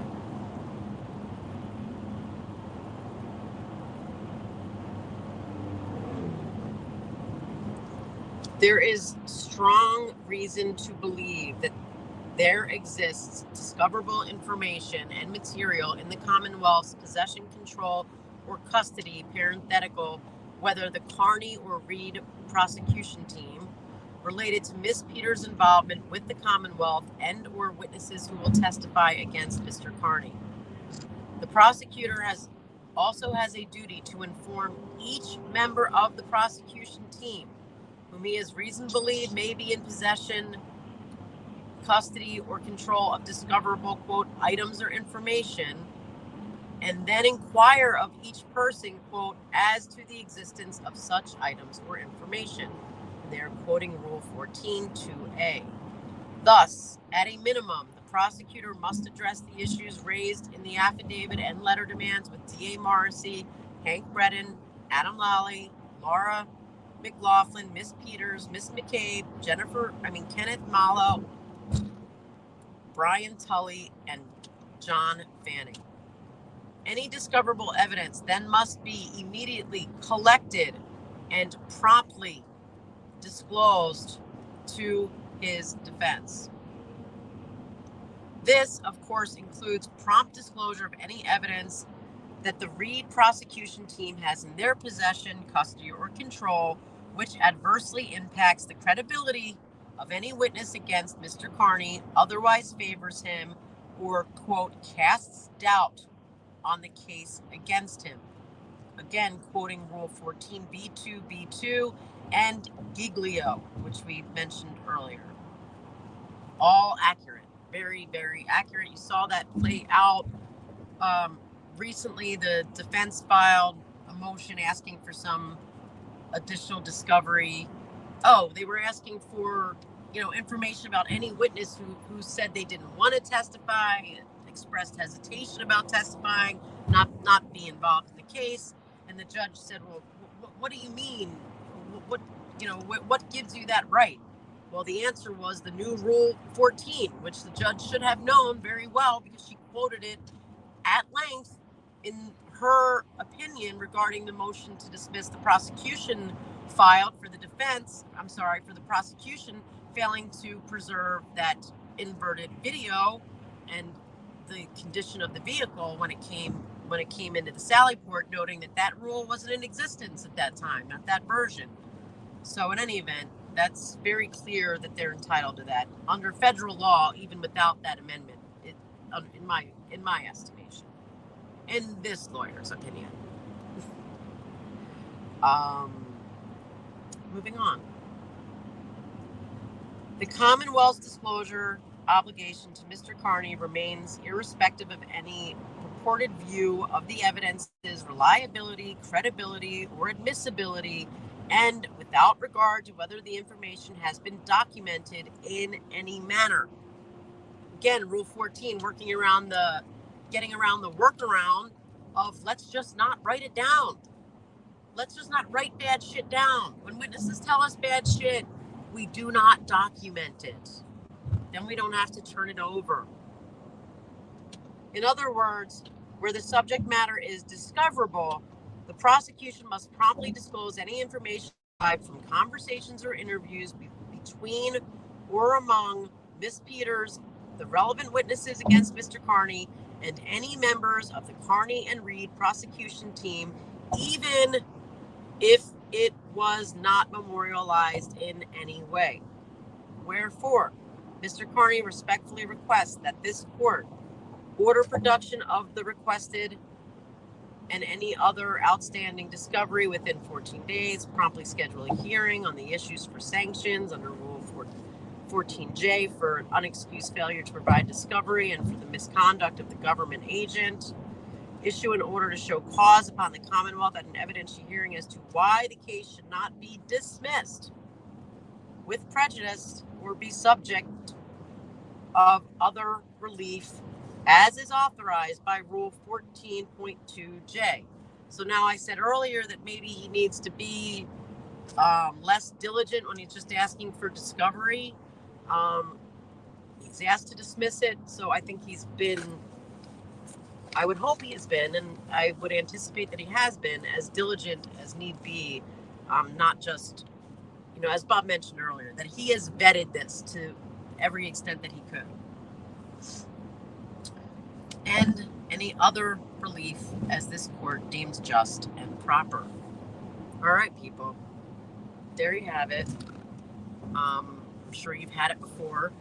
I think that this, raises several issues. I see now why, by showing any information in this regard that they have on the Karen Reed case can impeach the witnesses and the entire prosecution against Aiden Carney. So I would agree that stuff is relevant, and I'm surprised that the prosecution, that the Karen Reed's defense hasn't sought similar information, because if they are allegedly paying people to poison the jury pool to get around a gag order, to do whatever it is, then that's obviously a huge issue for the Commonwealth. So what's the next step? What judge would this go before? That's in front of Aiden's judge in his case. Has nothing to do with this case. Not unless and until. I like that judge. Yeah. Aiden's But if judge. it's raised in this case by this defense, then it's going in front of Judge Cannoni. I don't know why. I unless something weird happens, because I have never seen what happened before, where Brennan goes into another courtroom and asks another judge to turn over information. That is nonsensical to me. I don't even understand it.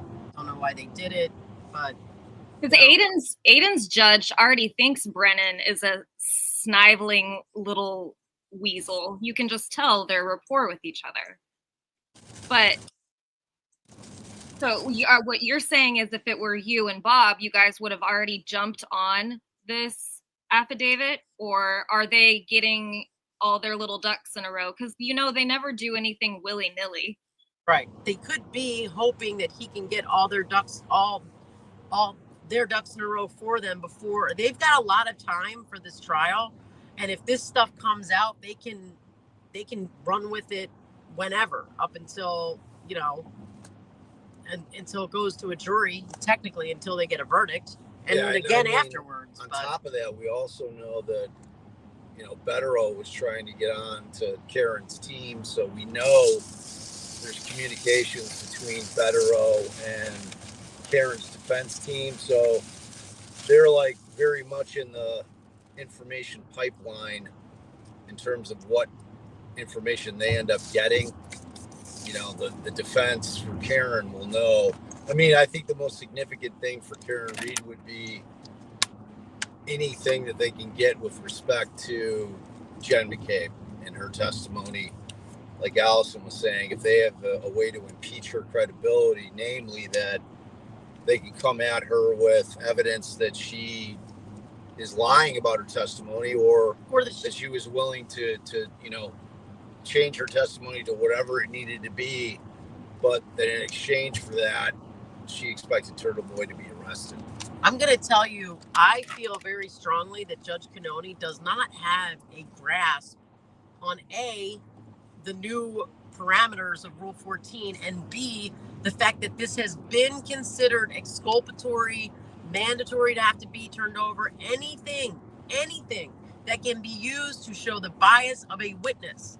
So that would go to the officers being involved in this other investigation, what they're, what if they had any sort of peripheral involvement in that, they knew about it, didn't disclose it. And I'm talking about Birchmore, because I think there was that one witness who's going to testify that Judge Cannoni said, no, all that's off. You're not getting discovery on that. You're not allowed to cross him on that. Right. Oh, yeah. And Fanning is mentioned in this affidavit as well. Who's Fanning again? Fanning's that's the guy that they allegedly it was controlling the jury. Right. Yeah. But I mean, the one thing that we know about Canton PD is they're corrupt as shit. I mean, more from Birchmore, where it's been absolutely proven. You just don't start doing that kind of stuff as it just doesn't. Police agency. if you've gotten overnight. that far, right? If you've gotten that far, there is what started as very small overstepping has turned into a whole entire corrupt police force. Once you get into the level where you feel safe enough to pull some shit like that, then you know the dirt. You got dirt on everyone, and you feel as Kathy Peter allegedly felt, untouchable. Yeah. And that that means as far as Canton PD goes, it's reached the highest levels. You know, because that kind of corruption can't stay at the top level. It's got to be the superior officers in terms of, you know, being able to do things at a level wherein DAs may know about it, and the higher ranking cops obviously have to have some kind of hand in it, because there's no way that kind of thing is going unchecked by superior officers. And the more people that know where your bodies are buried, the more corruption there is, because they've got control over people. And this is a small town. All these cops have worked together for a long time, and like Bob said, like corruption like this, it doesn't happen overnight. This has been in the works, you know. So, but I don't so for those reasons that I'm saying that and look, I do not know what that specific officer, the officer that was involved in the Birchmore case that I'm referring to, where the judge was like, nope, you're not getting either that information or you're not crossing on that, like what his level was.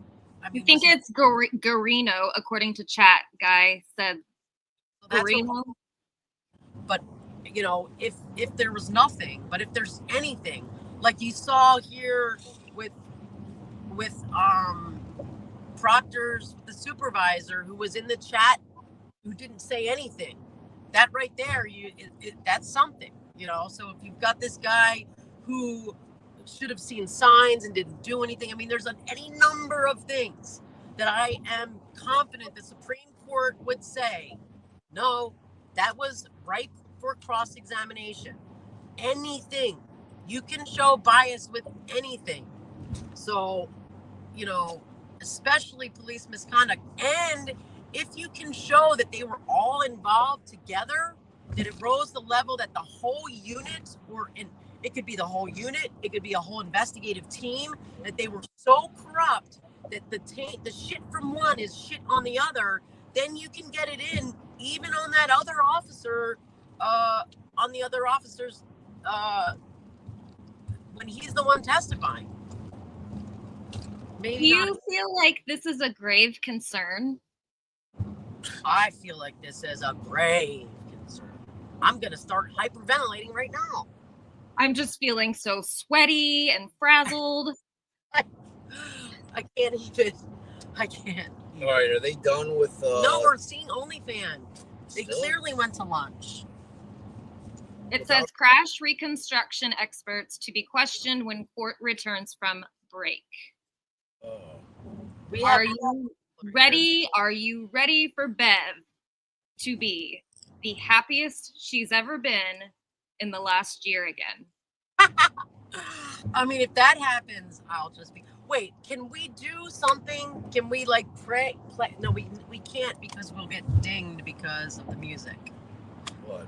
I originally downloaded this music for Bev and the Crash Daddy, but we ended up playing it earlier, so none of us would kill ourselves. But this is supposed to be for Bev.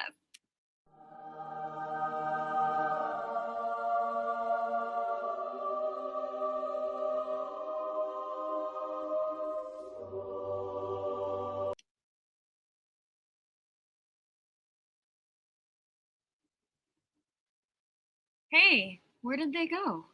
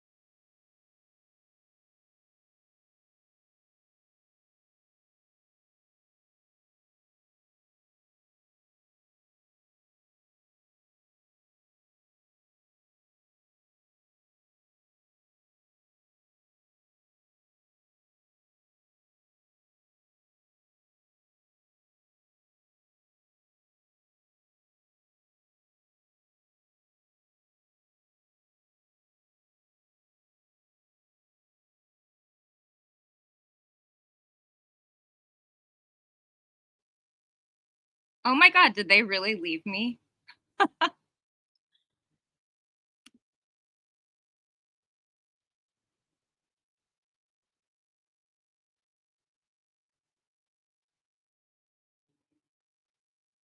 Okay, what are we gonna do?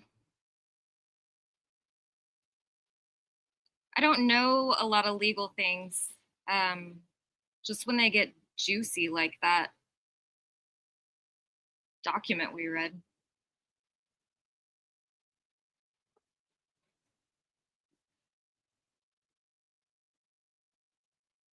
Oh, I see. Allie. I see. Hey, I'm back. Tech wizardry. Wizardry. My vape is fallen in the crack. Hey, I have to go back and check, but I am 99.9% sure that somehow Bob let me give the wrong title of a song. So if you were in the live a couple of days ago, where Bob was talking about My Morning Jacket songs dealing with the loss of somebody, I think I may have misstated the name. The song is Dante, that Jim wrote about someone close to him that passed. So I'm correcting that for the record, even though a lot of you here probably have no idea what I'm talking about. And I'm just waiting to reconnect with Mandy because I don't know what's going on here with the sound. I'm here. Hi, how can I help you? Hi. I'm here. Hi. You were saying that you wanted to play something, but you said that you thought we would get dinged. What were you talking about? Little montage. What about montage without the sound? What's the point? Sound is what makes it good. I mean, the sound is what makes it awesome, but you still get the general gist of it. Well, we can Of what? Mandy can sing a song in the background. Leering, Oh, Jay's. Jay, you remember Jay made that post with Yeah.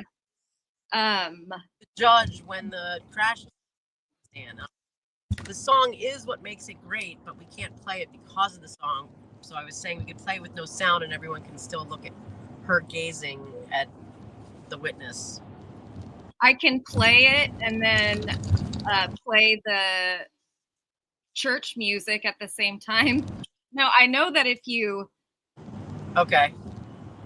use other sounds sometimes, but I don't know. I don't want to get us in trouble. Where is it? Where? Sounds a copyrighted sound. Just play it soundless. What music does he have playing with it? I forget the song. It's like a heart song. Whatever it is, it's copyright protected. So it's like a real band song. It's Heart. Heart. The band Heart. The Wilson sisters. Oh, the Wilson sisters. Heart. It's the name of the band. Wow. Yeah, I Want to Know What Love Is. Isn't it that one? No, I don't think so. Magic Man. Magic Man. Oh. Hold on for one more day. Hold on. No. Is that the same song? That's Wilson Phillips. Magic Man. My heart. All right, let's see what we got a super sticker here, I think. Let me see. I can't see it. It won't let me see it. So we have any idea when they'll be back from lunch? Nope, she did not say unless I missed it, which is totally possible. All right, well, I will say while deciding what to talk about next, that for anyone in the world that loves music and has not yet seen or has seen My Morning Jacket, they should catch them on tour in a city near you whenever you can. Yeah, They were pretty phenomenal. Pretty amazing. Pretty amazing.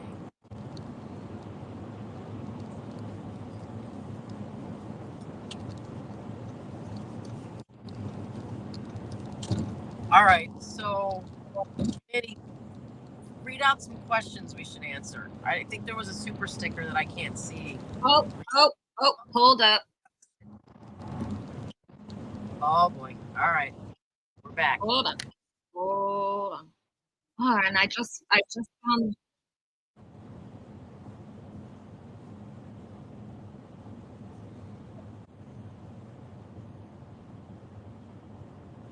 Hear ye. Why is the screen so small?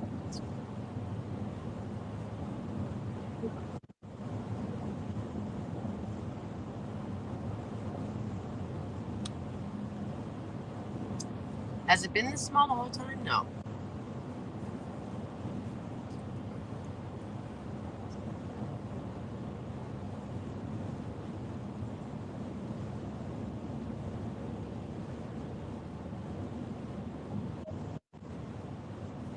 Are we supposed to hear anything?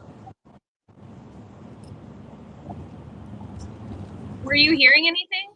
No. Was anybody hearing anything? Chat, can y'all? I don't think so, because I can hear you. Why is she so tiny? That's okay.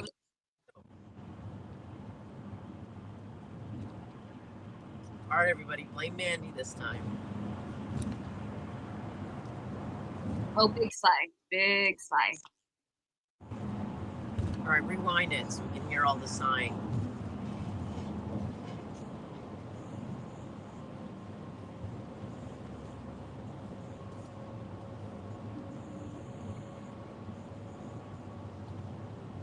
Now I have that song stuck in my head. I want to know what love is. I feel like I might have forgotten my kit bag. The toiletries. It would be in my check.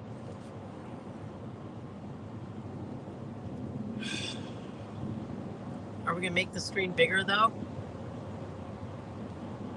We still can't hear it if you don't know that.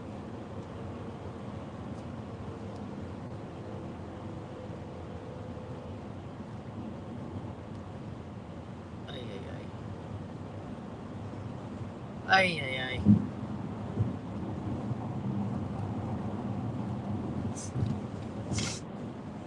We still can hear nothing, in case you're not already aware of that. People are dropping off like, what's the word? Dead flies. Dead flies. I don't know if that's right. Rats off a sinking ship. Yeah. Oh, now just me? Great.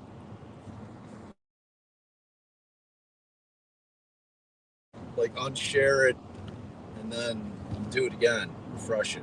Bob says unshare it, refresh your screen, and reshare it. Super Hello, simple. everybody. Stand by. Technical difficulties. Nope, I'm dropping. See ya. Oh, Lord. Drop. All right. So we know that the Commonwealth has filed Big few anyway, or repeated motions trying to get the defense to comply with reciprocal discovery regarding the ACCA witnesses. Previously, about a month or so ago, maybe longer, I found that there was a violation of the defendant's obligations for reciprocal discovery, and I found that it was deliberate. The Commonwealth filed additional motion, a motion to compel reciprocal discovery of the ACCA witnesses or to exclude their testimonies. Upon that, I believe I issued an order last week for certain discovery to be provided and to be provided by ACCA. On the day of opening statements, it was clear to me that there was another violation of the defendant's rules, defendant's obligations under our rules of criminal procedure. And based on that, especially given what the defense has failed to deliver, I would not permit the defense from mentioning ARCA in their opening.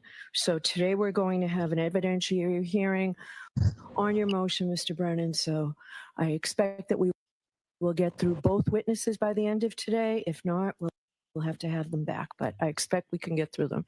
So Mr. Brennan, who are we going with first? Dr. Wolf? Please. Okay.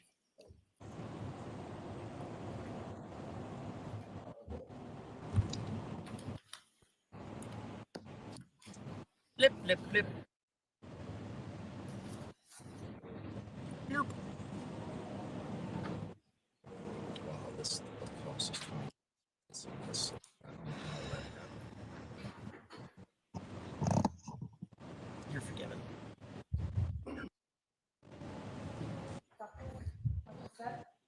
Oh my God, girl, slay. Solemnly swear that the testimony you shall give to the court in the matter now in hearing shall be the truth, the whole truth, and nothing but the truth, so help you God. Here we go.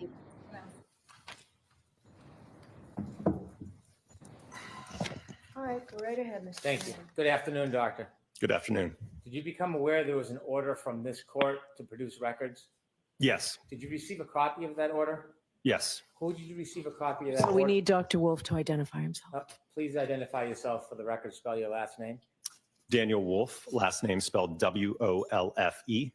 Who did you receive that order from? I believe it was in an email forwarded from Miss Little. Did you read it? Yes. Did you understand that there was a request for certain communications? Yes. Did you understand that you were supposed to turn those records over to the Superior Court? Yes. Did you turn records over to the Superior Court? I provided a copy of that production notice to Miss Little. Did you provide the records to the Superior Court? I didn't directly email that to the court, no. Did you indirectly email it to the court? It was my understanding that it would be passed along to the court. So you did not, pursuant to the order, provide the records to the Superior Court, did you? Not directly to the court, no. When you read the order, you understood what the order was requiring you to provide, correct? Correct. It was requiring you to provide all text messages. Yes. Did you provide all text messages? I don't have any in my possession. Did you look for any text messages that are not in your possession about this case? Yes. Okay, did you find any? No, sir. What did you do to look? So I went through the phone that I presently have, and as I informed Miss Little, last year I was under T-Mobile, was my carrier. Subsequent to that, I then switched to Verizon in, I believe it was November. So I made an effort to contact T-Mobile as well as get access to my T-Mobile account hub. Unfortunately, I was unable to get access to it or get any records prior to, or at least from my T-Mobile carrier. Then I went through my Verizon records that I have from 2025. That was, I could only go back 3 months, and I provided those records. How about emails? You didn't change email carriers, did you? No, sir. Did you provide all your emails from when you first were contacted by the defense? Yes, sir. And you provided every one of those emails to who? To it, it would have been in the file that I put together for the production. How many emails did you find between you and the defense? I'd have to look at the order, but it was probably 6 to. Are you talking about present day or just from last year? Anytime. It was probably around a dozen or so. Who did you correspond with by email on the defense? Again, can you specify a time frame? At any time. Who did you correspond with by email on the defense? It would have been Mr. Jackson. Miss Little might have been on one of those emails. There might have been a couple other members. I don't remember off the top of my head. Well, how about Miss Reed? I don't believe she was on any of those emails. You've never emailed or been on a correspondence with her by email? No, sir. And how about Mr. Yannetti? He may have been on the one of the emails. I don't know as I sit here today. You communicated by phone with the defense, didn't you? Yes. And that began as far back as March 2024? After our report was issued, yes, in March.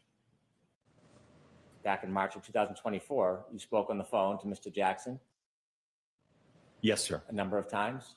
Yes, sir. And as you spoke, you began to become familiar with him and his role in this case, didn't you? We corresponded about, again, our expected testimony here at trial. Yes. I'll ask it again. Did you become familiar with him and his role in this case when you spoke to him? I understood him to be the defense attorney on the case. Yes. Did you speak to Miss Little by phone? I don't believe so. No. Did you speak to anybody? Hold on 1 second, please.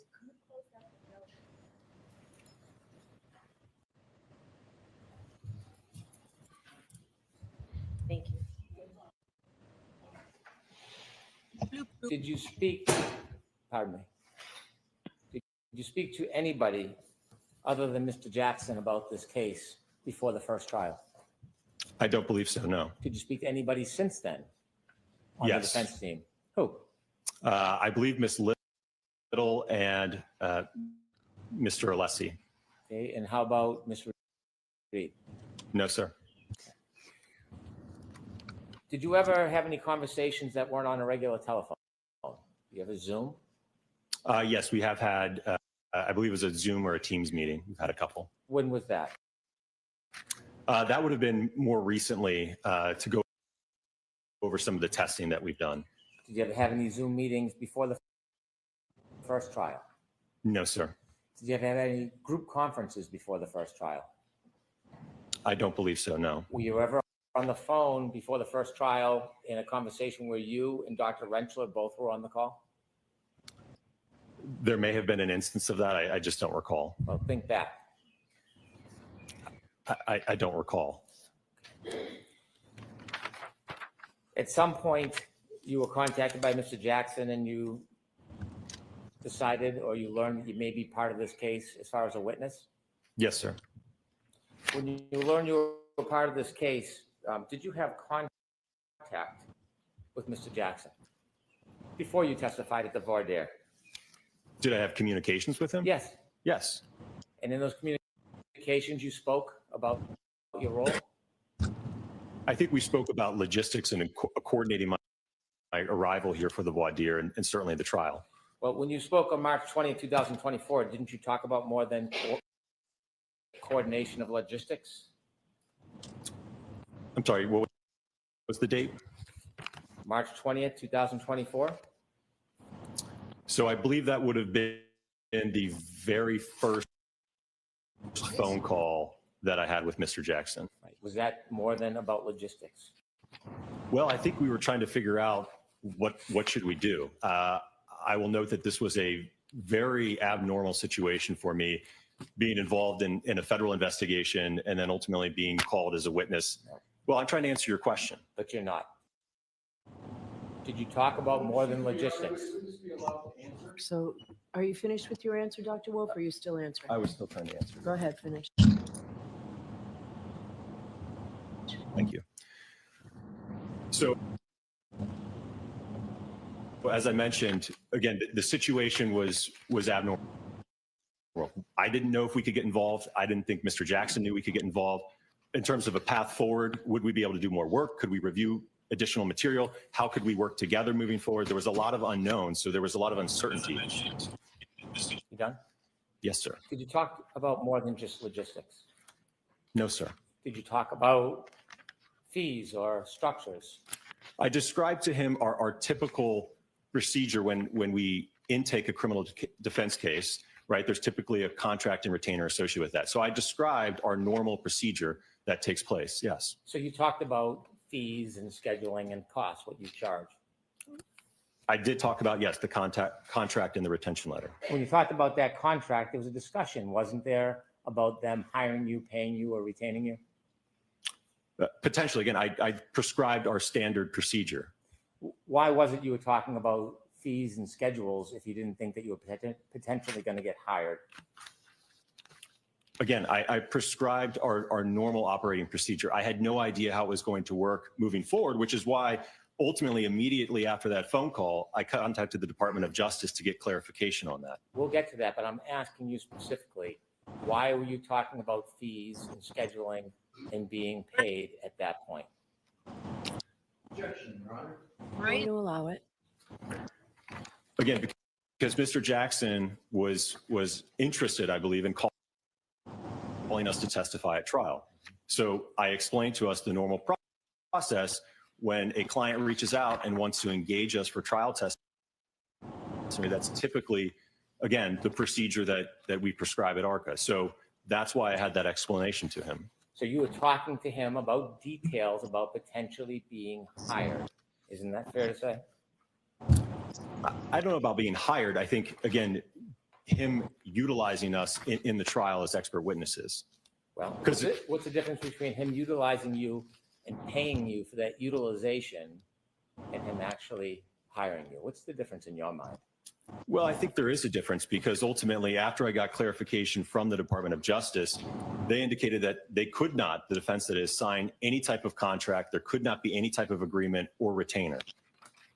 I'm not asking what you determined later. I'm talking about the conversation you had on March 20th, 2022, when you were speaking to Attorney Jackson. That's what I'm talking about, okay? Understand? I don't know that I understand your question then. Okay. When you had a conversation on March 20th, 2022 with Attorney Jackson, you discussed potentially being hired, paid, compensated by Attorney Jackson or the defense for this case, didn't you? We did, like I said, I did explain to him our typical operating procedure when a client reaches out for trial testimony. I went over that with him, yes. I'm not talking about a client, I'm talking about this client. Did you talk about them potentially hiring or retaining you for work in this case? That's the question I'm asking you on March 20th, 2022, not the 22nd, not the 24th. March 20th, 2024. Did you speak to Attorney Jackson about them potentially retaining or hiring you for this case? I spoke to him like I speak to any other client that would be interested in calling us as a witness. And so after you spoke to them, you spoke to representatives of the United States Attorney's Office, and you wrote an email back saying that you were going to put the conversation on hold. Is that fair to say? Correct, until I got clarification from them. And at some point it was on hold, right? At some point it resumed. Yes. When was that? That would have been towards, I believe, the end of April. The end of April. How was this relationship resumed? What was the contact, the conversation between you and anybody on the defense that resumed that relationship?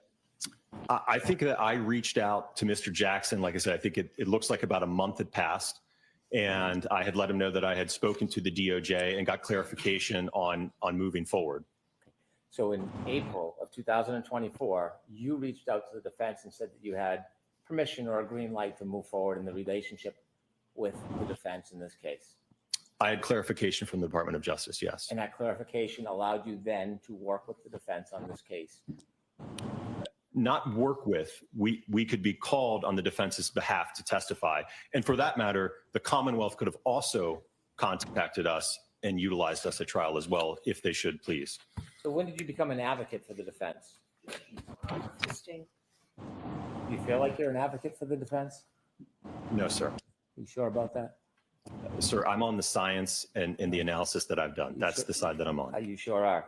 Because after that 424 call, letting them know that the United States Attorney's Office gave permission for you to be called as a witness, you called them again that day, didn't you? Or they called you on the main line?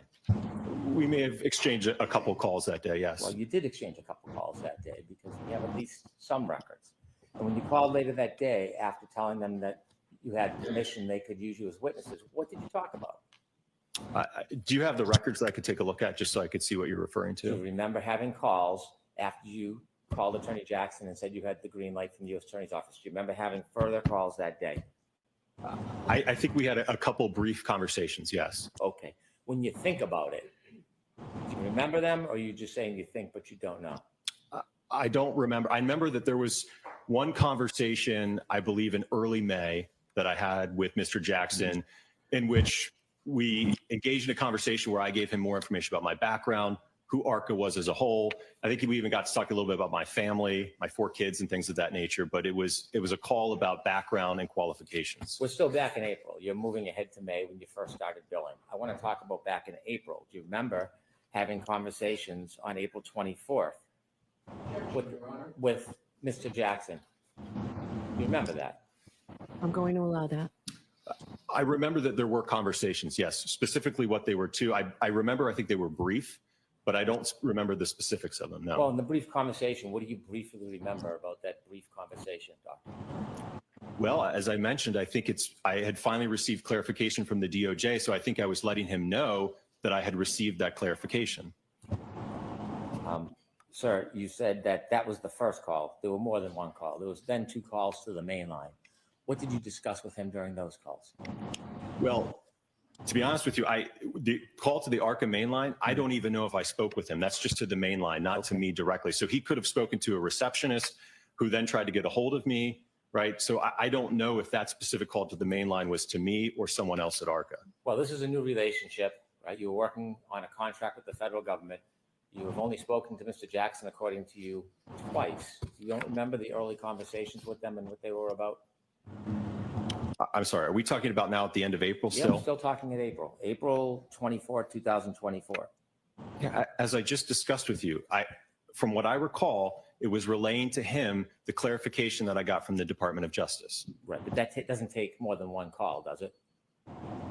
I don't know. He may have been in court. There might have been some phone tag. I don't know, sir. Well, there was a 9-minute call on April 24th, and then there's 2 calls to the ARCA main line, 3 minutes and 2 minutes. Do you remember any of those calls? Again, when you say 3 minutes and 2 minutes, that makes it sound like, in all likelihood, he contacted the ARCA main line, got a hold of a receptionist or my project manager, and couldn't get a hold of me. Are you just making that up, or that's what happened? Sir, that is my best guess. I don't recall from a year ago. When I asked you to guess, I'm asking for your testimony. That's what I recall, sir. Do you recall him calling a secretary on the main line? That's what you recall? He very well could have. I just don't know, sir. But you're making a representation that you recall him using a secretary in the main line. I'm asking what you actually did and actually said. Do you remember speaking to Mr. Jackson, Mr. Jackson or anybody on the defense team after that initial call back on April 24th, 2024? Do you remember those 2 phone calls? So let's get an answer. I don't remember those phone calls specifically, no, sir. Next Do you question. remember the phone call on April 30th, 2024? Do you remember that one? I don't remember that call, sir. Do you remember the call on May 1st, 2024? I don't have the records in front of me, but was that a longer call by any chance? It was 40 minutes long. Okay. Yep. So then, yes, as I just described earlier, that would have been the call in which I went over with Mr. Jackson a little bit more about ARCA, my background, my education, qualification, the kind of casework that I do, things of that nature. And did you discuss issues regarding this case? No, sir. So during the 40 minutes you spoke, you never discussed any of your findings that had already been made? No, sir. You had never discussed any of your testing in this case during that 40-minute conversation? No, sir. And it was all laid out in the report that was issued in I February. understand the report. I'm asking you, did you have any conversations about it with the defense? No, sir. So in that 40-minute conversation, you talked about your family, your pastimes, ARCA, but never ever talked about this case. I'm going to allow it. Correct. You billed for that time, didn't you? I believe that I kept track of that time, yes. Okay. When you kept track of the time, did you submit that time and ultimately get money for that time? Again, I routinely keep track of my time when I'm working on a project. So yes, that time was kept track. That's not what I'm asking you. Ultimately, that time that you kept track of, did you then submit it and get paid and compensated for that time? That's what I'm asking you. Well, first off, I'm a salaried employee, so I don't get direct compensation when an invoice goes out. That old invoice, when it's sent, ultimately comes back to ARCA. That doesn't come back to Dan Wolf. Okay. So in order to get paid for that, you would have had to submit that time through ARCA to then forward it, wouldn't you? Objection, Your Honor. Going to allow it. Is that true? Yes. I keep track of my time so that my boss knows what I'm doing. Yes. Okay. Who asked me that? Come on over. What the dog doing? What the dog doing? What the dog? What's that mean?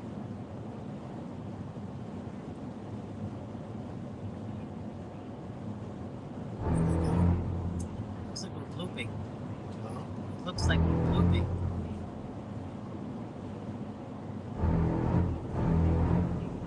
blooping?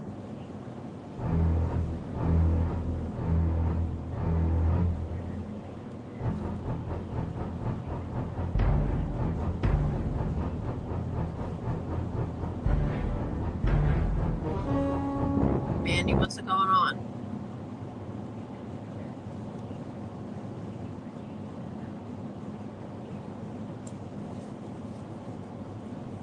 What you want? What you want? What's going on with the court? Sidebar. Oh, she's asking us something. She's talking to me on here.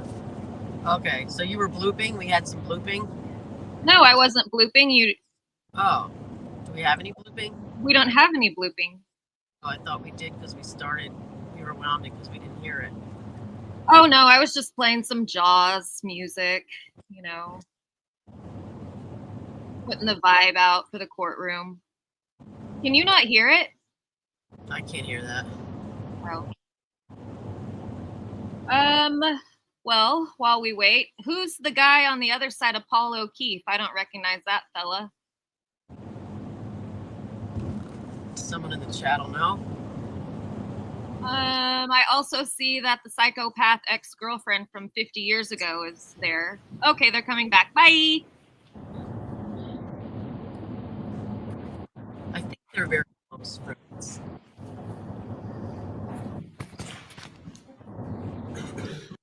Doctor, again, to focus you, we're on May 1st, 2024. May 1st, 2024, you had a conversation with Attorney Jackson. Correct. And at some point, did you submit the time you spent and forward it so that that could be billed? Yes, and I will note that all of that time was actually tracked under the same project number that the work that was done for the Department of Justice was under. So at the time you had that conversation, you were keeping track of hours, correct? Something I routinely do, yes. And do you know who ultimately paid that bill for that day, May 1st, 2024? I know now that it was the defense, yes. Now, when you billed, did you bill for the entire conversation? I don't know. You said most of the conversation was background, talking about ARCA, talking about your families. Yes. Right. Do you typically bill clients when you're spending time talking about families? Again, that wasn't the entirety of the conversation. I think you just briefly asked me about my family. Oh, now it's brief. Okay. No comments, please. Do you typically charge when you're talking about non-related work matters? Personally, conversation. Sir, I think the majority of that phone call was related to, again, work-related topics. Work-related, it took that much time to talk about ARCA? And my background, certainly. Yeah, okay. And how much was the majority? Sir, I don't know that I can parse it out in individual segments or minutes for you. And so after that May 1st conversation, did you communicate with the defense before June 9, 2024? I don't believe so. I think from what I recall, next up was, I think, the voir dire. Either Alan, I think Alan contacted me, letting me know that the court wanted to do a voir dire of myself and Dr. Rentschler. You mean Alan, you mean Attorney Jackson? Yes, sir. Okay, so you became friendly. I guess first name basis, is that what you're referring No, to? I'm saying, did you become friendly? No, I wouldn't say that we were friends. I didn't ask if you're friends. I said, did you become friendly? I talked to him like I talked to all of the attorneys that I work with, sir. What would you call me if you were going to address me? Probably Mr. Brennan. So, do you remember the next time you spoke to Alan? As I mentioned, it probably would have been sometime in early or mid-June. Going into June, you were keeping track of all your communications with I know, but he's Attorney Jackson or anybody from the defense, weren't you? I don't know if you mean, what do you mean by keeping track? Well, do you have a folder where you make notes when you have communications with an attorney and discuss issues? No, sir. You don't make notes? Not for brief phone calls, no. For your billing, do you save phone records or text messages so you have some collateral evidence about the billing? No, not when it's things about, again, logistics and traveling and scheduling. No, sir. By the way, when you put together your phone records and text messages that you sent to the court in response to the court order. Did you have actual records? What do you mean in terms of actual records? Well, I see like a summary chart that was developed. Who developed that summary chart? So that was, again, as I mentioned earlier, I was unfortunately unable to pull anything from T-Mobile. I just could not get access. Then what I did is I logged into my personal Verizon phone records, and I was able to go back for 3 months. I couldn't get back to December, and then I downloaded the spreadsheets, and I extracted those rows and provided that. Did you provide the actual records or just the spreadsheet? Well, I provided the spreadsheet, which was pulled from the records. I would have had to redact a lot of phone numbers if I was to put in the full extraction, if you will. So you didn't provide the full extraction? I provided the full extraction as it relates to all of the contact between myself and Mr. Jackson and Miss Little. Did you ever delete texts? From last year? Yes. Yes. After you had text messages with the defense, did you delete those texts? Yeah, after the trial concluded, I mean, that's something I routinely do. I'm not going to keep texts from Mr. Jackson, especially now that we're past a year. I would have no reason to keep those, sir. I'm not asking for the excuse. I'm asking if you did it. Did you delete texts? Again, it's something that I typically do. I communicate with attorneys all the time, whether it's for trial or inspections. I don't have a habit of keeping a text chain about scheduling or meeting or, hey, can we meet at this time or show up here? I just don't have a habit of keeping that type of text. So he's not my friend, sir. So you didn't delete texts? I think I just told you that, yes, I did delete the text. You didn't tell me, but you just did now. Thank you. Where are they objecting? So next question, no comments, Mr. Brown. How many texts did you delete? Yeah, he's in communications with the defense. Brennan's being a douchebag. I don't know the number, sir. You don't know the number? I don't have the text. So you're asking me over a year ago almost about text messages. I don't recall how many there were. All right. Was it 10, 100, 1,000? How many were there? Of ones that I sent? No, not just what you sent. Either way, back and forth. Probably, I don't know, maybe around 100 or so.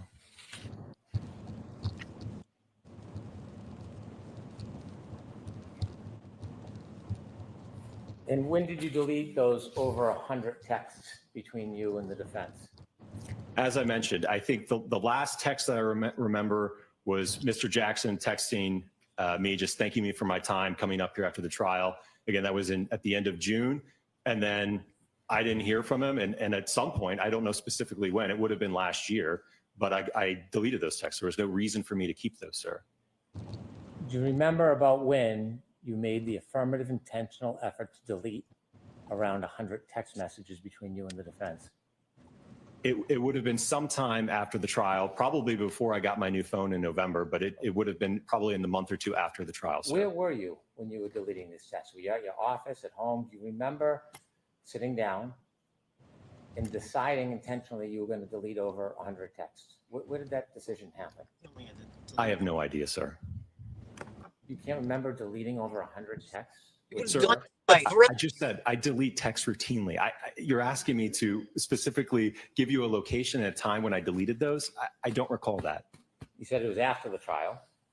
Yes. And out of the 100 texts or so, who were you texting on the defense team?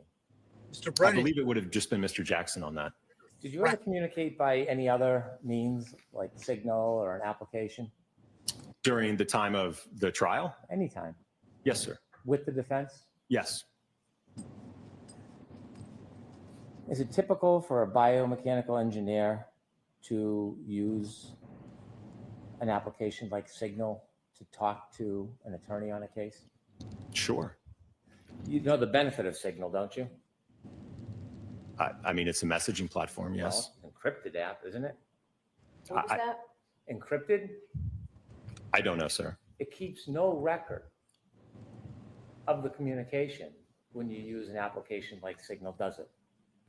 I don't know, sir. Well, you used it. Did you have it on your phone that you were using it with other people? No, I don't believe so. So the only time that you use Signal in your career is when you were dealing with this defense team?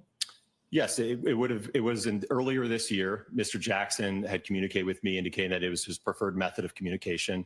So yes, we did exchange some messages on Signal. But this was at no point in time during the first trial. Using the Signal app, was that your suggestion? No, again, I think it was Mr. Jackson that said it was his preferred method. Is that standard in your industry to use Signal when you're talking to clients? I don't know that there's a standard out there, sir. I'm asking about your standard. Is it your standard to use an encrypted app when you're talking to attorneys? If the client has that preference, I don't have a problem with it, sir. How many times have you done it other than this defense team? Again, as I just mentioned, it was the first time. How many conversations did you think you had with the defense team by Signal? Again, it would have been just Mr. Jackson. And like I said, it was really, I think, just in the month of March of this year, but it was brief. I know that I think we exchanged a couple phone calls, and I remember the call quality was terrible. So we really didn't use it that much. Okay, you're saying a lot of things. You're saying you think. I want to know your best memory. I don't want you to think. If you don't know, you don't know. How many times did you use Signal with the defense to talk about this case? Going to allow it. From what I recall, it was probably a handful of times. When you say if what you recall, Say, I don't know. Beg in case there's records, or do you not remember? I don't remember, sir. As you mentioned, it doesn't keep a log of it, so I just don't recall. Well, you don't have to rely on a log. You can rely on your actual memory. Right. I'm telling you that I didn't keep track of it, so I don't know the specific number. How many times do you think you talked by Signal? As I just mentioned, I think it was a handful of times. I don't know what a handful means. Probably 4 to 5. Well, was it 4 or was it 5? Oh my God. It was probably 4 to 5. It's the best estimate I can give you. How long were the conversations on Signal? 4 to 5 times. I think they were pretty brief. I'd say probably around 5 minutes or so. You think each one was 5 minutes? Probably 5 minutes, Were you yes. putting it on a timer? Each one had to be a maximum of 5 minutes? No, I'm just giving you my best estimate, sir. How certain are you that the Signal calls were 4 to 5 minutes? Again, I just told you I'm providing my best estimate. How confident are you the time was between 4 and 5 minutes? That's the best answer I can give you, sir. I'm giving you my best estimate. I'm asking you how confident you are. Objection, Your Honor. Can you answer that? How confident are you, Dr. I can't answer that anymore. Okay. When Next you were question. required by court order to provide all of the records to Your Honor, you knew that one of the important things you need to respond to were communications between you and the defense for Her Honor to consider, right? Yes, And Signal is a communication, isn't it? certainly. You looked at all your records and knew it listed the text messages and the phone calls. You knew that, right? Yes, You knew that was going to be a representation that you were making to the court about your communications with the defense. You understood that, didn't you? yes, sir. And you wouldn't want to mislead the court, would you? No, which is why I told you. I asked. You didn't put anywhere in your response to the court order that there were communications beyond text messages and phone calls. You never, ever alerted the court or anybody to that, did you? Again, because I have no record of it. I That's- have no way of being able to tell when those took place or how many there were. The question I asked you is when you responded to the court order to provide all communications, and you responded by offering text messages and you responded by listing phone calls, you knew that your Signal calls were communications, didn't you? I provide everything that I had in my possession, sir. That's not what I'm asking you. You knew the Signal calls were communications, didn't you? Yes, Okay. And you never informed in your response that there were phone calls through Signal as part of your communications, did you? again, because I didn't have any record like I do with the Verizon entries as well as the emails. I could not, there's nothing I had in my possession, sir. You've read this court order, haven't you? Yes. Did you understand when the court was looking for all communications, it meant all communications? And I've provided everything that I have in my possession, sir. During those 4 to 5 Signal communications, did any of these occur before the end of the last trial?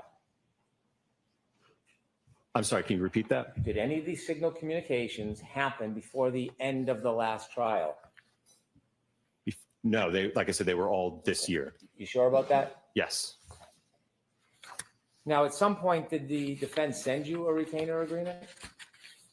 For this year? Nope. Prior to the end of the last trial, did you ever get a retainer agreement?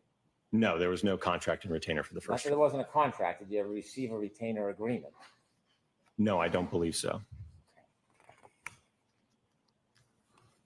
When you came out to the last voir dire and the last trial, Did you have an agreement with any entity that was going to pay for your costs?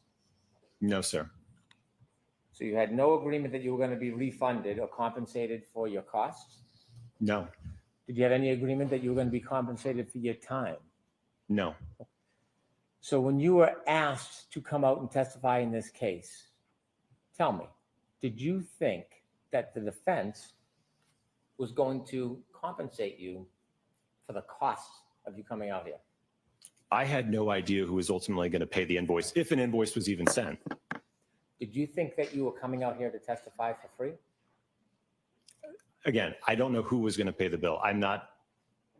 That's not what I'm asking you.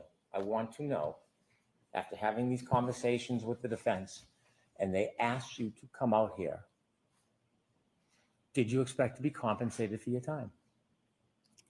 Again, I'm a salaried employee, so it doesn't matter to me. I'm sure my boss would like us to get paid, but no, I did not know ultimately who would pay an invoice if an invoice was sent after the trial. Well, you were keeping track of your billing, weren't you? I was keeping track of my time, yes. And you kept track of your costs, didn't you? The company does that, yes. Did you? Again, I enter my time so that the company can keep track of my time, yes. When you came out here and made travel arrangements, did you have any conversations with anybody from the defense? About the travel arrangements? Yes. Yes. And as far as the travel arrangements, who on the defense was trying to help you with travel arrangements? I believe it was Mr. Jackson. Was there other people, associates, colleagues that were helping you as well? None that I had direct communication with. I don't know if he communicated with others after that. Was there a person named Kat? You ever hear that name before? I believe that, yeah, she may have escorted me into the courtroom, I think. Well, you don't believe, because that's a pretty particular name. So when you use words like you believe, you know. So did you meet a person by the name of Kat? I'll allow it. I think when I arrived here, yes. Well, without the qualification, the simple question is, you've met Kat, haven't you? I think I met her. It was either at the voir dire day or the trial day, yes. Now, does Kat work for the defense? I have no idea who she is. Well, how did you know who she was? How was the introduction? How did that go down? I just mentioned, I think she escorted me here to the courtroom. Escorted you from where? I think I drove here and I arrived, I believe, in the church parking lot across the street. And I think she walked me over. And then ultimately when I was done, I think she walked me back to the lot. Do you have conversations with anybody for the defense about how you get here and why it is in particular you would park at the church parking lot? Because I had no idea where to go. But who told you where to go? Like I mentioned, I communicated with Mr. Jackson, who provided that information to me. And did you have any significance about the church parking lot? Did that mean anything to you? No, he had just indicated, I think, that they had reserved it and it was a spot that I could park my vehicle. Okay. And when you got there, did you meet with anybody from the defense? I can't recall if they were standing out there and we walked in together. I don't recall. Well, I'm asking if you've met them, not whether you walked in together. I'll ask it again. When you arrived after these plans were made, did you meet with the defense before you came into court? On the voir dire day, I don't believe, I can't recall if the defense was out there. I think on the day of trial, I think I met Mr. Jackson and maybe a couple of other members of the defense team. Well, when you say you think, this was a pretty remarkable event coming to this trial, wasn't it? I'll allow it. Pretty remarkable event, this trial, wasn't it? It's unique, yes. Yeah, it's unique. And so when you came here, having had all these conversations with Attorney Jackson, you don't remember if you met him before you came in for voir dire or came in for trial? You don't remember if you met him? Well, like I said, I think for the voir dire, I think he was already, I believe, in the courthouse. So I think the first time I actually shook his hand and met him was the day of the trial, if I'm not mistaken. Okay. And tell me, is that near the church parking lot that you met with them? I'm sorry, what was your question? Was it near the church parking lot where you met with them? Yes. Okay. You shook his hand. This is meeting face to face, Yes. right? Yes? Yes. Did you have a conversation about the case? I don't believe so, no. When you say you don't believe so, do you think you had a conversation about the case? At that point in time, no. I was getting ready to take the stand, so I don't think we had a conversation about it. You were speaking to the defense or Attorney Jackson on June 10th, 2024. That was before your voir dire testimony, correct? I believe so, yes. And do you remember what those conversations were about? I presume it was about the logistics of when we were needed. And then I know that ultimately, I served as kind of the primary point of contact where I think Alan would reach out to me. He would give me some information about the scheduling and kind of when we would need it. Then I would check in with Dr. Rentschler, and then I would get back to Mr. Jackson. So there was kind of that channel of communication to try to figure out when we were to arrive and where we're supposed to go. You're not saying that all your conversations with Alan were just logistics, were you? I believe for the most part, yes. So it took hundreds of texts, 100 texts for logistics? Absolutely. I could certainly go into the day before my trial testimony, which was a very extensive travel day where I don't even think I left the Philadelphia airport. We're going to get there, but there's a lot more communications before we get even close to that. Okay. Do you remember on June 10th having conversations with Attorney Jackson? I do remember that there was conversations, Okay. yes. Now, June 10th is 8 days before your testimony. Did you ever talk about an outline of your testimony or what your testimony would be? No, sir. You ultimately have more conversations on June 16th. Do you remember those conversations on June 16th? Not specifically, no. You don't remember them specifically? Do you remember whether or not you talked about the case with Attorney Jackson on June 16th?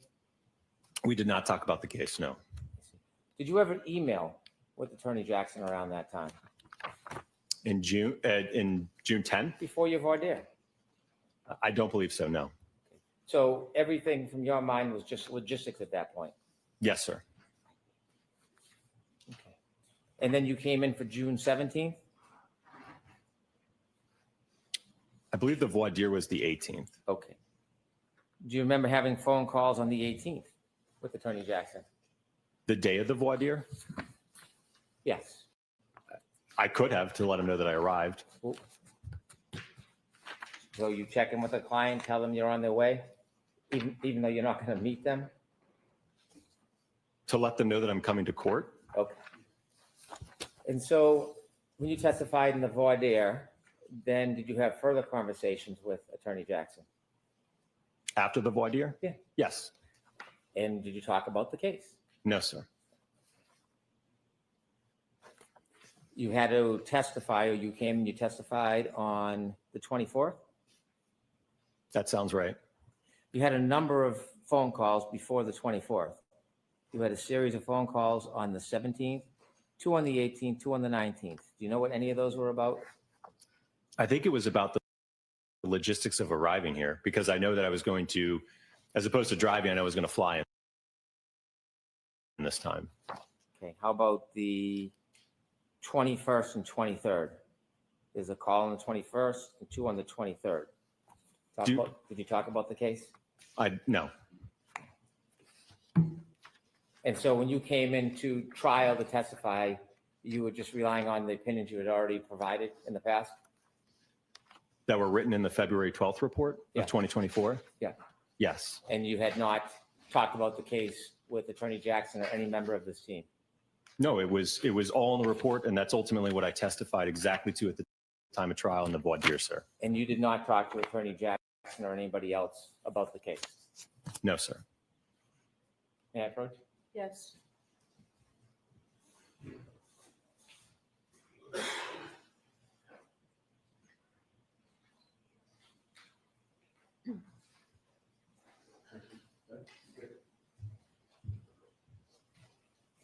Showing you an email. Do you recognize that?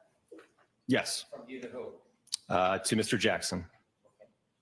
And what's it labeled as? Wolf Direct. And that's before you testified on trials, 24. It's at 6 p.m. the night before I testified, yes. So it's before you testified. Yes. Okay. Let me show you this document. Do you recognize that one? Yes. What's that? That is the attachment to the email. You recognize reading that? Yes. Do you recognize discussing the case before you testified on June 24th, 2024? I never discussed this with him. This is something that I sent to him, that I did on my own, and that I sent to him. But he never asked this of me, and we never discussed it. So you sent him what you thought would be the best questions and answers to him to ask you when you testified? So this is something I routinely do when I work with attorneys, okay? I prepare this on my own to prep myself and prepare for trial. There's an email with a document I'd like to attach this as an exhibit. Okay.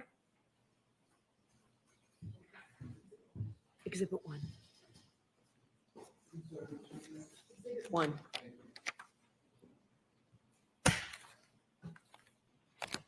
So you assisted the Hold on. defense before your testimony. Hold on.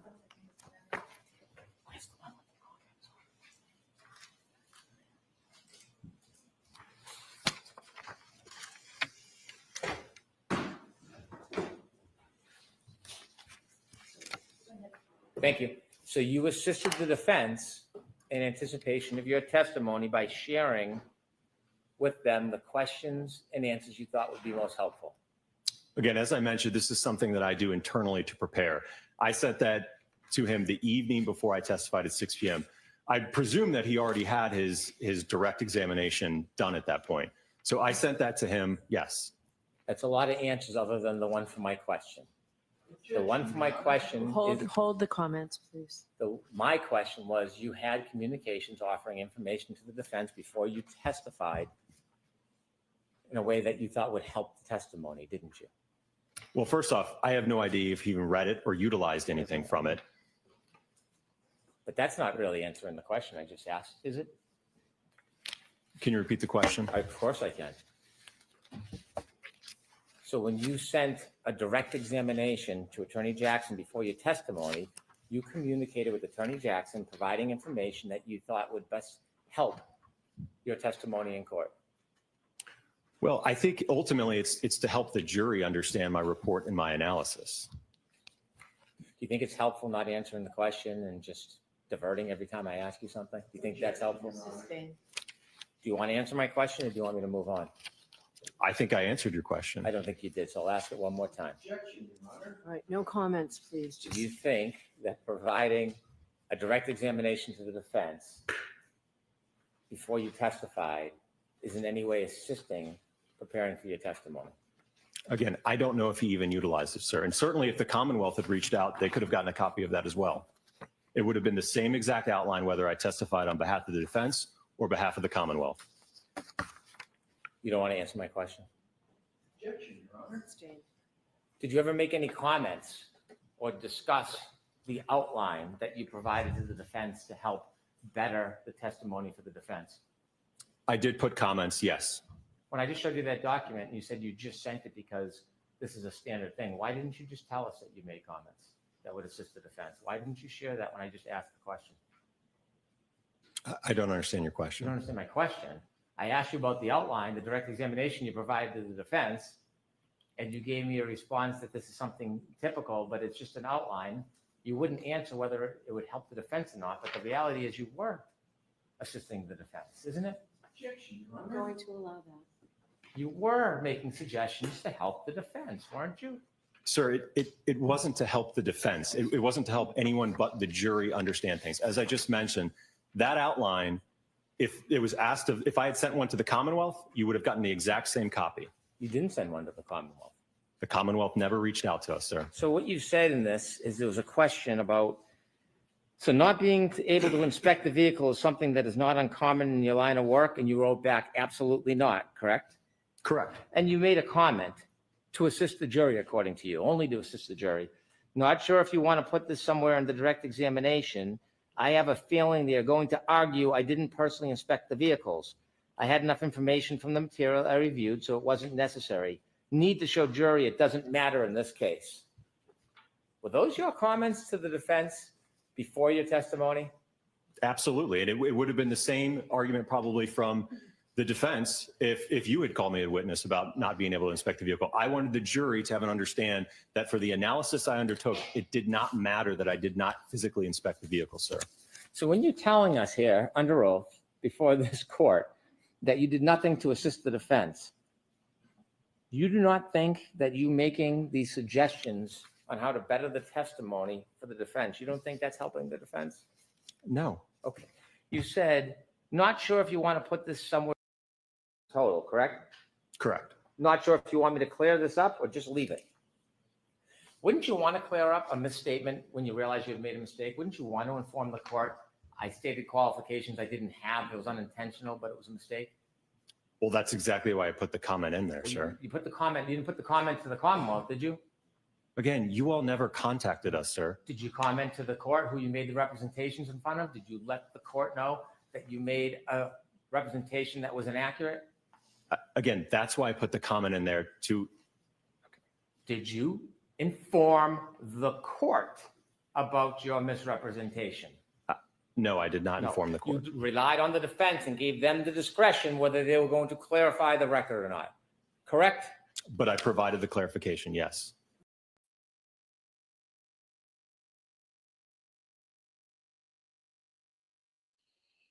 All right, Mandy, I took over. The representations in front of, did you let the court know that you made a representation that was inaccurate?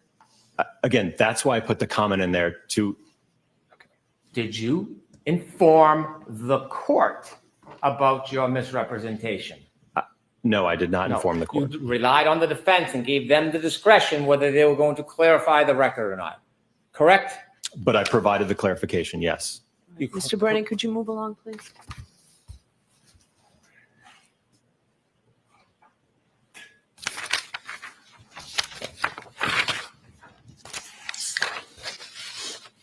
As you sit here today, you don't really know how many communications you had with the defense before your last testimony, do you? For trial one? Yes, trial one. I think it's all memorialized in the records and the emails that were produced. The ones that were produced, but not things that were lost or destroyed or deleted, correct? Again, there are records, even though the physical texts aren't there, there's certainly records of the calls, incoming, outgoing, as well as texts. Do you remember when you testified in the voir dire, you were asked that before that morning when you walked into court, you had never met Attorney Jackson face to face? Correct. But you met him in court that day, right? I believe I met him that day, yes. You were asked whether or not you had ever discussed at trial now, after the voir dire, on June 24th, you were asked whether you ever discussed the substance of any of your testimony. Do you remember that? Correct. And so when you shared questions and answers and suggestions by email, was the statement under oath, you and I have never discussed the substance of your testimony. Is that still truthful? We never discussed it, sir. Again, I sent it to him on my own behalf. There was no discussion that took place between Mr. Jackson about that. You made comments after this was exchanged. That was sent with the comments, sir. And then you were asked whether you had ever been paid by the defense. You said no. You were later paid by the defense, weren't you? ARCA did send an invoice afterwards, yes. Did you talk to ARCA about that? About the billing in this case? No. You submitted your bill? Yes? ARCA submitted the bill? Yes. Yes. Mr. Klein, he was involved in the testing you did, wasn't he? Yes. Why is it that Mr. Klein didn't come in and join you? Who made that decision for trial? Well, I think it was around, again, when we were talking about those June calls, I think that there was some discussion between Mr. Jackson and myself about Mr. Klein's involvement. And ultimately, he's also an accident reconstructionist. So it essentially would have been duplicative testimony. So we didn't feel, or Mr. Jackson, I don't think felt it was necessary to call Mr. Klein as well. That sounds like a little bit more than just scheduling, doesn't it? I would describe that as logistics, sir. Logistics. You had to describe what Mr. Klein's role was or wasn't in that report, didn't you? Again, I went over his background as an accident reconstructionist, yes. Well, so you only talked about background, and from that the decision was made not to call him, or did you talk about his role in your testing and in your opinions? I didn't talk about his role, sir. I think ultimately the decision obviously was made by Mr. Jackson, not I me. understand that, but I want to know what the conversation was that led to the decision not to call Mr. Klein. It wasn't simply logistics. What was the discussion you had? Well, I told him that, again, we're both accident reconstructionists. Dr. Rentschler is a biomechanical engineer, so there would have been essentially duplicative testimony from both of us. Well, your report's never very clear who did what. Would you agree with me that the report is a general report that has yours, Dr. Rentschler, and Dr. Klein's name on it? Would you agree with me? All three of our names are on it, Right. yes. It doesn't distinguish who did what in that report, does it? Correct, but I think it certainly was testified to at the voir dire in the time of trial. Before the voir dire. When you spoke to the defense, did you explain to them what the different roles were for the different people that led to the decision not to call Mr. Klein? Again, we went over our backgrounds, and I think from All right. Just so you all know, you are getting a sneak peek of what a fucking asshole Hank Brennan is going to be on cross-examination. Remember, this guy's a defense attorney by trade. I mean, he's given Wolf the business. Wolf is holding his own. Obviously, it's easy to hold your own when you're telling the truth. Hank's trying to make something out of nothing, but you're getting a preview of what this guy's going to be like coming after the defense witnesses. There's like a lull on my end. I don't know what that means. Are you plugged into the well, internet? if you're familiar with what an accident reconstructionist does and you're familiar with what a biomechanical engineer does, then you would be able to understand that. Well, it would be easy to understand if you could just tell us what the conversation was. That's what I'm asking about. I'll allow it. When you had a conversation with the defense, did you tell them the role that Mr. Klein played in your investigation and in your conclusions? Again, I told him that we are both accident reconstructionists. Okay.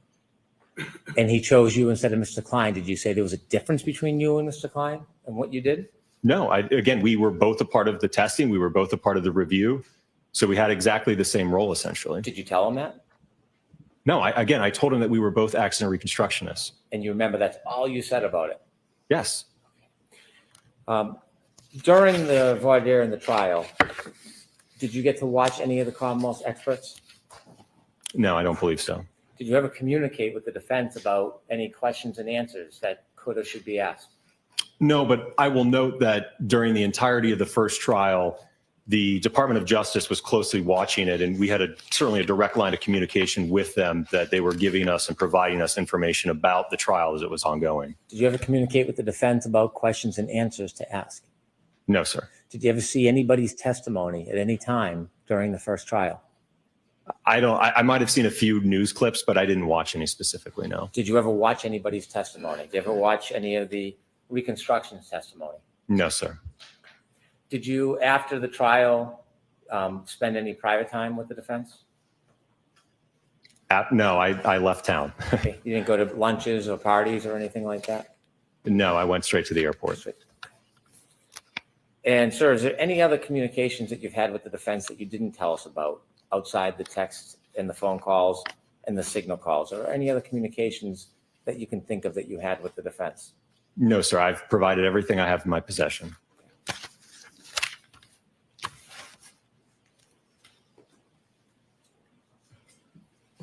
I have no further questions. So he's good. I hope the You have any- defense cleans that up. Pause it a sec, Are babe. you going to get to Dr. Rentschler today or not? Well, you know how much time Mr. Brennan's. I'm just asking you. I hope so. Okay. Pause it. Unless he could take as much fucking Yes. time as he wants, Bev. I'm over her. Fucking like, was she railroading like or fucking giving like Brennan the riot act before he started? Keep your shit tight. Oh my God. Like she like that whole thing pissed me off. Like it's just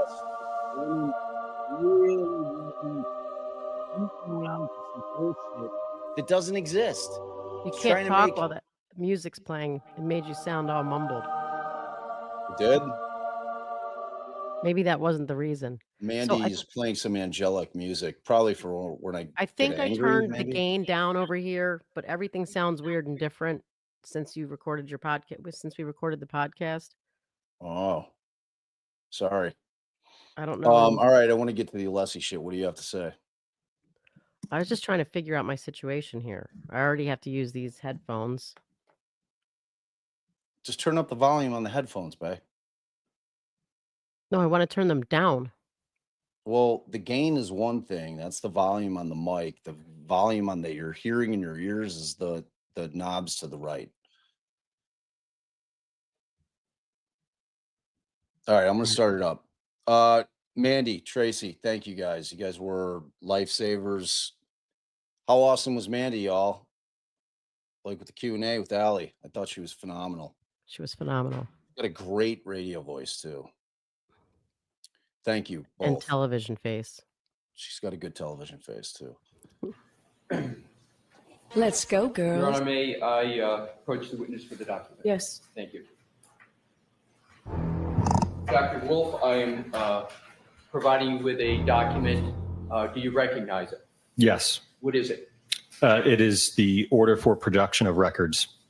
And Oh, sorry. is Pause that it. an order from this court? Yes, sir. Dying to hear this. So All right, but I remembered what I wanted them to clear up because Brennan said, "Did you ever send them a list of questions and answers, or questions or answers?" And he said no. So I hope the defense reminds him of that script or whatever it was. did you ever change your opinion in terms of the testing and results that you came up with when you generated your report prior to either party knowing that you existed? Did you change? That's all he needs to fucking ask. This is all bullshit. It's all bullshit.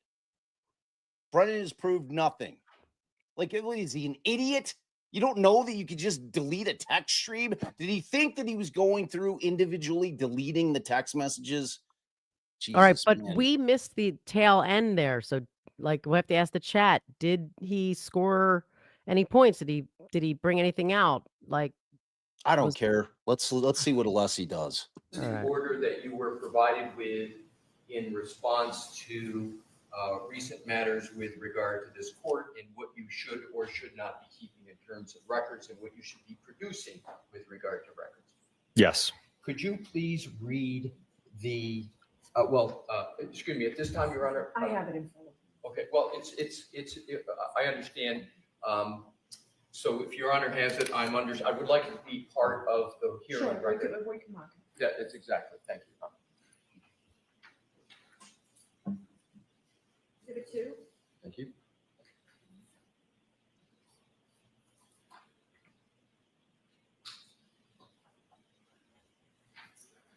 I offered it into evidence, Your Honor. Okay. May I allow the witness to have that, please? Yes. Thank you. Take it.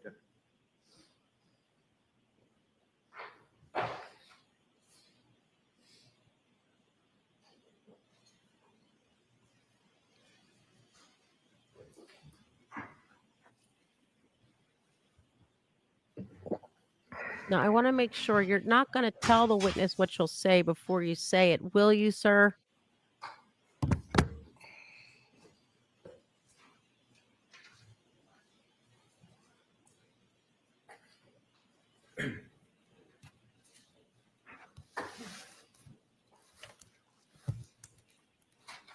Yeah, I agree, Brooklyn. You're with me, Your Honor?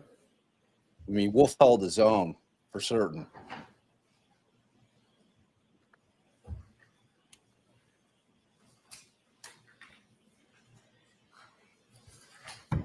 Dr. Wolf, I realize that the court has a copy of this, but I'd like you to please read the first sentence in the indentation at the top after following. Okay. All records within ARCA's or its owners, partners, employees, or representatives' possession, custody, or control in whatever format kept that reflect or in any way relate to work performed or contemplated and related in any way to billing, payment, compensation, and or reimbursement of any kind in connection with Commonwealth versus Karen Reed. Did you, and to the best of your knowledge, everyone associated with ARCA comply completely with this order with regard to the records that are requested in it? Yes, everything I had in my possession and that ARCA had in our possession, we produced.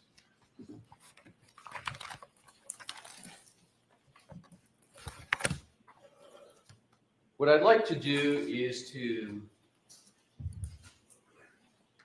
go back in time with regard to your interactions with the United States Department of Justice in February of 2024.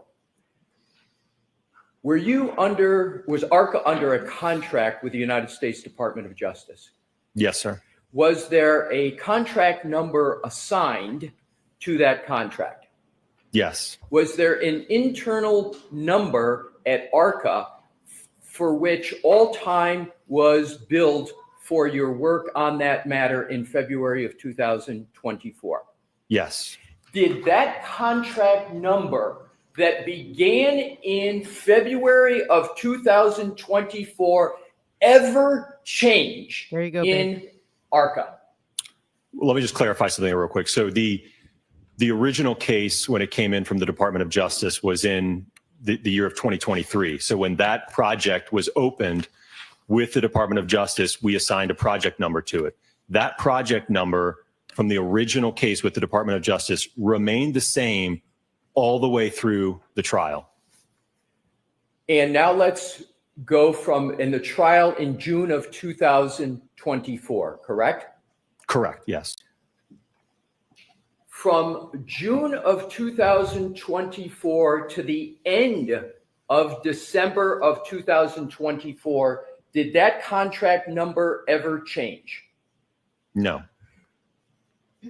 To your knowledge, when you were entering time under that contract number for your work, did you understand that that time was going to be billed to that contract number with the U.S. government?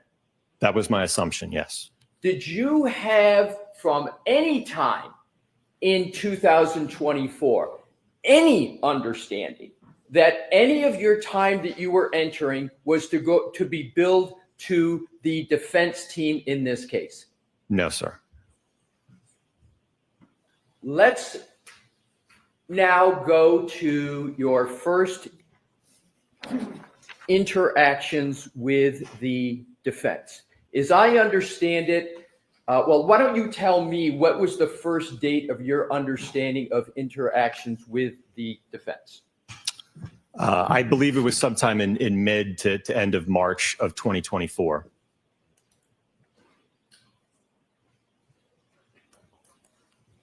Again, that would have been over a month from when we issued our report to the Department of Justice. Your Honor, may I approach the witness? Yes. Thank you.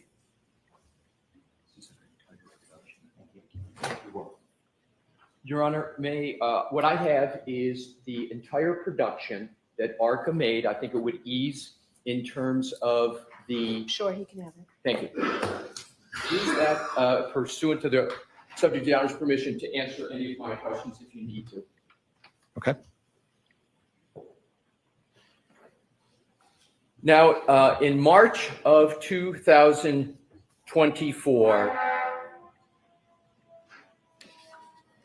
had your final report been issued, the final report that you prepared for the U.S. government? Yes, that was issued on February 12th of 2024. From February 12th of 2024 until you sit here today, has there been any change whatsoever to that report? No.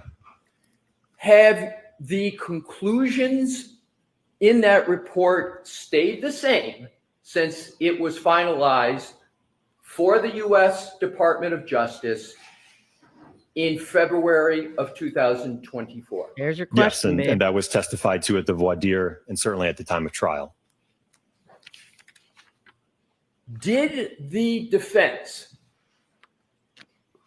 at any time have any discussions with you about the substance of that report to the United States Department of Justice? No, we had no idea who the defense was or the Commonwealth for that matter.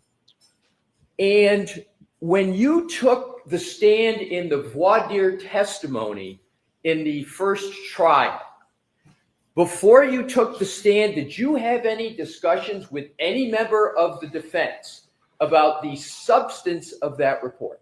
No, sir. Did you have any discussions with any member of the defense before the voir dire testimony other than discussions about background and qualifications? Other than, again, some logistics about how to get up here, where to go, things of that nature. But beyond that, no.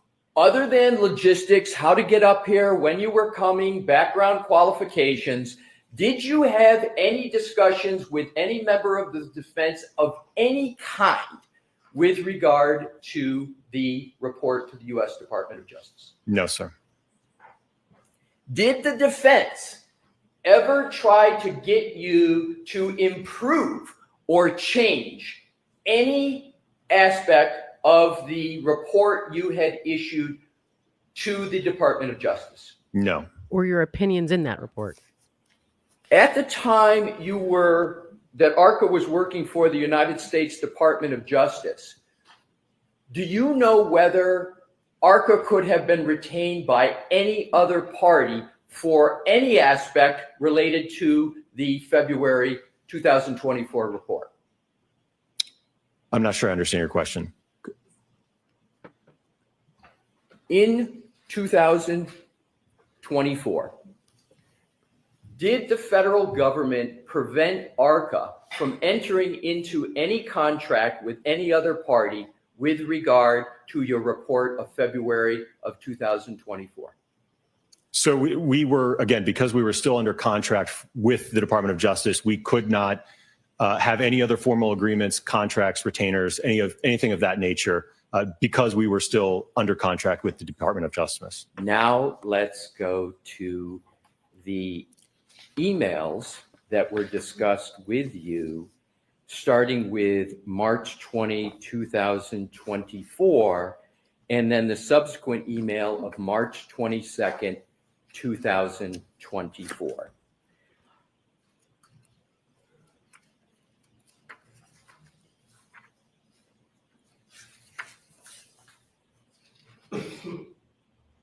Okay. Are you there, sir? Yes, I think so. Okay. Well, let's test to make sure. March 20, 2024, 10:49 a.m. from Alan Jackson to Daniel Wolf. Do you have that? Yes. And that email states in substance, thank you so much for taking the time to get on with the phone this morning. Pursuant to our conversation, please feel free to forward an engagement letter to this email address. I will get that countersigned and returned to you forthwith along with your retainer as required. As of March 20th, 2024, was there any understanding that ARCA would be compensated by the defense for any aspect of current or future work? No. Was there any understanding or discussion that ARCA would receive any reward or payment or compensation for any contemplated work with the defense? No. The discussions that you had with Mr. Jackson that are the subject of this March 2024 email, were there any inducements to ARCA from the defense? No, sir. After that email was received by you, did you have any understanding or expectation of any kind that ARCA would be compensated for any work associated with this case? All right, we get it, Alessi. What was briefly the essence of that conversation that's discussed in the March 20, 2024 email? Well, if it correlates to when I'm looking back at this phone record log, there was an incoming call to the ARCA main line on March 20th, 2024 at 7 a.m. And that's Pacific Standard Time. So that would have been at 10 a.m. Eastern Time. So that call lasted for 39 minutes. And as I mentioned earlier with Mr. Brennan, I think that was a conversation about Alan trying to get in touch with me, letting us know that, hey, we've received your all's report as part of this federal investigation. You know, how can we go about utilizing you guys to come testify at trial? Can you guys come testify at trial? So, and then as I mentioned, I went over him with our typical, protocol for when a case comes in and a client wants to utilize us to testify, which is certainly outlined in that email. But obviously, given the very unique nature of this case, I had no idea if that was something that was okay, if it was allowed, what to do. So subsequent to that email, I then reached out to the Department of Justice to get clarification on what the guidelines would be to move forward. I'm going to come back to these emails, but I want to go right to the July invoice from ARCA to Worksman Jackson Firm. So can you locate that? Is that in your production? It's the July invoice.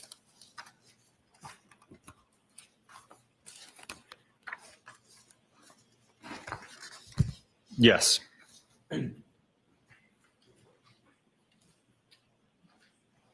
I have it located, yes. Did you ever have any discussion of any kind with any member of the defense team about that invoice before July 12th of 2024? No, sir. And I will note, I am not a part of the invoicing or accounting at ARCA. When a bill goes out, how much it goes out for, who it goes to, I'm not a part of that at all. For each and every entry on that invoice, did you have any understanding that the defense team, as you're making each of those entries, any understanding that the defense team was going to be paying for any of that work? No, again, I think my boss wants to know what I'm doing with my time, right? What am I working on? Am I sitting there twiddling my thumbs, or am I working on a case? So that's the purpose of tracking time, sir. So can you please describe how it is you enter time and what your thought process is as you're entering each of those time entries? Not each one, but just collectively. How do you do it? Why do you do it? And how does that work in your firm? So again, there's usually just a spreadsheet. Sometimes I'll write it down. Maybe my project manager will enter it. But ultimately, I keep track. If I've got, an 8-9 hour day, right? I'm working on multiple cases that day, right? So I figure out, all right, did I have a telephone call? Did I work on a report for this long, right? So I keep track of my time in a spreadsheet so that ultimately, again, my boss and the accounting department knows what was Dr. Wolf doing on this day, this month. Let's take the first entry on May 1st, 2024. You see that? Yes. Did you have any understanding when you made that entry that the defense was going to be paying for that time? No. 6/9/2024. Did you have any understanding when you made that entry that the defense was going to be paying for that time? No. For any entry on this invoice, did you have any understanding that the defense was going to be paying for this time? No, sir. When you're entering this time, if you had any understanding, was your understanding that this time was under the contract with the U.S. government? Yes, because that's the project number that I put that time towards. So at the time you're making each one of these entries on this entire invoice, what project number are you billing to, and which one do you have in mind at that time? I don't recall it off the top of my head. I know it was the project number for the Department of Justice case, though. Right. I'm sorry. I wasn't asking about the specific number, right, but the ultimate client, when you're making each of these entries, who is it? It's the Department of Justice. Is it the defense in this case? No, sir. Did you ever have any discussion at all with any member of the defense team that this invoice was going to be sent to the defense? No. For any entry on this invoice, did you ever have any belief that you were retained or engaged by the defense? No, and as I mentioned earlier, again, the Department of Justice forbid that. So we could not be retained or in a contract with the defense.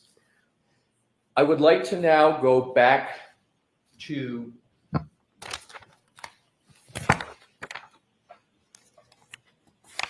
the email. I don't know what else they we even were need to talking add. about. Specifically, we left off with the March 20, 2024. I want to now go to the March 22nd, 2024 email. Some shit cooked up in Brennan's I'm just going to brain. shorthand that, refer to it as the pause email.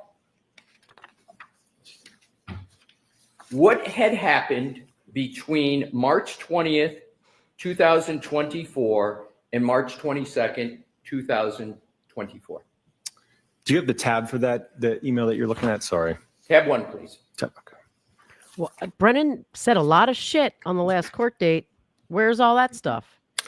Right. So the first email that we were talking about on March 20th, 2024, from Mr. Jackson to myself, it looks like the next email was from me to Mr. Jackson 2 days later, March 22nd, 2024 at 6 a.m. I sent an email saying, "Hi, Alan. Subsequent to our conversation on Wednesday, the U.S. District Attorney's Office has asked that we pause on any further conversation until we receive additional information from their office regarding our involvement moving forward. I will provide you an update when I have it." So what it sounds like, and from what I recall, is that between March 20th, 2024 and March 22nd, 2024, I had reached out to the U.S. Department of Justice and the U.S. Attorney's Office to get clarification on, again, moving forward with potentially testifying in the case. And what did the United States Department of Justice tell you? They said to wait basically until they internally figured it out. So what was your conclusion from that conversation as to whether you could do any work on this case at that point? At that point, I didn't even know if we were going to be allowed to testify. I know that from my conversation with the Department of Justice, I knew that there was a great deal of confusion on their end on whether or not, as expert witnesses involved in a federal investigation, if we would be even allowed to testify in the state matter. So their legal teams were trying to, I think, figure out what the road forward looked like. And were you entering time under that U.S. contract matter in March of 2024? Yes. And do you know where that time was being billed to? It would have been the same project number as the Department of Justice one. That time was not, to your knowledge, being billed to the defense, was it? No, again, there was through the entirety from, again, when the case from the Department of Justice came in 2023 till the trial concluded, all of the time was put to that one project number. In March of 22nd of 2024, was any engagement letter sent to the defense? No. As of March 22nd, was there any retainer sent to the defense? No, there was never a contract or retainer sent to the defense in 2024 at all. So in terms of the discussion in the March 2024 email about engagement letter and retainers, were any of those ever sent? No, we were not allowed. And let's go back to that discussion of March 20th about engagement letter, retainer letter.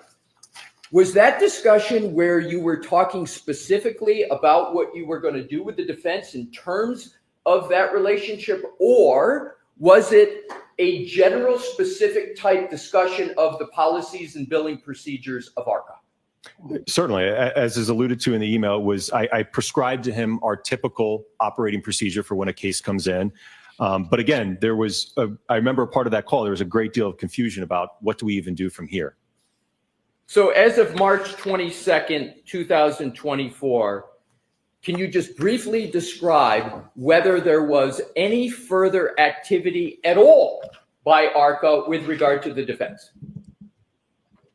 No, I don't believe so. I don't think that there was no communication, I don't think, until about a month later in April, after I had received that clarification. Now let's go to April.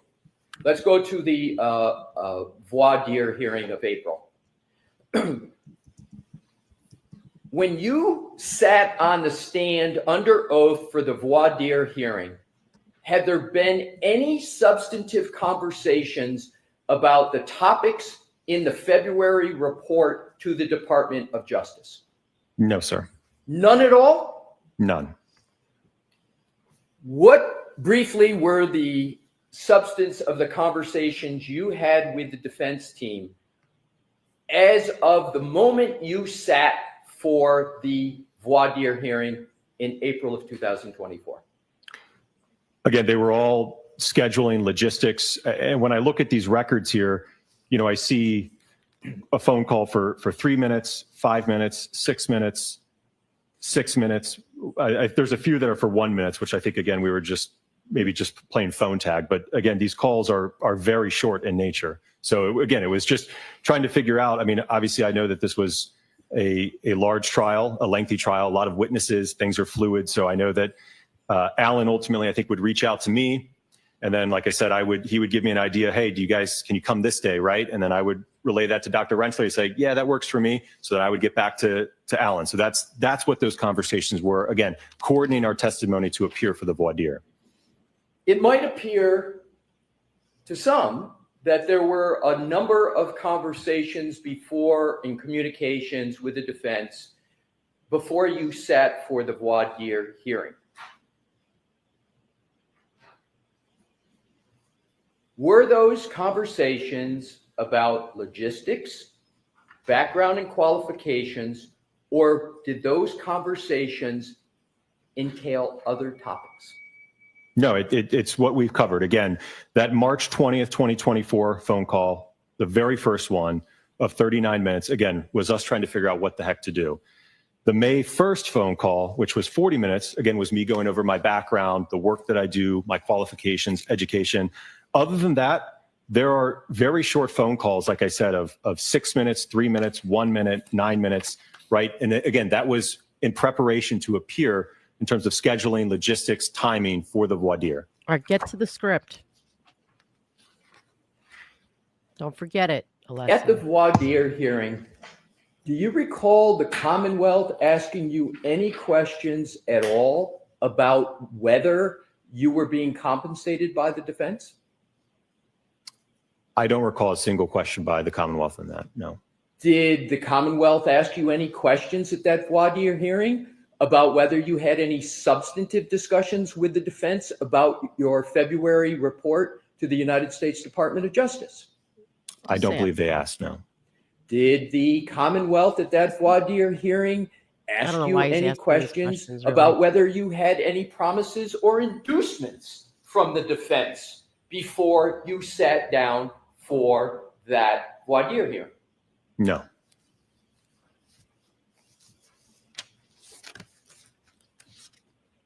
Now let's go to the next tab with regard to the outlines that you were asked on direct examination by Attorney Brennan.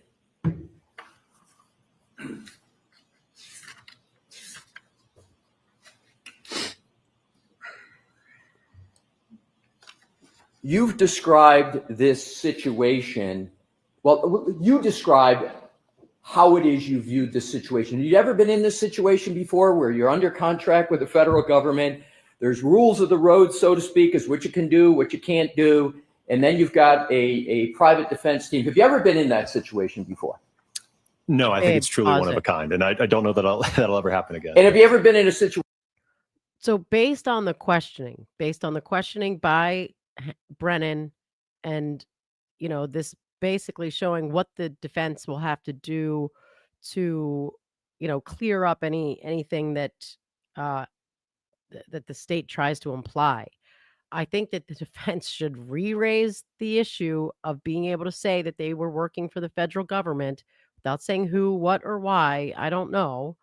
Or say that if the state opens the door by pushing too hard, that's the answer to the question. We weren't allowed to. We had strict, rules when we were allowed to communicate. I mean, it's impossible to tell the story without telling the whole truth to the jury. You're muted, babe.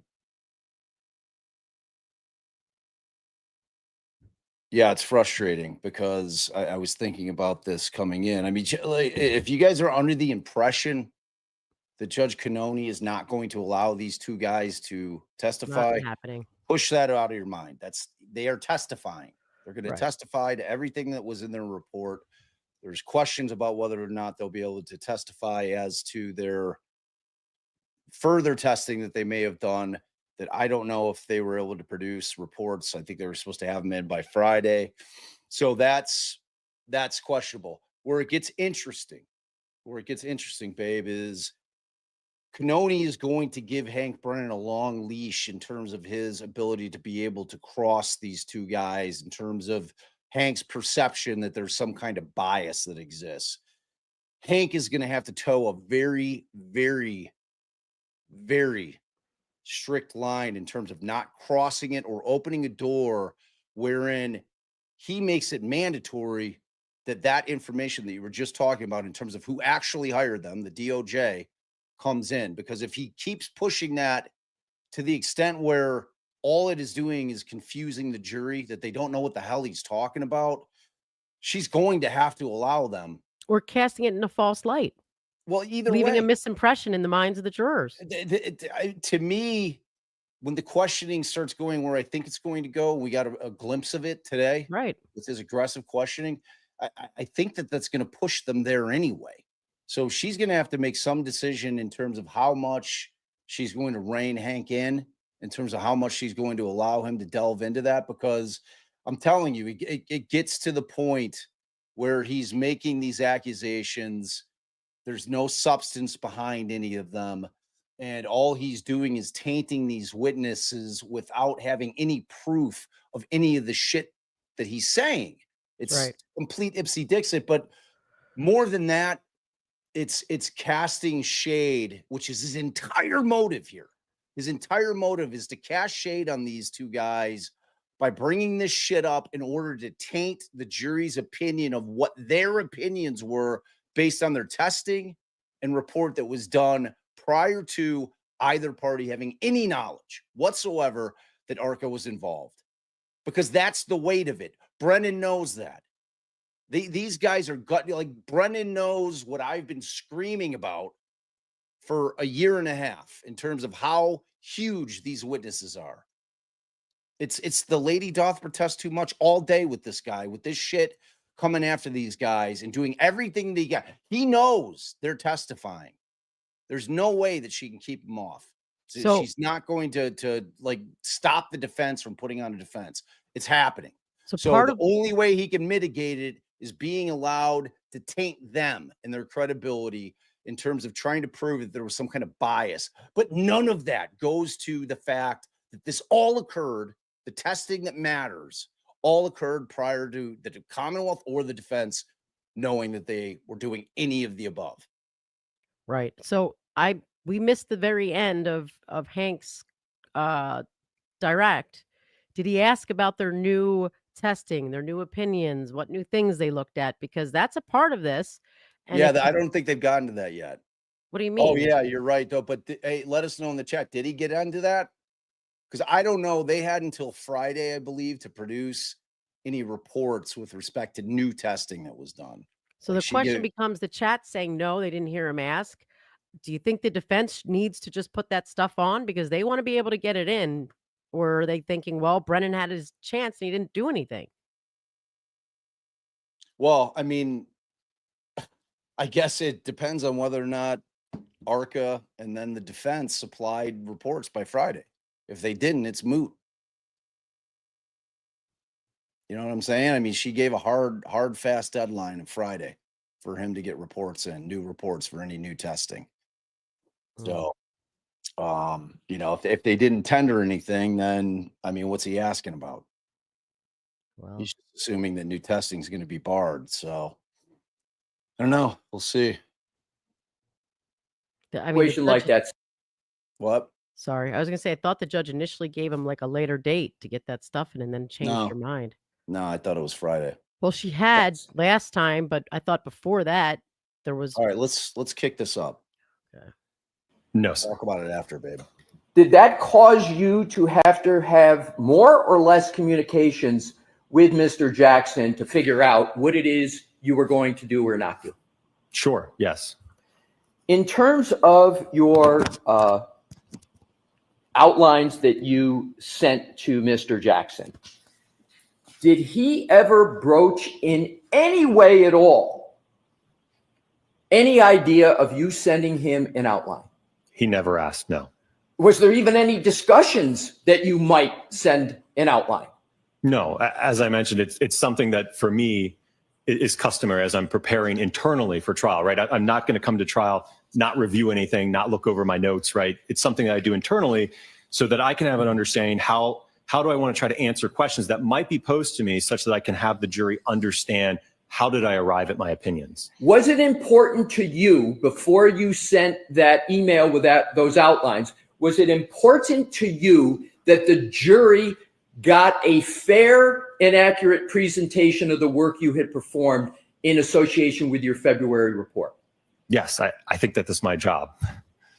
Was there any other motivation that you had in sending that outline in that email to Mr. Jackson other than making sure testimony was elicited that would make your perspective clear to the jury?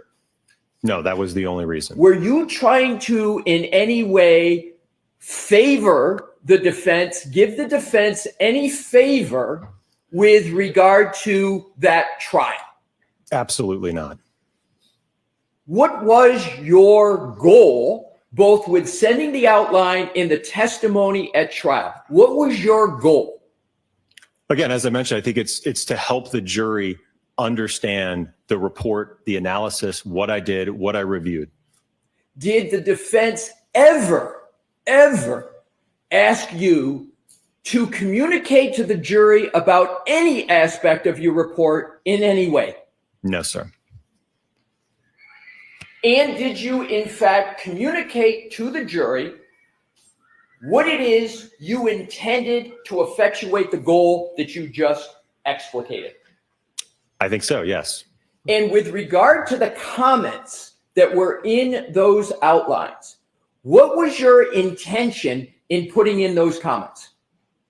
Again, is to provide the jury, again, like for example, with the nighttime pedestrian statistic, right? It was to have them have an understanding that I wanted them to have an understanding that I do a lot of nighttime invisibility work, right?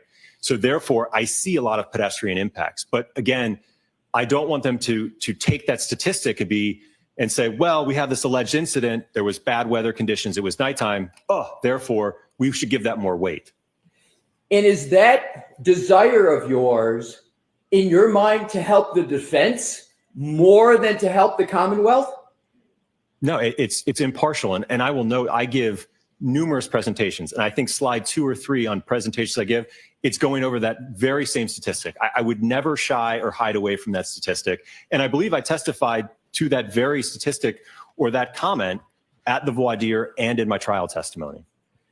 In terms of after you sent the emails with quals and issues pertaining to direct testimony, did you ever have any communication of any kind whatsoever with the defense team? No, he didn't. Mr. Jackson didn't even respond. And I think when I sent the direct outline, it was Sunday evening before I hopped on a plane. And I think by the time I got into Boston, it was like 1 a.m. So I didn't even have a chance.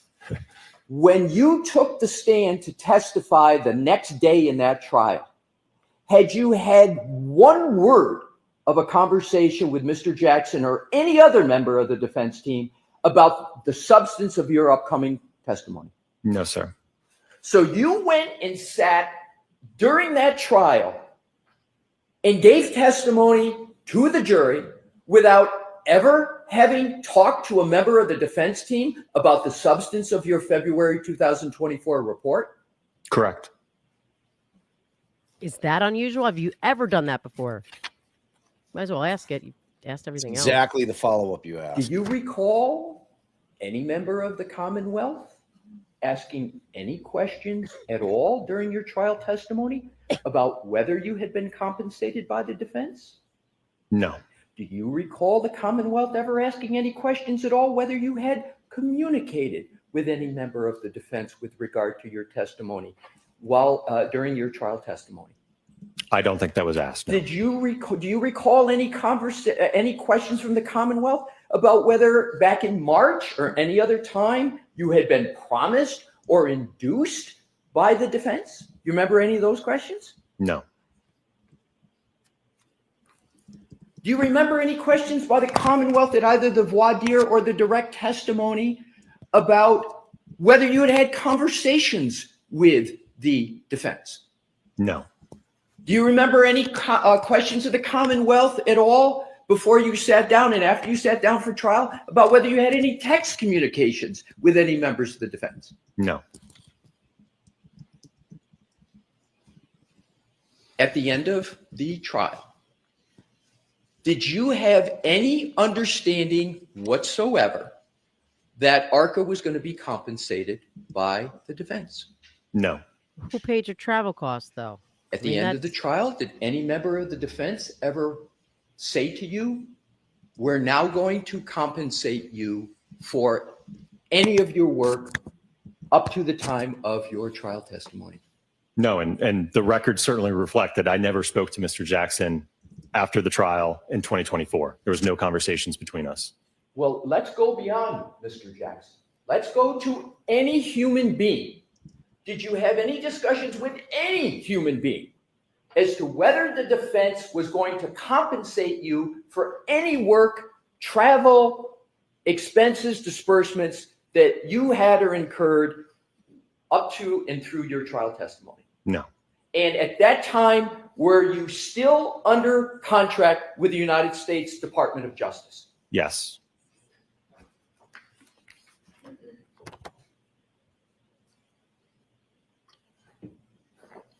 Now let's proceed to December of 2024. I would have asked. Were there any conversations from the end of the trial until December of 2024, other than logistics? Well, was there any conversations of any kind? And please summarize briefly what they were, or texts. The only communication I had with the defense was Mr. Jackson. After I took the stand, I think that he sent me a text just thanking again for my time traveling up here. I said it was great, and then we left, and that was it. I did not communicate with Mr. Jackson for the remainder of 2024.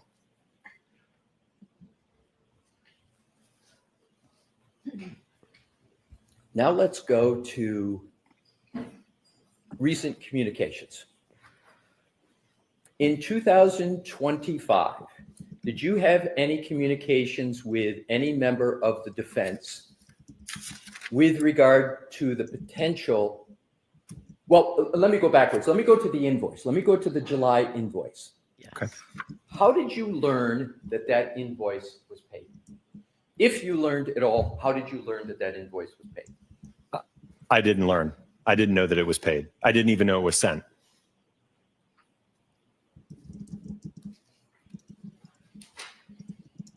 Well, did you know before you sat down here today? Now let's go to this year. Did the defense approach ARCA to see if they might be able to testify in this trial that's currently pending? Well, I think that the first communication of 2025 that happened between myself and Mr. Jackson was in February 13th of 2025. There was two calls, 25 minutes and 5 minutes, but it looks like just because there was a disconnect. So it was about a 30-minute call with him in February of this year. And what was the substance of that call? Well, I think back to that time frame, I became aware that I think that there was a motion or two regarding ARCA and potentially excluding our testimony for the upcoming trial. I also know that around that time, unfortunately, I ended up getting a significant amount of harassment through emails, and unfortunately even spread into my personal life where my wife was affected. They were posting pictures of my 4 kids all over the internet. So it was somewhat of a difficult time on my end. And I think what prompted me to reach out to Mr. Jackson was to figure out what's going on. Why is my family all over the internet? You know, why are they talking about me? Why am I getting all these hate emails? So it was I think a conversation to figure out, hey, you know, there's been several months that have passed. It looks like there's some motions pending against us. I'm getting a bunch of harassment. What's going on? Do you have an understanding of why you were getting hate mails, hate emails, hate communications, your wife, your children? What did you conclude was the reason why you were receiving that? I honestly don't know. I presume it was about comments made to me in court or that were represented about ARCA or myself. So just so I'm clear on that, it was, you believe, regarding comments about ARCA and whether and what? Can you be a little more specific what your understanding was? Well, if you I had know one? that I received several emails that, insinuated that I perjured myself on the stand. Like I said, and a lot of hateful comments just about me and the work that I do. So I received several emails with respect to that. Sir, do you believe you have ever made an untruthful statement at all with regard to this matter? No, sir. Have you done your best to try to provide accurate and truthful information in this matter? Yes. Now to the last part, which is, did the defense contact you with regard to potential further work? I want to separate out now and move on from the work that you did with regard to the U.S. Department of Justice, your February 2024 report. We went all the way through the trial in that matter. We went to the end of 2024. Now I want to come to 2025 in a different subject matter, which is communications with the defense about doing further work for this trial. Yes. What was the nature of the communication? And so we can move through this rather quickly, but importantly, I want to get it complete and accurate. Just describe what the communications were on a timeline basis, subject matter, and with regard to your understanding of why you were contacted. So subsequent to that February 13th call, as I mentioned, Mr. Jackson had indicated that he preferred to utilize Signal to communicate. So we exchanged a few messages and phone calls on that. Like I said, they were rather short. I'm going to interrupt you for there a bit. Was there any discussion about the reason for Signal because the prosecution had been subpoenaing the phones of Mrs. and Dr. Reed, subpoenaing and seizing the phone of Miss Reed, that phones of defense attorneys had been requested to be looked at? Was there any understanding in your mind that there was a need to go to Signal to protect the defense and the integrity of the defense? I didn't know that was happening, but like I said, I did not have a problem with communicating. To me, it was just another messaging app. I know people use all different types of applications, so I didn't have a problem with it. Was there anything in your mind nefarious or underhanded about using Signal? No. And my understanding is it's the first time you used a Signal app with regard to a matter professionally. Is that correct? Correct, yes. Did you get any understanding from communications with the defense that there was anything at all untoward about communicating through Signal? No, I was not aware of any issue with using that communication. Was there any communication whatsoever that you can recall on Signal that you have any concern about as you sit here today? No. And what were the majority of the communications, as best you recall, with the defense on Signal?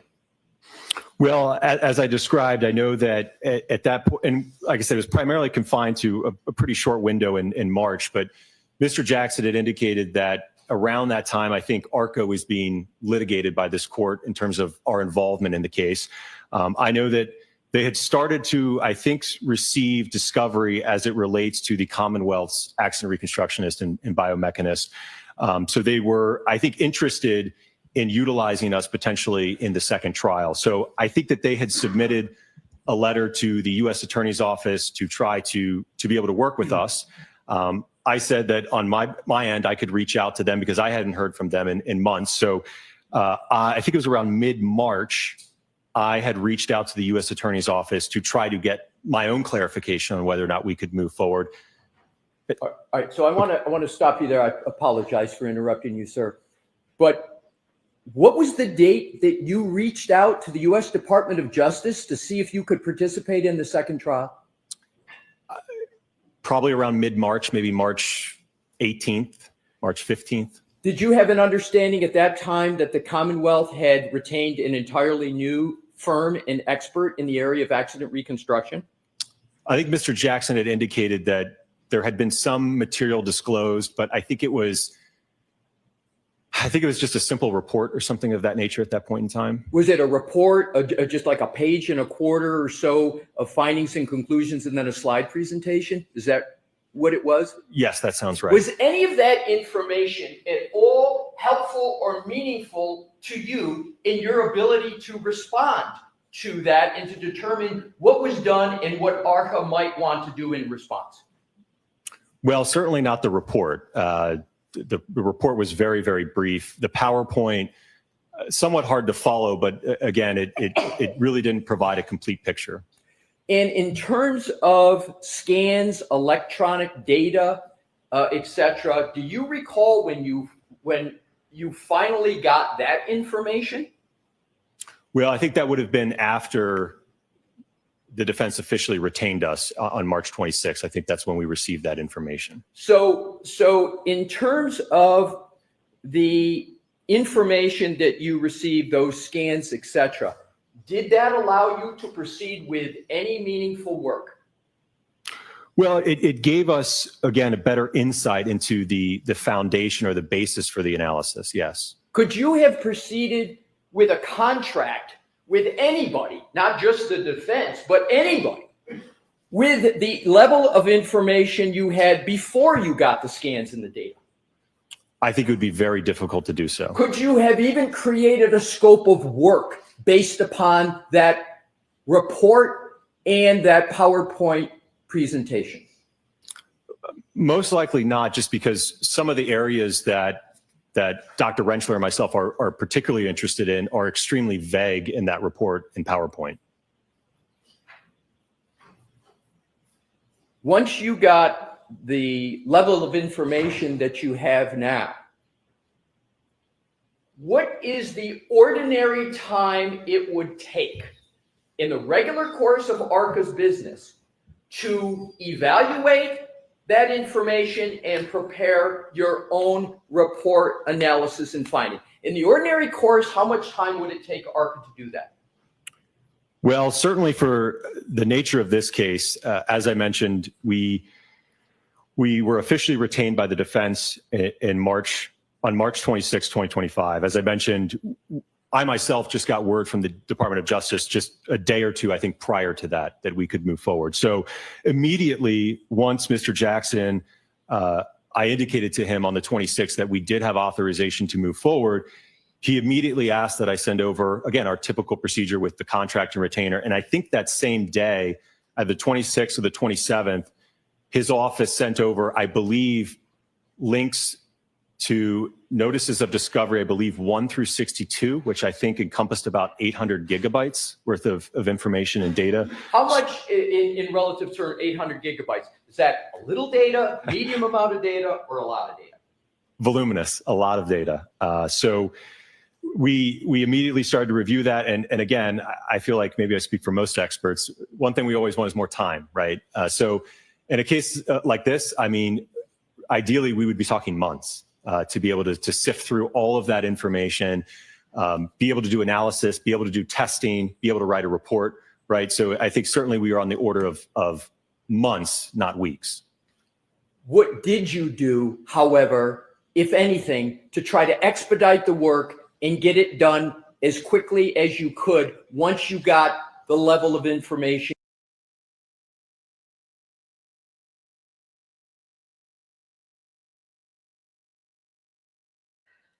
I was going to say you could have waited until there was a good lull, but you can rewind a sec. So a lot of people are asking about Signal. Signal is an encrypted app so that people can't, use listening devices to hear your phone calls, and they can't hack into your messages. But if you don't delete them, so I would have asked him, with regard to Signal, did he tell you to delete your messages? Because if you don't delete them, even though they can't get them otherwise, they're on your device in the app itself. So if they get into your device, they can get, into your app and find it. So Well, with Signal, it's got a setting wherein you can have them automatically disappear, yeah, like within disappear mode. 30 minutes. You You could do it immediately or set Yeah, set the time exactly. upward. Yeah. I think that initially WhatsApp and Signal came out, probably primarily for drug dealers. Well, they were being used primarily by drug dealers, especially Signal. Like the government actually used to like check that. Like when they'd get like names, it'd be like, all right, let's find out who's on Signal. They can't do that on today because a lot of people use Signal. Like everybody yeah. uses Signal now. I mean, it's 'Cause you get commonplace free now. international calls. Say, I mean, that was primarily what WhatsApp was being used for. I think Signal was a lot of criminals use Signal more, and WhatsApp was, also being used, but for international calling as well, because you didn't have to pay international call prices like you do on your cell phone. But that's what they're talking about, WhatsApp, and they're talking about Signal. So we're just And mentioning. I thought Alessi handled that very adeptly in terms of his questions with respect to, was there anything untoward?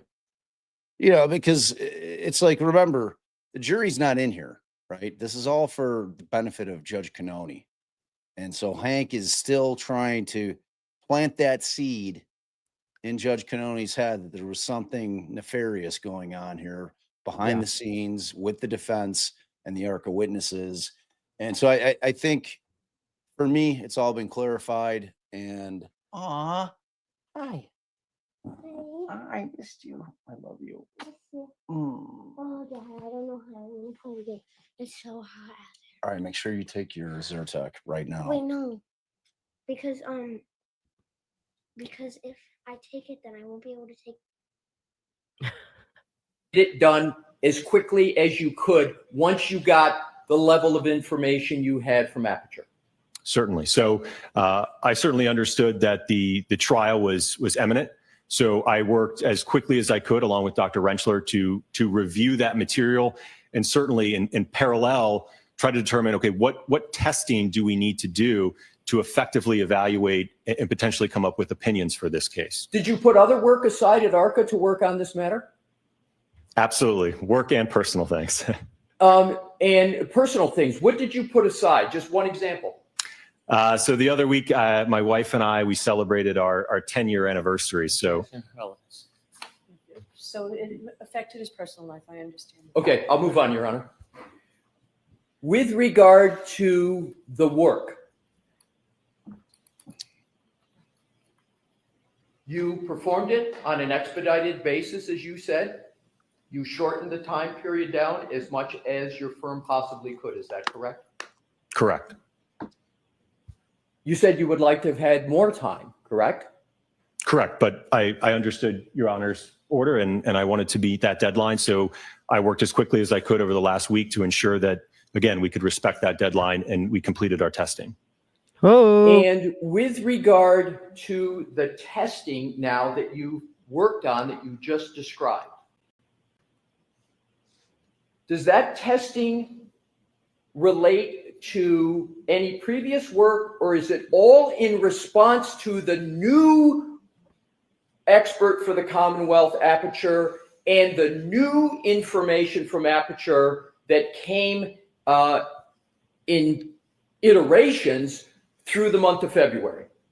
It would be in response to Dr. Welcher's work. Certainly, much of what was alluded to in his report and PowerPoint was not discussed in the first trial. Could you have done any of the work you've been working on the past month or so? Could you have done any of that work without receiving the Aperture report and slides and scans? No, I don't even know what we would be responding to then. So you needed the Aperture information before you could even start working, correct? Correct. Duh. Well, do you have in mind, It's ridiculous does ARCA have that in mind, unless he feels like he has to spell that out for but Cannoni. Cannoni's making him feel that way. But it's ridiculous Yes. that he has to spell it out for a sitting judge who was a defense attorney for an awful long time. It's ridiculous.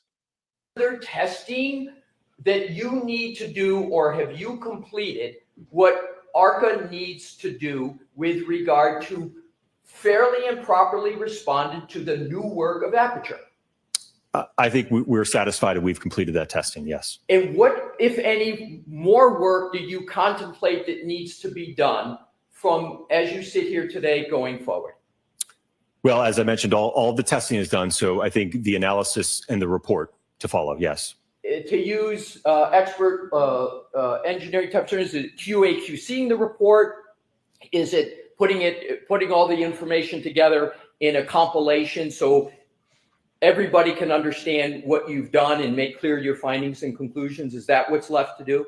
Yes, and I will note, obviously, as the court is aware, we've produced all of that raw test data, photographs, video. So it's all there. The basis and the foundation for what the report will lay out has all been provided to the court. You got ahead of me, and thankfully, so that my next question, which is, there's nothing that you have that you've done that hasn't already been produced to pursuant to the court's order. Is that correct? No, I think that we've responded to the court's order. Yes.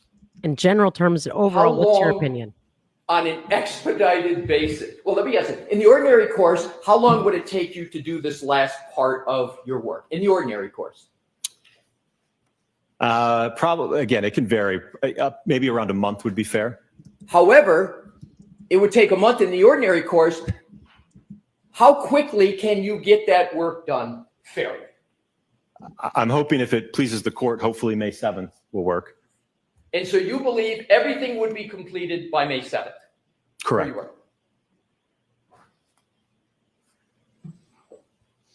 That's all I have at this point, Your Honor. I would have asked him. What else would you ask, Bay? Well, I guess just for like a simple summary of his opinion so that he can't say, we don't even know his opinion. And then they can't say, well, he could have asked it. And the judge says, but he still doesn't know it. I mean, I don't know. Yeah. Well, he can ask it on recross here. Well, he can, yeah, if he's not an idiot, but he seemed like from what the chat was saying, him avoiding it altogether before, like he was trying to avoid it like the plague. Yeah.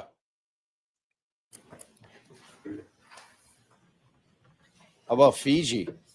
Yeah. Getting that sweet product placement deal there, huh? Mm-hmm. He's always got the label turned right. Doctor, you're suggesting that it's going to take until May 7th for you to complete your reports in this case? Oh my God. And the analysis, yes. Do you know when this trial started? I think like a week or so ago. You provided raw data last Friday, Yes. but you would agree you still have not provided any reports. Correct. Hey, Pinhead, you've had the ARCA reports since prior to the last trial. The Commonwealth has had them. Why didn't you guys hire Aperture earlier? Right. Like this concept that he keeps bringing up when it was the Commonwealth that slow played the shit out of this is bullshit. Yeah. It's absolute bullshit. I'm like, Canoni needs to be like, you know what, Hank, y'all should have hired your expert earlier. Did you think that you were going to be able to hire experts and not get some kind of retort by the defense? Is that how you think this shit works? Because it's not how it works. Boo. You said if you were notified or received information, you could have your testing and opinions done Not notified. within a month, correct? No. Potentially. Again, it would also depend on when we got authorization from the Department of Justice, which, as I mentioned, was at the very end of March. I understand that. We're going to talk about that separately. I'm talking specifically about how long it would take if you received the information. You said that you could have the testing and reports done in 1 month, correct? I don't know. I said the testing, the Right. reports, and everything. Would it take longer than a month? Yeah. Ideally, I think it depends on what kind of a report that we're talking about. I think if it's something along the lines that Dr. Welcher produced, I think it could be pretty quick. You said March 26th is when you received Nice sauce, authorization, buddy. and you're going to have things done by May 7th. So that's a month and a week.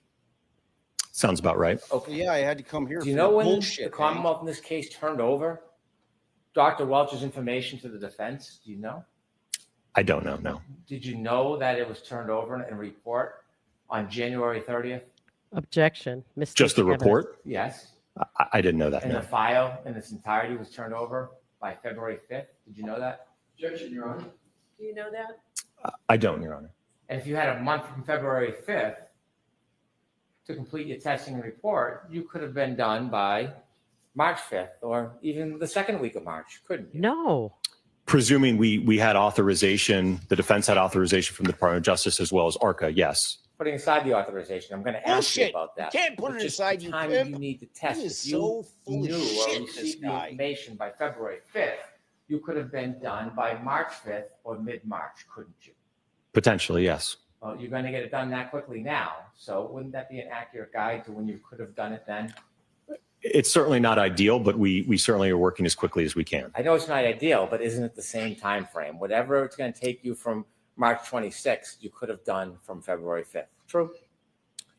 Again, I don't know the timeline in terms of what exactly was produced when from Dr. Welcher, so I'm not aware of that. But I'm not asking about the timeline. I'm talking about the time needed to deal with this information. You said you could have done in around a month. I think a month or more, yes. So your contract with the federal government ended, ARCA's did, in June of 2024, didn't it? I believe it was sometime last year, yes. Do you know the Commonwealth notified the defense that they were going to have a new expert back in October of 2024? Who gives a shit? Right? Did he ever report? Are you aware of any effort by meaningless. ARCA or the defense to try to facilitate an agreement that the defense could use ARCA as witnesses back in October or November of 2024? No. Are you aware of any efforts by the defense to try to notify the federal government to be able to use ARCA in December or January? No. And so as far as you knew, this came out of nowhere in March, that the defense wanted to use ARCA, or specifically you and Dr. Renchelier, in late March of 2025.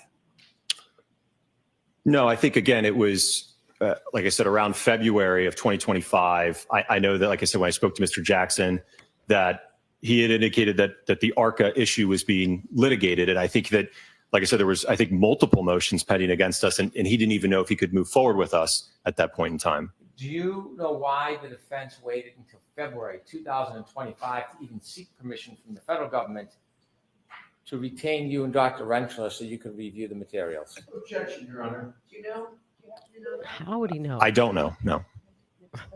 You shared with us communications you had with the United States Attorney's Office. Were you receiving information in this case since the last trial from the defense or from the United States Attorney's Office? What do you mean with respect to information? Evidence, discovery, information. From the Department of Justice? Anybody? No, not until recently, no. So you haven't seen any discovery until after February of 2025. Isn't that fair to say? Correct. He Now, seems like he's trying to set when him you up. were involved in this case before trial last year, we talked about your communications and conversations with the defense. Was anybody giving you information as an intermediary? Was anybody updating you on the defense of the case or giving other information to you? Yeah, I think I previously testified that the Department of Justice was closely watching the trial and providing us information. What information were they providing you about the trial? I think that they provided information regarding the some of the witnesses that had testified with respect to, I think, the reconstructionists, and I think some of the evidence. So when the Department of Justice was giving you information during the trial about witnesses, what witnesses do you remember they were giving you information about? You just answered that. One that comes to mind was, and I don't even recall his name, it would have been the accident reconstruction. Trooper Paul. Yeah, but if they're giving him that information during the trial, meaning before he testified, I mean, that's going to have to get cleared up. And then how does he think, again, if he's going to come at him like this on cross at trial, if that door is not open, then Judge Cannoni might as well just get herself a new job. She doesn't belong on the bench. Like that, they have to be allowed to say who hired them, why that was happening, what was the interest, and he could be opening it even more. There That's may what be I'm saying. Like reason. she's going to give him the leash, the long leash on cross during trial. That's going to be her remedy. And he's going to have, but she's going to have to figure out, short of her spilling it, that they were independently hired by a third party who happened to be the Department of Justice, that, you know, she's going to have to figure out what he can and cannot get into. Otherwise, it's going to be a real problem for her.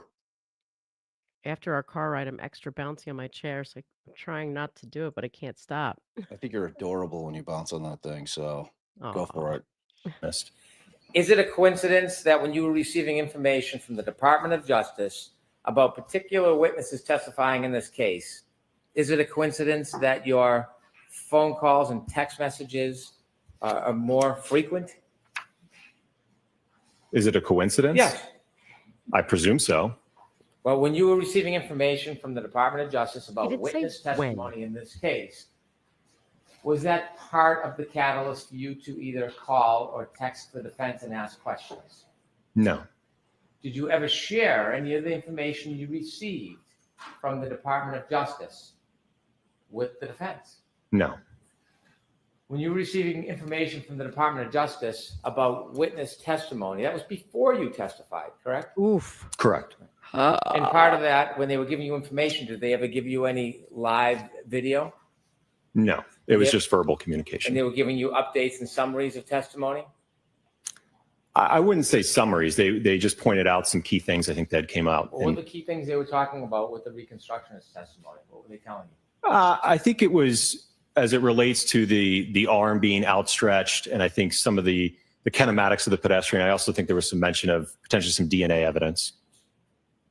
And is that how at trial, even though you had no evidence that was produced as part of your report or to consider for your report, that you knew that there was DNA evidence because of the intermediary? Because of the Department of Why are they Justice? calling him? Yes. He keeps Did you trying know to there was call a him an sequestration intermediary. order in this case that you were not supposed to consider? Brennan's got this bizarre theory in his just baked in his brain that he thinks that somehow the defense was able to get the DOJ to start digging into this case because of a relationship with one of Karen's attorneys, calling them and saying, "Hey, you guys really need to look at this case." Even So if that that's was the case. no, I mean they were looking into Birchmore.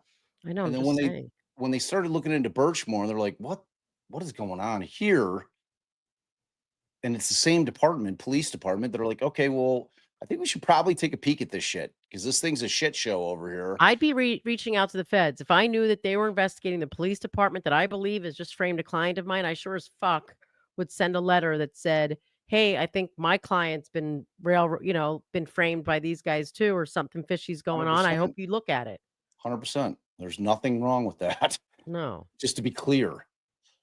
And frankly, many times they allow expert witnesses during trial to sit in and observe other expert witnesses testifying for the state or vice versa. Right. I mean, Well, that's rewind it. And they talked about it here in this trial because he's about to get into that. Like, did you know there was a sequestration order? So yeah. I mean, the thing about ARCA is they're pretty busy. Like they have a lot of clients. It's like that's the thing that if Alessi's going to get back up, he has to question him real briefly. Say, hey, like I'm assuming that the defense isn't your only client, correct? You're working on other cases as well. And he'll say, yes, of course. And you've got to handle cases as they come in, right? And you've got to deal with those things just in terms of when these clients are signed up. You've got to take them in the order in which the work needs to be produced, and then obviously in a situation like this, he's going to have to move Karen Reed's case ahead potentially in terms of some of the other clients that he's got to do work for. But like sitting here pretending like this guy doesn't have a shit ton of work to do for multiple clients is ridiculous. And I think that even though Bev theoretically knows that, based on what you were saying in terms of him having to spell out, the fact that what he spelled out for her previously, which I was ranting about, he might want to do it again. Because of the intermediary? Because of the Department of Justice? Yes. Yes. Did you know there was a sequestration order in this case that you were not supposed to consider or review other witnesses' testimony or information? Did you know that? I was never made aware of that. no. Nobody made you aware about a sequestration order in this case? No. But you did, in fact, receive information about other witnesses' testimony before you testified in this case in front of the jury, didn't you? From the Department of Justice, yes. What other witnesses were you advised about their testimony and issues in this case before your testimony in this case? That's all I recall. Well, you said it was more than one. You said some witnesses. Take a moment, think back. What other witnesses stand out that you were offered information from the Department of Justice about this case before you testified? As I mentioned, I don't know which witness provided the DNA information, but I would presume that that's the other witness, yes. So you heard information, you learned that there was information and testimony about DNA. Yes. And certainly when you took that information before you testified, you considered it when you testified, didn't you? No, because again, our report was already solidified, so it didn't change my opinion in any way. Well, not about whether it changed your opinion. You testified about DNA, didn't you? I don't believe that I did, no. I'm going to approach, if I may, Your Honor. I think he was asked specifically. was Did you know asked. this? You Yeah. recognize Right. this? On Cross by Lally. I'd like to introduce that as an exhibit, please. If Brennan does this, she sure as shit has to let them say this was the DOJ. Otherwise, the jury's going to be, like you said, so confused. jumping So to as some- an expert, when you receive information, you need time to look at the raw data, don't you? Potentially, yes. You need time to look at the report of another expert, don't you? Potentially. And then you got to consider whether or not you think that their testing is accurate. You can test their testing, can't you? You can, yes. And you can also generate new tests based on what you've read. If you think Not that there's here, some explanation. but not here, Yes? Perhaps, yes. And then you can write a report. but not here. Yes. So it's fair to say when an expert introduces new information, testing materials, it takes about, if not at least a month to process through that information, vet it, and then consider your own testing. Well, if they've already authored a report and done their own testing, that should be solidified and memorialized already. Well, if there's new testing, if a new expert does something new and an expert wants to look at it, you would agree to sift through that much information and consider and vet it and then do independent testing. It could take over a month, couldn't it? If it's necessary. And it would be the expert that determines whether or not that was necessary, wouldn't it? Sure. And if your report is not due until May 7th, is that what you said, May 7th? Yes. May 7th. It could take an expert if they wanted to do testing based on new testing that you provided over a month, couldn't it? It depends. I can't answer that. When you wrote that initial report and you provided the report, how many pages was it? 10, 12 pages? The original DOJ report? The report that you produced in this case with your opinions, yes. That sounds about right. Okay. You never gave the raw What? data for that report, did you? No, it was all protected. It was all what? It was protected as classified. Have you been asked for it? Has there been a request made for all the raw data that formed the basis of your opinions, of those initial opinions? My understanding from communication with the Department of Justice is that all communication and work product is protected and cannot be disclosed. So that raw data that's necessary to you for your evaluation and your testing, that wasn't provided in this case, all right. was it? For the first trial? Yes. No. And videos of the demonstrate, you built like a potato cannon, right? I'm sorry, what? Potato cannon. If that's how you want to characterize it, sure. Okay. Did you take videos of it when you were doing your demonstrations and tests? Yes. Never turned over those videos, did you? Again, we're talking about trial one. As I mentioned, for trial two, let me asking finish. about trial one. So Okay. no, I want you to focus on. Okay, no, that trial was one. not produced. No. Never turned over any of those videos, did you? Again, we were not able to. And was there any failed testing the first time around? No. In addition to videos, I'm sure you had other raw data, notes, photographs, right? Yes. And so when you look at a report, so for example, you saw Dr. Welch's report and you had access now to his file and data, correct? Correct. You reviewed that, didn't you? Yes. Because to be fair, you need to review not just the report, that's just someone's opinion. You need to review the raw data, don't you, to get an accurate understanding of an opinion?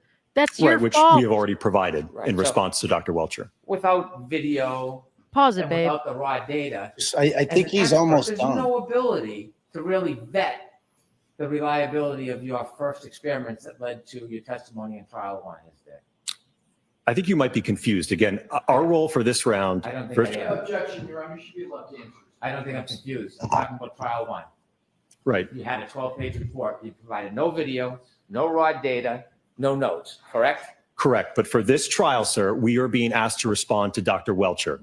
That's Okay. not what I'm We asking have you. provided everything that he would need to evaluate the testing that we have done. That's not what I'm asking you. What if he wants to evaluate the testing you did the first time? Are you going to come That's into your court? fault, Do you Hank. hope to testify about the opinions you gave the first time? About those 4 opinions?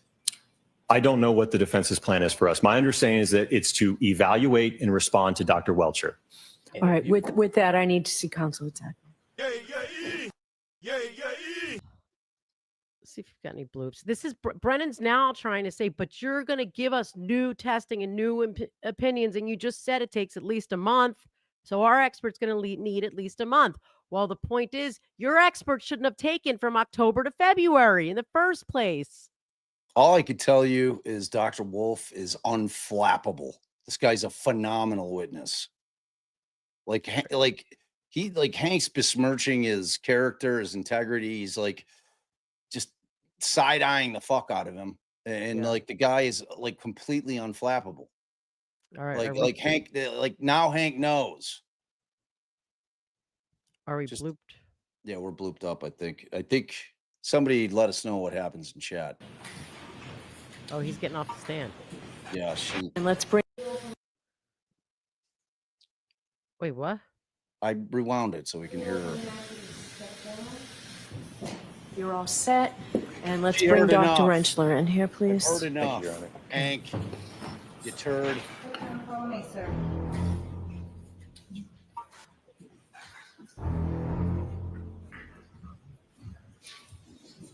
Thank you. Mandy, that Jaws is a quality ad. Bloop, please. We Thank just you. need his name. Good afternoon, doctor. Good afternoon. Could you please state your name for the record and spell it? Dr. Andrew John Rentschler, ANDREWJOHNRENTSCHLER. You've testified before in this case? I have, yes, sir. In a last voir dire in a past trial? That's correct.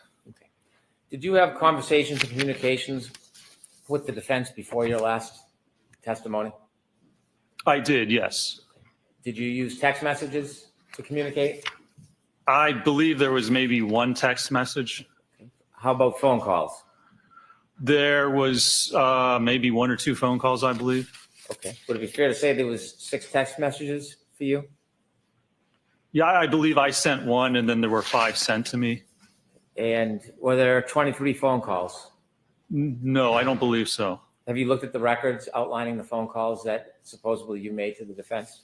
I looked at the records from the defense, but then I looked at my own records, which indicate a different number, only 3 phone calls, I believe. Okay, so the 23 phone calls that are summarized, you don't think you made those phone calls? No, if you look at them, it's like 1 minute, 2 minute, 3 minute. And in that time period, according to my phone records, I have like a 21-minute phone call that encompasses most of that time. Did you discuss with the defense before your testimony anything about this case? I don't believe so, no. When you say you don't believe so, do you remember speaking to them about this case at all? I remember speaking about my qualifications and my background, and I believe that's it. Did you ever use any other medium to have conversations with the defense other than text or emails or phone calls? No, sir. Did you ever communicate with them on Signal? No, sir. Why not? There was no reason to. As an expert, when you communicate with clients, there's no concern about having it in writing, is there? So when I Keeping a record, whether it's a phone call or a text message or an email, there's no concerns when you're dealing with clients having a record of that, is there? I don't believe that ARC has any specific policy for that, no, sir. Did you keep track of your hours prior to your testimony? I did, yes. And before you testified, did you have conversations with people from the Department of Justice about this case? Yes, I did. Did they inform you about witness testimony? They did inform me, yes, about testimony and situations and events that came forth in the trial that I was not aware of. Who decided whether it was going to be an issue worthy of talking about before trial? With the DOJ, you mean? Yeah. Well, that certainly that would have been up to the DOJ. I mean, I would have had conversations with them. I don't believe that I asked or requested anything, but they Sure. were called to update us about what was going on. Do you know why they were calling and raising certain issues with you? I do not know, no, sir. And by calling and raising issues and telling you information, even if you weren't requesting it, it helped prepare you for your trial testimony, didn't it? It would certainly help prepare me to understand what was going on during the trial, yes. Did you know there was a sequestration order? That there was supposed to be no discussion of testimony and issues that were occurring in the courtroom before you testified? I'm going to allow it. Were you aware of that, sir? No, I was not. Okay. After you testified, did you, before you testified, did you get a chance to meet anybody from the defense? Just when I came to court, I think for the voir dire is the first time I met anybody. Did you just spend time with the defendant and the defense after your testimony?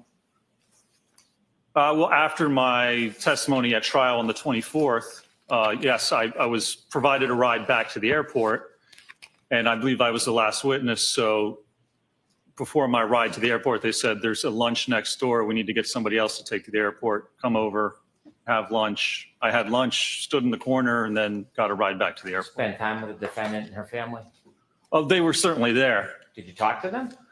Well, they talked to me. As I said, I ate my lunch, and then I actually went and stood in the corner, and then I believe some people came over to talk to me and approach me. So you spent some time with them?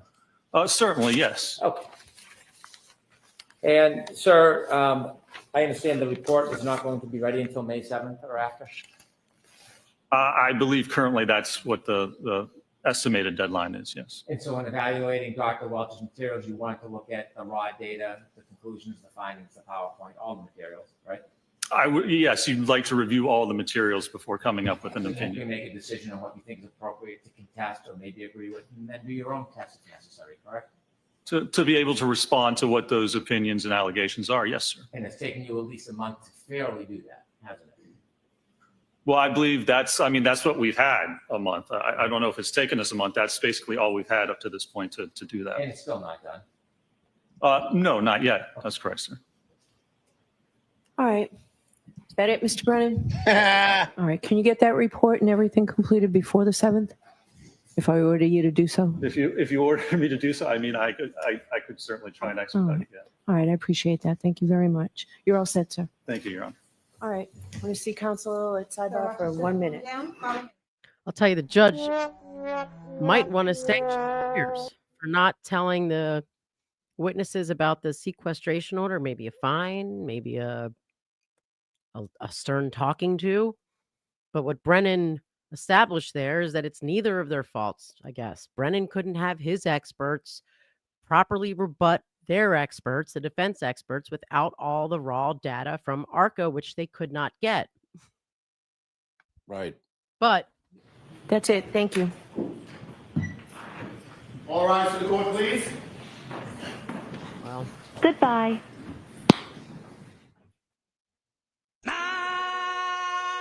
So I can tell you that's why they asked just those questions. That's what she was alarmed about. That was what she took issue with, that they had all talked and heard testimony about what transpired in court before they testified. I don't know that they were asked about that the first time around. Yeah, I mean, none of that, frankly, changes what they testify to. Well, right, but they're supposed to. It's not supposed to happen, and they're supposed to.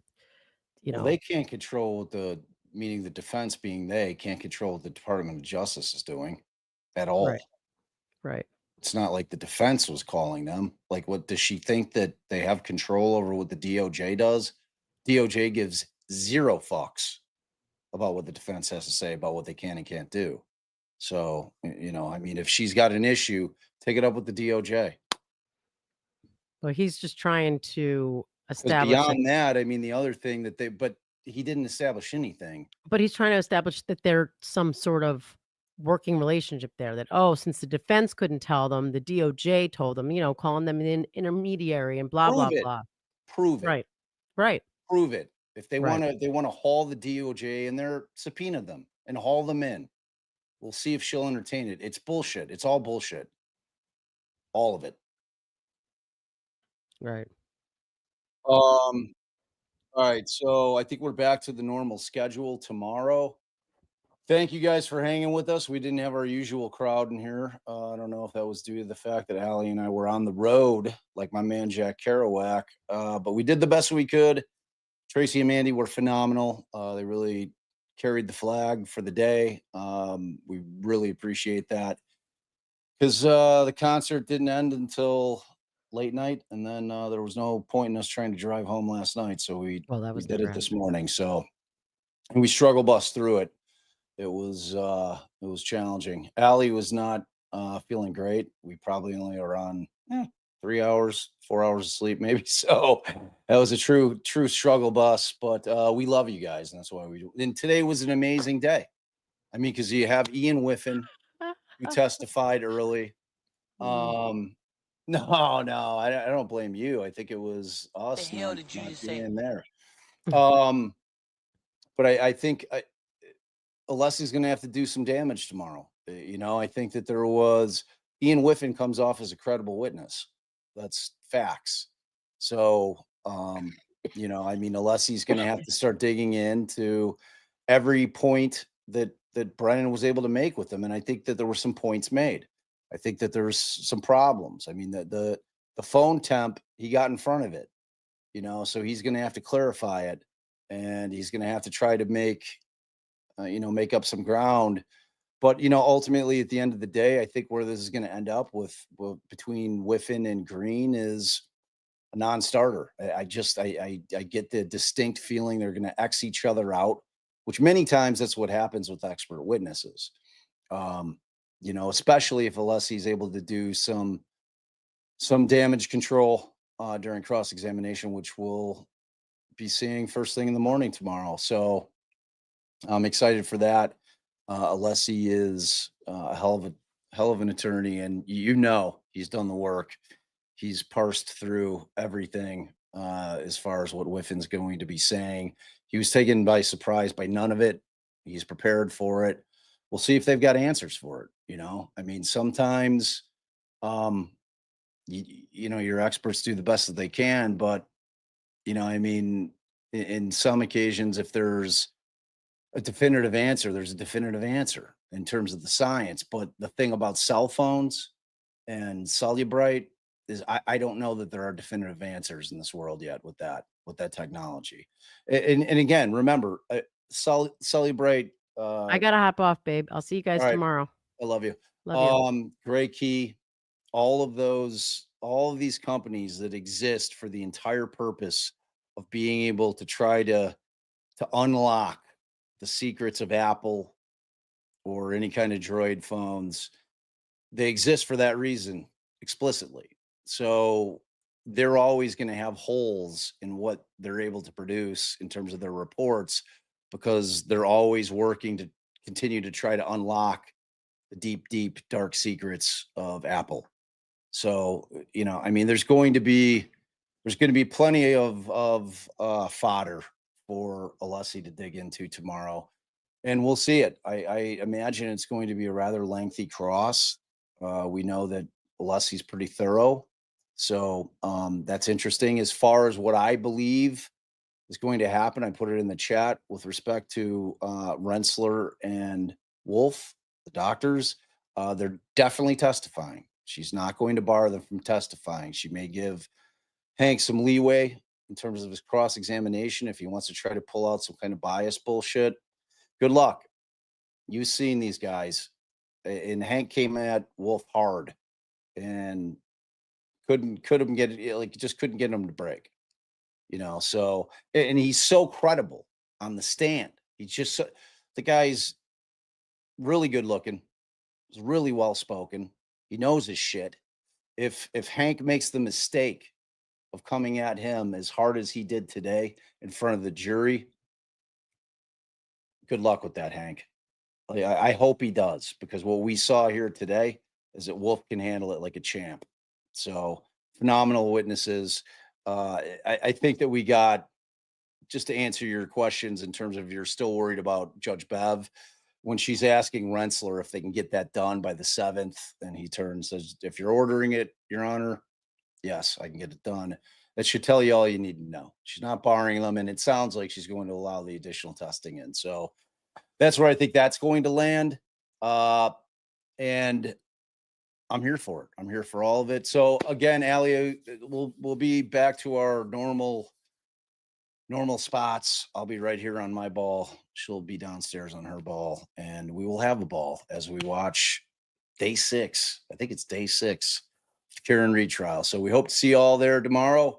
Please remember to like, share, subscribe before you leave today. It really helps us. We're trying to grow this show.